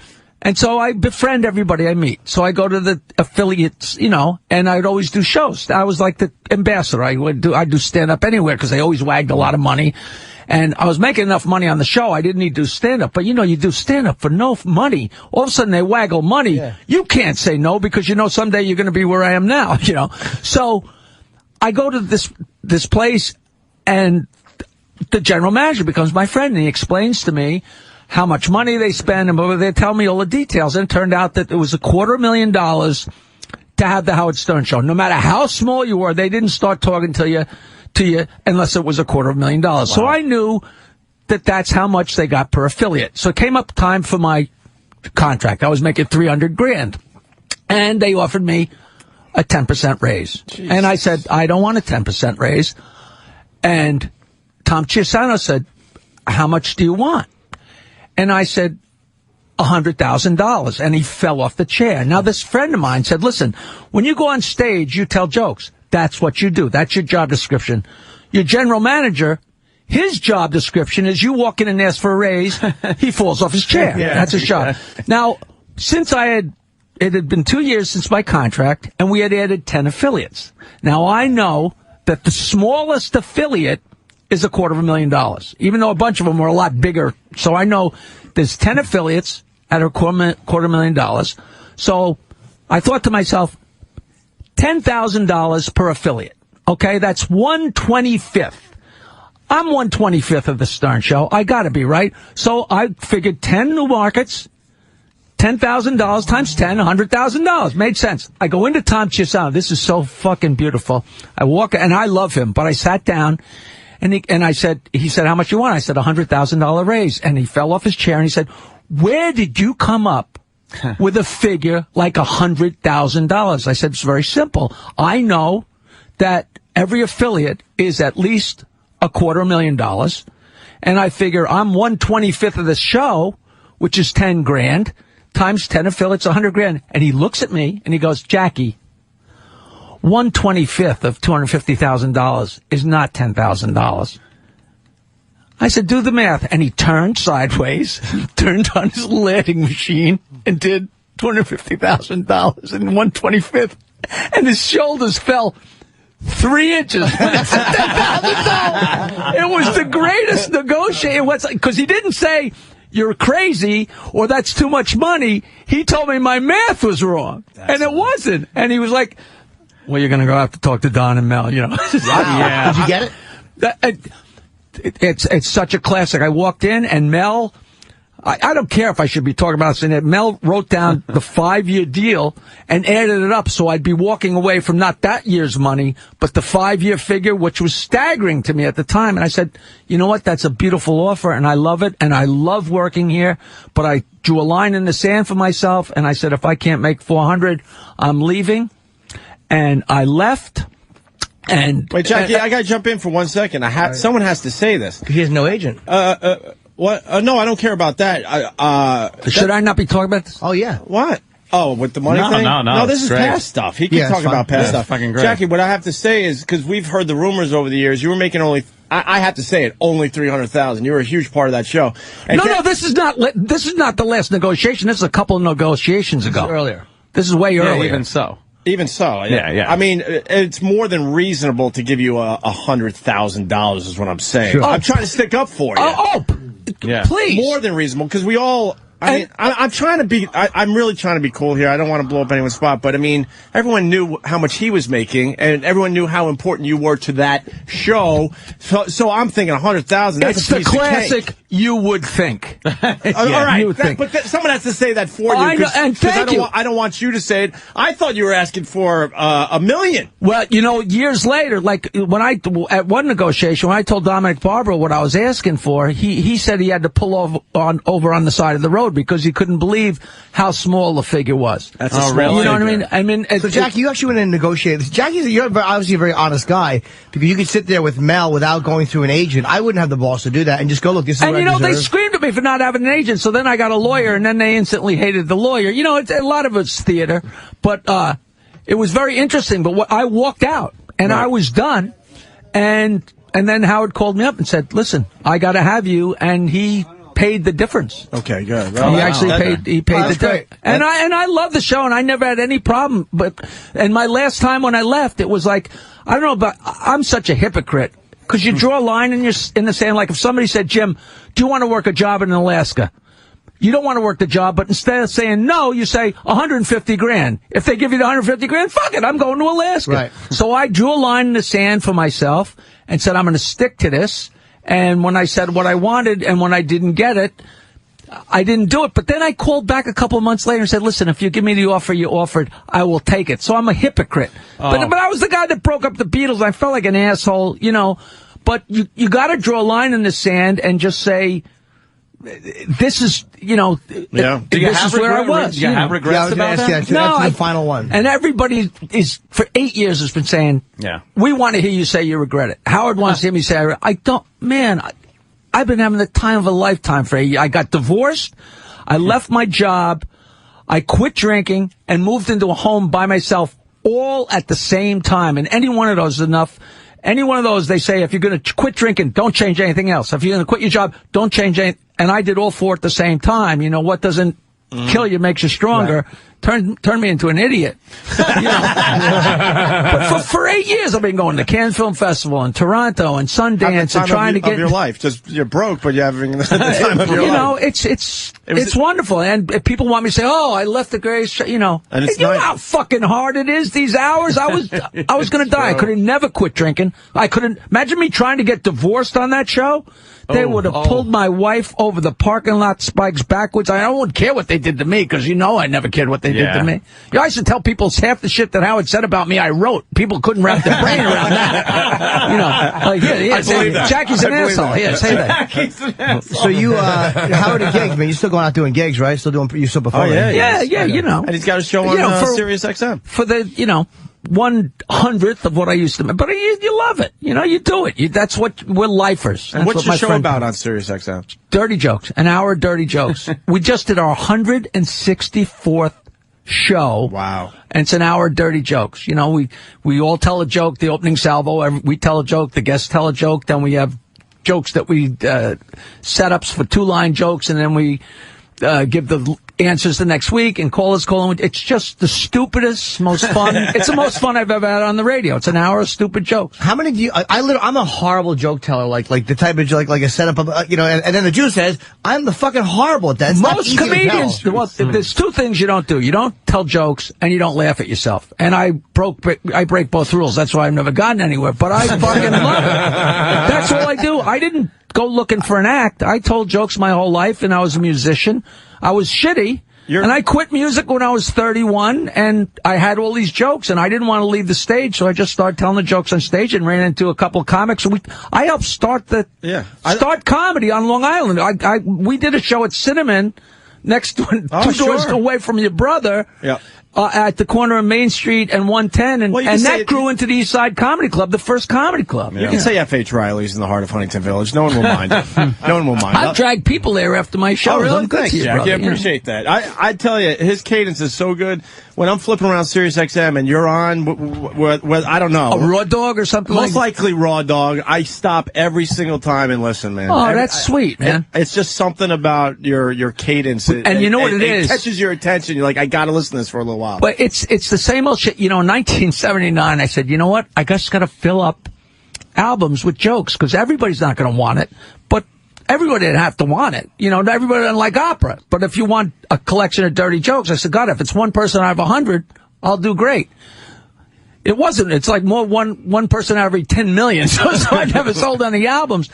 But the whole point, I'm one of the most requested guys on Raw Dog, because you listen to Jim Norton, you listen to Sam Kinison, you listen to George Carlin, you're screaming, laughing. But you can't get out of the truck and go say something. You listen to you guys for 20 minutes, then you hear 3 dick jokes from Jackie. The guy can get out of the car and go into the deli and tell one of the fucking jokes. So they love me. You know, I mean, it's got nothing to do with me. I'm just a conduit to get the stupid jokes to people, which is what I've always been, you know. Did you have any, when you, cause we were off the air for 2 years, and it was fucking. Oh, it's brutal. It was different circumstances, but I just felt like I will never recover from this. I finally had something that allowed me to draw an audience. Did you have any regret, like, even though it might have passed, did you have any depression or any of the stuff of like just wishing you hadn't done it? There was no regret that I wish I hadn't done it, but the one thing that's the most obvious thing that never dawned on me is to sit in that room with Fred Norris, who's the quickest, fastest, funniest, most talented person in the world. Nobody knows how unbelievable. You know, you start saying a sentence to him, before you get to the end of the sentence, he's saying something funny about it, and smart and witty. And being with Fred and Howard and Robin for 15 years, it's an unnatural situation to be sitting in a room for 4 hours laughing. You'd sit there and laugh, and you didn't even realize how much that's doing for your head or how fucking wonderful that was. And that's what I miss. Not the money, not the fame. It's 8 years later. They still play me so much on that thing. I'm as famous, walk down the street. As many people know me now as knew me 8 years ago. It's never fallen off. Not that a lot of people know me, but as many. It's a very small amount of fame. It's a comfortable amount of fame. But sitting there and just, guys, you sit here and laugh. It's like, wow, I don't have that anymore. Well, that's why I want to go in and sit down with people. That's what I could care less about the negotiation or anything, but the regret is, you go to a bar and sit with a few guys and shoot the shit for a couple hours and tell a bunch of jokes. I get the same jizz. That was the problem when we got fired for 2 years. We were being paid. We were being paid. But fuck the money. It wasn't even about the fucking money. Not even a little bit. It was being in this. Wanting to fucking hang out. Yeah, Opie, why don't you come over and let's sit and laugh for 3 hours? We get on the phone. We get on the phone and do a show for us. Two people. We're flipping through channels, just making jokes. And you don't even realize you're doing it. Like, Jesus Christ, it's like, boy, this would have been funny for a few million instead of 2. And that must have been the same for you. I lost both of their numbers and immediately hopped on Colin Quinn's fucking coattails. Wow, what a coattail that was. I understand that. Right into a brick wall he ran. How long ago was this? How long ago did you lose the show for? That was August of 2002. It's been a while now, but 2002 came back to 2005. Is this the infamous church thing? I didn't know it was 2 years. 26 months total. 2 years, 3 months. Wow. There's no compete. They made the show. We tried to get out of the contract because we had Clear Channel ready to go. Did you just drink all day? Hold on, I'm telling Jackie something here. Clear Channel had us ready to go. They ready to throw us on. I never understood that non-compete. And they said such horseshit. They wanted control. They knew we would maybe hurt the company a little bit if we went somewhere else. So they said no, which is flattering. It was very flattering, Jackie. But flattering and money and all that is not sitting around laughing and having the time of your life. After a while, you realize like everybody you know is working, so there's no one to hang out with. You're just you wake up and go, I'll grab a couple of beers. All right, listen, I'm most famous for one thing. So March 12th and 13th, I'm going to be at the Boca Raton New York Comedy Club. Do you work down there? It's a great Don Siegel and the gang. I think I've done it years ago. I'm back there. It's a New York Comedy Club, and Monday night I'm playing and singing 5 of my original songs at Morell's in Westbury and Long Island. You guys are probably too young. You don't remember a place called My Father's Place. Oh, hell yeah. Well, this Morell's was started by Epi Epstein. Oh, good old But Epi. I don't think he's part of it anymore. Every place he goes, he's there for a week. I saw Soft White Underbelly at My Father's Place. Yeah, that was Blue Oyster Cult. Cult. Viaduct over there. Yeah, it was great. But Blue Oyster Cult used to play there, but they didn't want everyone to know, so they went as Soft White Underbelly. Do you know Epi is the reason I'm a comedian? Because Epi was such a cheap fuck that my band, I had a terrible band on Long Island. We were 2-piece, 3-piece. We added a piano player, but we were horrible. But people liked us. We were fun. I told jokes. Blah, blah, blah. And when we got to play at My Father's Place, it was a big deal. And we'd tell all our friends and fans, please come to My Father's Place. We'll play My Father's Place. It was like Madison Square Garden. Yeah. So Epi sandwiched in gong show auditions at 7 o'clock. So we could make a couple extra bucks from ABC. And I before our show, I'm watching, and I see Richie Minervini and Jim Myers auditioning for the Gong Show. And I'm like, comedian. I'm like, Jesus Christ, I'm as funny as those guys. And I walked up to Minervini. I said, how'd you get to be a comedian? And he says to me, simple. I had cards printed up. And I still have I swear to you, I got it on my website. He hands me the card, there's a little picture of Betty Boop, and it was Patti Smith's mother was a booker, and he said, you should come over to Dixon's White House Inn. They stayed and watched my band. They loved me, and I went to Dixon's and met Bob Nelson and Eddie Murphy and Minervini, and I became a comedian because of stupid Epi. Wow. My Father's Place, yeah. And so Morell's is an outshoot of My Father's Place. It's called Songs from the Hive, and I'm playing some songs, and that's very exciting for me to get to revisit it's like revisiting an old girlfriend that slammed the door in my face, I was actually booked in East Side the week it closed. I went there, and they didn't tell me it was closed. I actually got there, and there was literally a padlock on the door. Wow. Well, they literally came in and took the cash register and the tables and the chairs, the whole thing, A little weird. Yeah, there were some issues there. I think that somebody had to check into something. He used to wash dish. That was the new East Side in Farmingdale. The East Side in Huntington. You know who the dishwasher was? Judd Apatow. No. Oh, really? Yeah, I've heard Honest that. to God. Honest to God. He loves stand-up, obviously. It's great fun. That's all we talked about when he came in here. I mean, he really... I would love to meet that guy. What a character. He was great. He really Have was. you had Minervini on here? He's a good egg, too. He's I haven't seen Minervini Minervini in years. Did he move to Florida? Yeah. But, well, he lived in the Carolinas for a while. He's all over the place. I haven't seen him or Al Romas or any of those guys that were out on, wasn't Romas on Long Island too? I haven't seen that guy in 20 years. I don't know anything about him. But Minervini and me are still asshole buddies from forever. Yeah, my friend Adam Ferrara started at Eastside. Yeah, too. he's a great character. First gig, he did an open mic thing or a contest that they were holding something and got up there, killed. When he was very young, we did a roast for somebody, and I had just met him, and I really liked him. You know, the kind of guy. I liked him right away. And I went up and said, you know, they say you are what you eat. You are what you eat. So I guess Adam Ferrara is a cunt. And he went around for a year going, Marlon called me a cunt. That's great. Marlon called me a cunt. You know. I could see him enjoying that. We're going to have to remind Adam of that when we see him. Exactly. So now you came up with Eddie Murphy, right? Yeah, he did some time. We were just talking about it. He was like 15 years old. And he said, I'm going to be bigger than the Beatles. He said that. I'm going to be bigger. I put out an album in like 1979. Never was. Before there was even an East Side. I recorded an album at Cinnamon on a cassette. And Eddie came up to me like, right after the East Side opened, he said, Dak, you have an album? I want to have an album. And I said, I'd love to help you, Eddie, but I'm too busy. I got a list of shit like that. You know, mistakes I have made. I should write a book. Mistakes I have made. Sorry, Eddie, too busy. He owns an island. Eddie Murphy owns an island. Apparently. Does he? Yeah, owns an island. He's still making $50 million a year, I think. Why are you rubbing it? Jackie doesn't even know where his next I meal's can't get coming a from. fucking gig, and Eddie Murphy's got that. Fuck you. Is that story Jackie's about working the island. Sometimes when I can get the gig. Is that story about Bob Nelson true? Because Bob, I don't know either. I think I met him once. He's a great guy. It really affected him when Eddie went through the roof. Did it affect him badly? You know, but that's like people saying, "Oh, Jackie wrecked his life when he left the Stern Show." That's the easiest place for people to go. You know, they were the identical triplets: Bob Nelson, Rob Bartlett, and Eddie Murphy. You know, with Eddie being black, that was the laugh that they were the identical triplets. And then they plucked Eddie out. And Rob Bartlett still complains because he told Eddie, "Hey, they're auditioning people for Saturday Night Live," and Eddie got the gig. But no, especially Nelson. There's nobody nicer than him. He couldn't have been more thrilled for the guy's success. Okay. You know, just so easy to say, "Oh, they're bitter." You know, this guy's bitter about that. This guy's bitter about, you know. Please. God, if I was bitter about everybody I knew, you know, I did that movie Comedy's Dirtiest Dozen. A dozen comedians, and 11 of them got sitcoms. And I'm sitting here talking to fucking Opie and Anthony. You know. Well, 10 of them. Otto was on that. He didn't get it. Oh, yeah, I forgot Otto. Yeah. George got one, though. How is Otto doing? He was here the other day. It was great. Is he good? Is he healthy? Taking care of himself? Yeah, he looks way better. Yeah, he looks way really better. good. Looks like he might have figured some weight. some things out, if you know what I mean.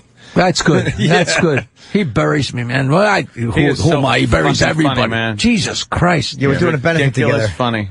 In Jersey, he's still fucking hilarious. He's still everything is the same except he's healthier and he's doing that's good. Great. You know, he's that's there's no words. It's just I've always wanted to do a documentary on him, and I told him, and he was even into it, and but I don't have any funds. I'm not gonna I'm like everybody. If I only knew somebody with some money, I could make a lot of it. You know what I mean? Like, please. Apparently. His house, he's got an amazing Otto in his place in Keensburg. He's got like an amazing bunch of photos from his whole career, from when he was 7 years old, performing, from when he was 10. In his hand. In front of the building that's in the King of Comedy, which is now the Paramount building. Right. Or it might be the MTV building, doing street comedy. And the mops are stabbing his hand. Yeah. yeah. He said Lennon threw money in his hat one time in Central Park. John Lennon watched him perform. He's got the best stories. How come nobody's made a documentary of him yet? Why? Because he didn't show up. They said we were going to start filming it. And they went, you're not his cunt. And they went, all right, sorry. Let's sabotage this. Fuck you.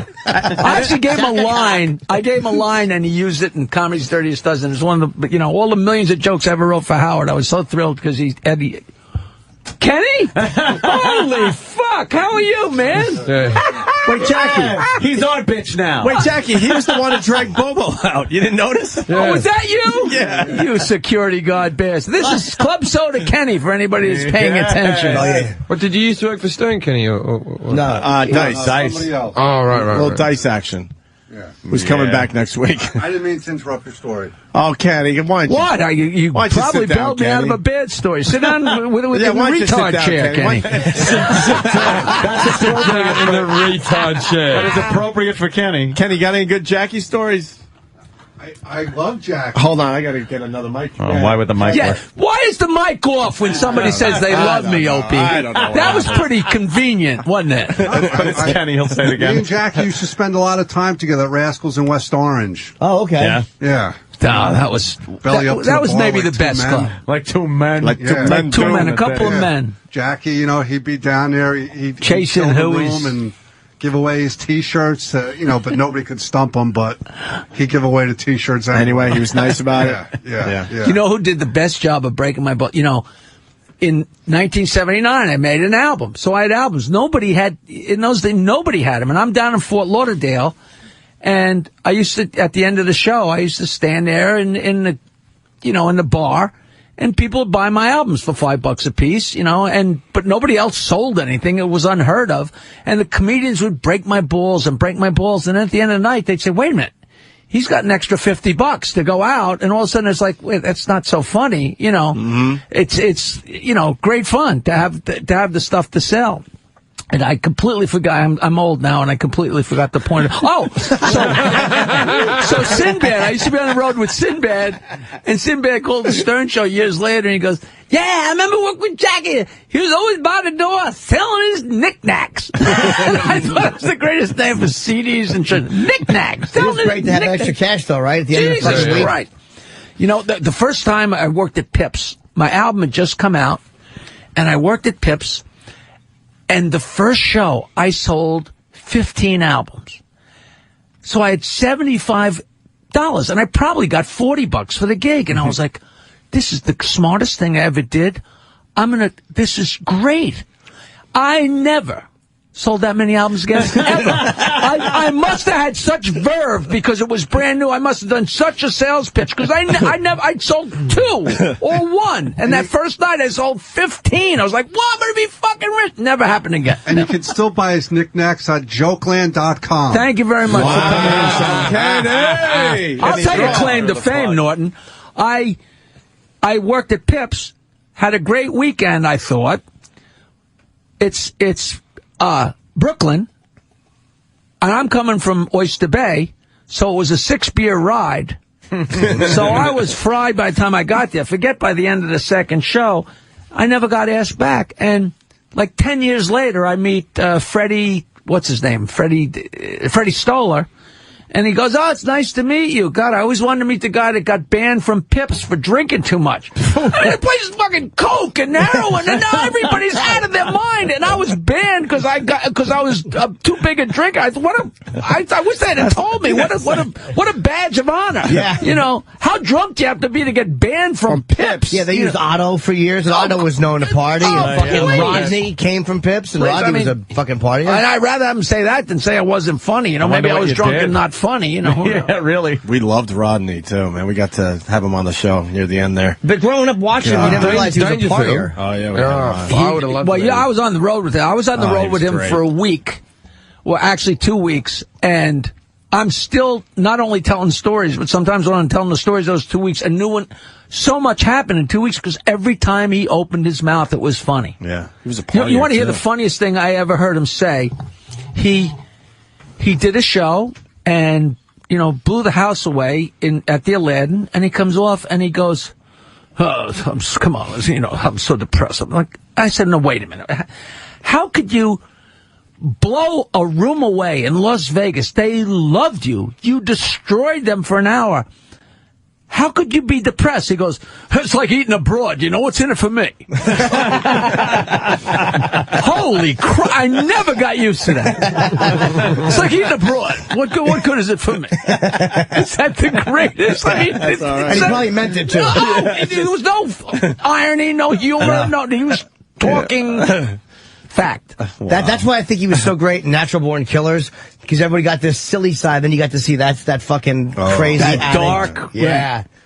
He was in Natural Born Killers? Yeah, he played the father. He was the father. Rodney was the father. He was Mallory's father. Wow, and the right. sitcom. The abusive father, yeah. Yeah, go up and take a bath for daddy. It was just...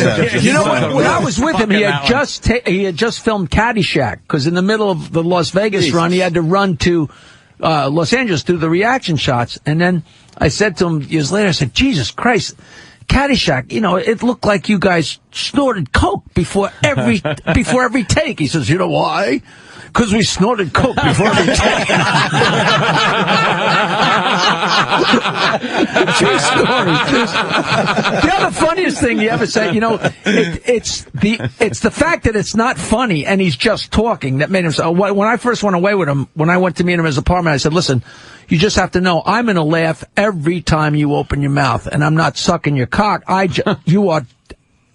You have always been my hero. I didn't say all this to him, but he's always been my hero, and he's funny. That voice is, it's just fucking funny. And we're in Fort Lauderdale at Easter time, and we're walking along. Now, you know what the beach is like in Fort Lauderdale at Easter time. And he wasn't that crazy famous yet. He had just started doing the Miller Beer commercials. He's like, Jesus Christ, I've been doing this shit for so long, and now the whole fucking world knows who I am from those stupid commercials. Because you get so much more exposure. It's not Johnny Carson once every 4 months. Right. It's, right? Yeah, sure. But they hadn't really started to hit that much yet. And we're walking along, and there's all these beautiful girls. And he actually said out loud, he turned to me, he goes, don't you wish you could just fuck anybody you wanted? I said, yes, but I've never thought that was necessary to say it out loud. You know, don't you wish you could just fuck anybody you wanted? Yeah, he fucking, Rodney's a weird case, because he made it like he's a guy doing comedy for all these years, and then he drops out, and he goes back to his gig and comes back and makes it when he's older. I mean, at least he came back. It was a classic Where did he drop out? What did he go back to? I think he wasn't making it. He wasn't doing well, and he had a wife and 2 kids that he had to support. He hit in the 40s. Aluminum siding. He sold aluminum siding for 12 years in Jersey. When did he come back? He came back when he was like 49 or something? He came back when he was like 40. Oh, 40, okay. From 28 to 40, he was out. But you know who reinserted him into show business? And of all the bullshit you've ever heard, King Broder is the guy who reinserted. Do you know who King Broder is? I know the name.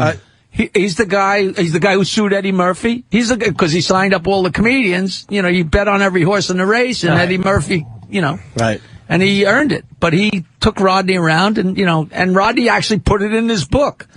You know, and it's like, and he jumped back in, and he used to say, you know, I got Sullivan before I had no respect, you know. Was he still, did he do Sullivan before he dropped out, or after he came back? I think when he got back, I don't think he did Sullivan before he dropped out, but he didn't have I Get No Respect immediately. I heard he got that from, I think from George at Pips, right? Yeah. The story with that was that Georgie Starr, who was George from Pips, I guess had a whole thing in his act. He had an act, and he was an Italian, and he insisted on respect. He wanted respect. You got to respect me. And I think Rodney flipped that and said, you know, and he liked the respect angle. So it was one of those gray areas. You know, who took what, or was it fine? And you guys deal with that gray area a lot. Oh, there's so much. Yeah. Because that's all there is. You know, and there's nothing new. You know, I don't make any bones. I tell old jokes. People say, hey, do you write these? I say, I write the lines, and I'm as funny. You know, I for 15 years, Howard was reading stuff off the paper that he didn't even pre-read. It's coming out of my head into his mouth. And that's not old jokes. That's as fresh as it could fucking be. But I tell old jokes, and they're from everywhere. And for a long time, people didn't know that Howard was reading your stuff. And who cared? You know. Well, I didn't care. My whole thing was just pay me. Well, I just want to get paid. I don't want somebody to say, "Hey, you know." I mean, that's nice of you, but I think most people would care. Like, you know that. Well, it's like Carson's writers. You know, he's not going to tell a joke. Right, and say, right. Hey, Eddie Smith gave me that. You know, who gives a fuck? People finally start realizing, which I think. All I'm saying is, it must have felt good when people finally start realizing. Oh my God, Jackie's feeding a lot of this stuff when the TV show hit, and then you could see you in the corner, like doing your thing. Let me tell you. I'm not trying to like. No. I'm just trying. This is all old stuff. But okay. in the very beginning, nobody knew Robin was black. I mean, it was so funny. People used to come and say, I heard Robin is black. Is that true? I mean, this is way in the beginning. Oh, yeah, way. But I worked for him for free for 3 years. And slowly but surely, I started handing him little pieces of snippets of paper and stuff. Just one day a week, coming in. And I loved it because I was getting promoted, somebody on NBC AM telling the world where I'm going to be. I mean, that's invaluable. And I used to go on once a week and bring comedians with me. And there was so many comedians that say, hey, what's it pay? I'm not coming. And to this day, they're like, I can't believe dummies, I said no. Right? Yeah. Yeah. So we go to mornings, and he says, I want you to do your thing with the notes. So I'm passing notes, and nobody knows it. And I don't know whether it'd been a month, a year, whatever it'd been. But nobody really knows. It's not that we're hiding it. It's just kind of like a thing that, nobody ever said, hey, Robin's black. It's like, Right. So everyone was cool with it. I think this is the most fun story. So Robin says, oh, yeah, there's an oldies quiz. And the people from Congress really had a tough time with the oldies quiz because they didn't know the answers, and people thought that the congressmen would know more about the United States. And Howard said, well, Robin, give me the rock and roll quiz. So, of course, we're all sitting there, and she starts asking him questions. And as he's asking, we're cheating and giving him the answers. They know, I know oldies, I was a musician, blah, blah, blah. And so she goes, what are some of the hits by Gary U.S. Bonds? Now, you guys probably aren't old enough, but Gary U.S. Bonds, who ironically has become a very good friend of mine, had a huge hit in the 60s called Quarter to Three. Don't you know that I dance till 2:45. My mama and daddy G. It's a classic dance song. So she goes, what are some of the songs by Gary U.S. Bonds? And I wrote in digital 2:45 and put it up. That's Howard goes, 2:45, and Fred, I got it on tape. You got to hear it. Fred, no!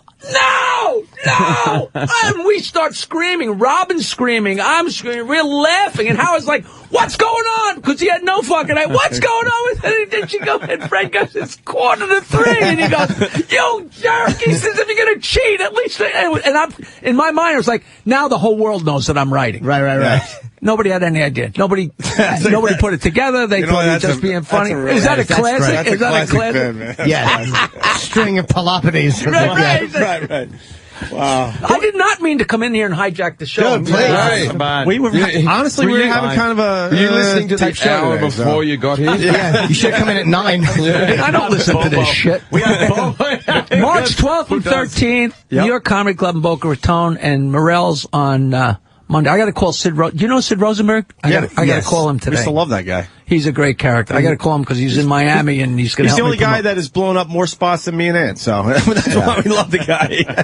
I actually never, March 12th and 13th in Florida, I would actually go to that, but I'll be in Chicago. Yeah, I know. At Zany's, 2 different places. See, I like to whore my plugs too. I just fucking chop them whenever I can. You got it. Do you work at the Wells Street?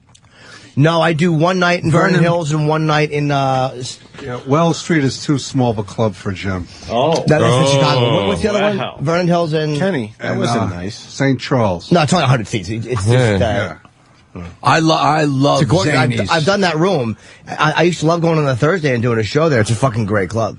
Now you know that used to be a whorehouse. No. You know? Oh, that's a great. It was a whorehouse, and they kept getting busted. So Rick made it a bookstore, a dirty bookstore with, I guess, a rub and tug in the back. Right. But Rick got so tired of jumping out the window when the cops came that he made it into a comedy club. Fuck this. Nobody knows that. Wow. Have you ever gone upstairs in Zany's? I don't know what it's like now, but upstairs the walls are velvet. It was a whorehouse. Oh, Rick Hewitt's a pisser, man. I've been upstairs. Me and Larry Reeve had right? hookers up there. I gave the hookers Stump the Joke Man T-shirts. I always wanted to go back to Chicago and be walking down the street and see a hooker in the Stump the Joke Man shirt. I would have died and went to heaven. You gave me one. I worked at you one time many years ago. It was just one show in a theater, and everybody's like, he's not going to let you curse. And you were very nice to me. All you said was, look, just do me a favor, don't say cunt. And then I went out and had a good show, and you threw me a shirt. It was like Mean Joe Green. I tell people, I tell the bookers, I never want to tell a comedian what to do, ever. But I tell the bookers, don't put somebody dirty in front of me any more than you'd put two ventriloquists on the same bill. You know, fuck, cunt, fart, shit, now here's Jackie. It makes no sense. You know, that was the whole idea, you know. I like women in front of me. I like a woman who's funny open if it's totally different. I never like it when they say, oh, this is going to be a dirty show. It's like, by the time I come on, if there's been 5 dirty comics before me, I'm like... Absolutely. I actually got pulled off shows 2 weeks ago. I was opening for this comic, and he didn't want me, so he yanked me off the show. In the middle of the shows? I did one night. Well, who's the comic? Danny Boy. Danny Boy.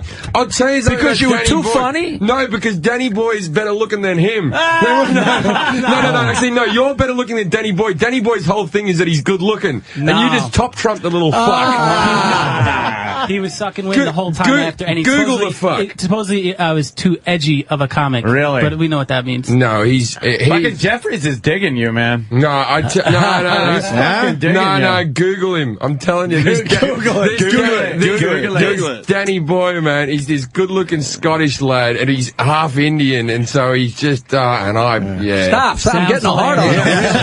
Sounds dishy. Listen, we got Ron and Fez next. We got to get out of here for them. Guys, thank you so much for inviting me in. It's a pleasure to talk to you. Of course. And what a delight to see you, you big fucking idiot. Long time coming, Jackie. You got to do this again with us. And we want you lose my phone number, you piece of shit? What am I?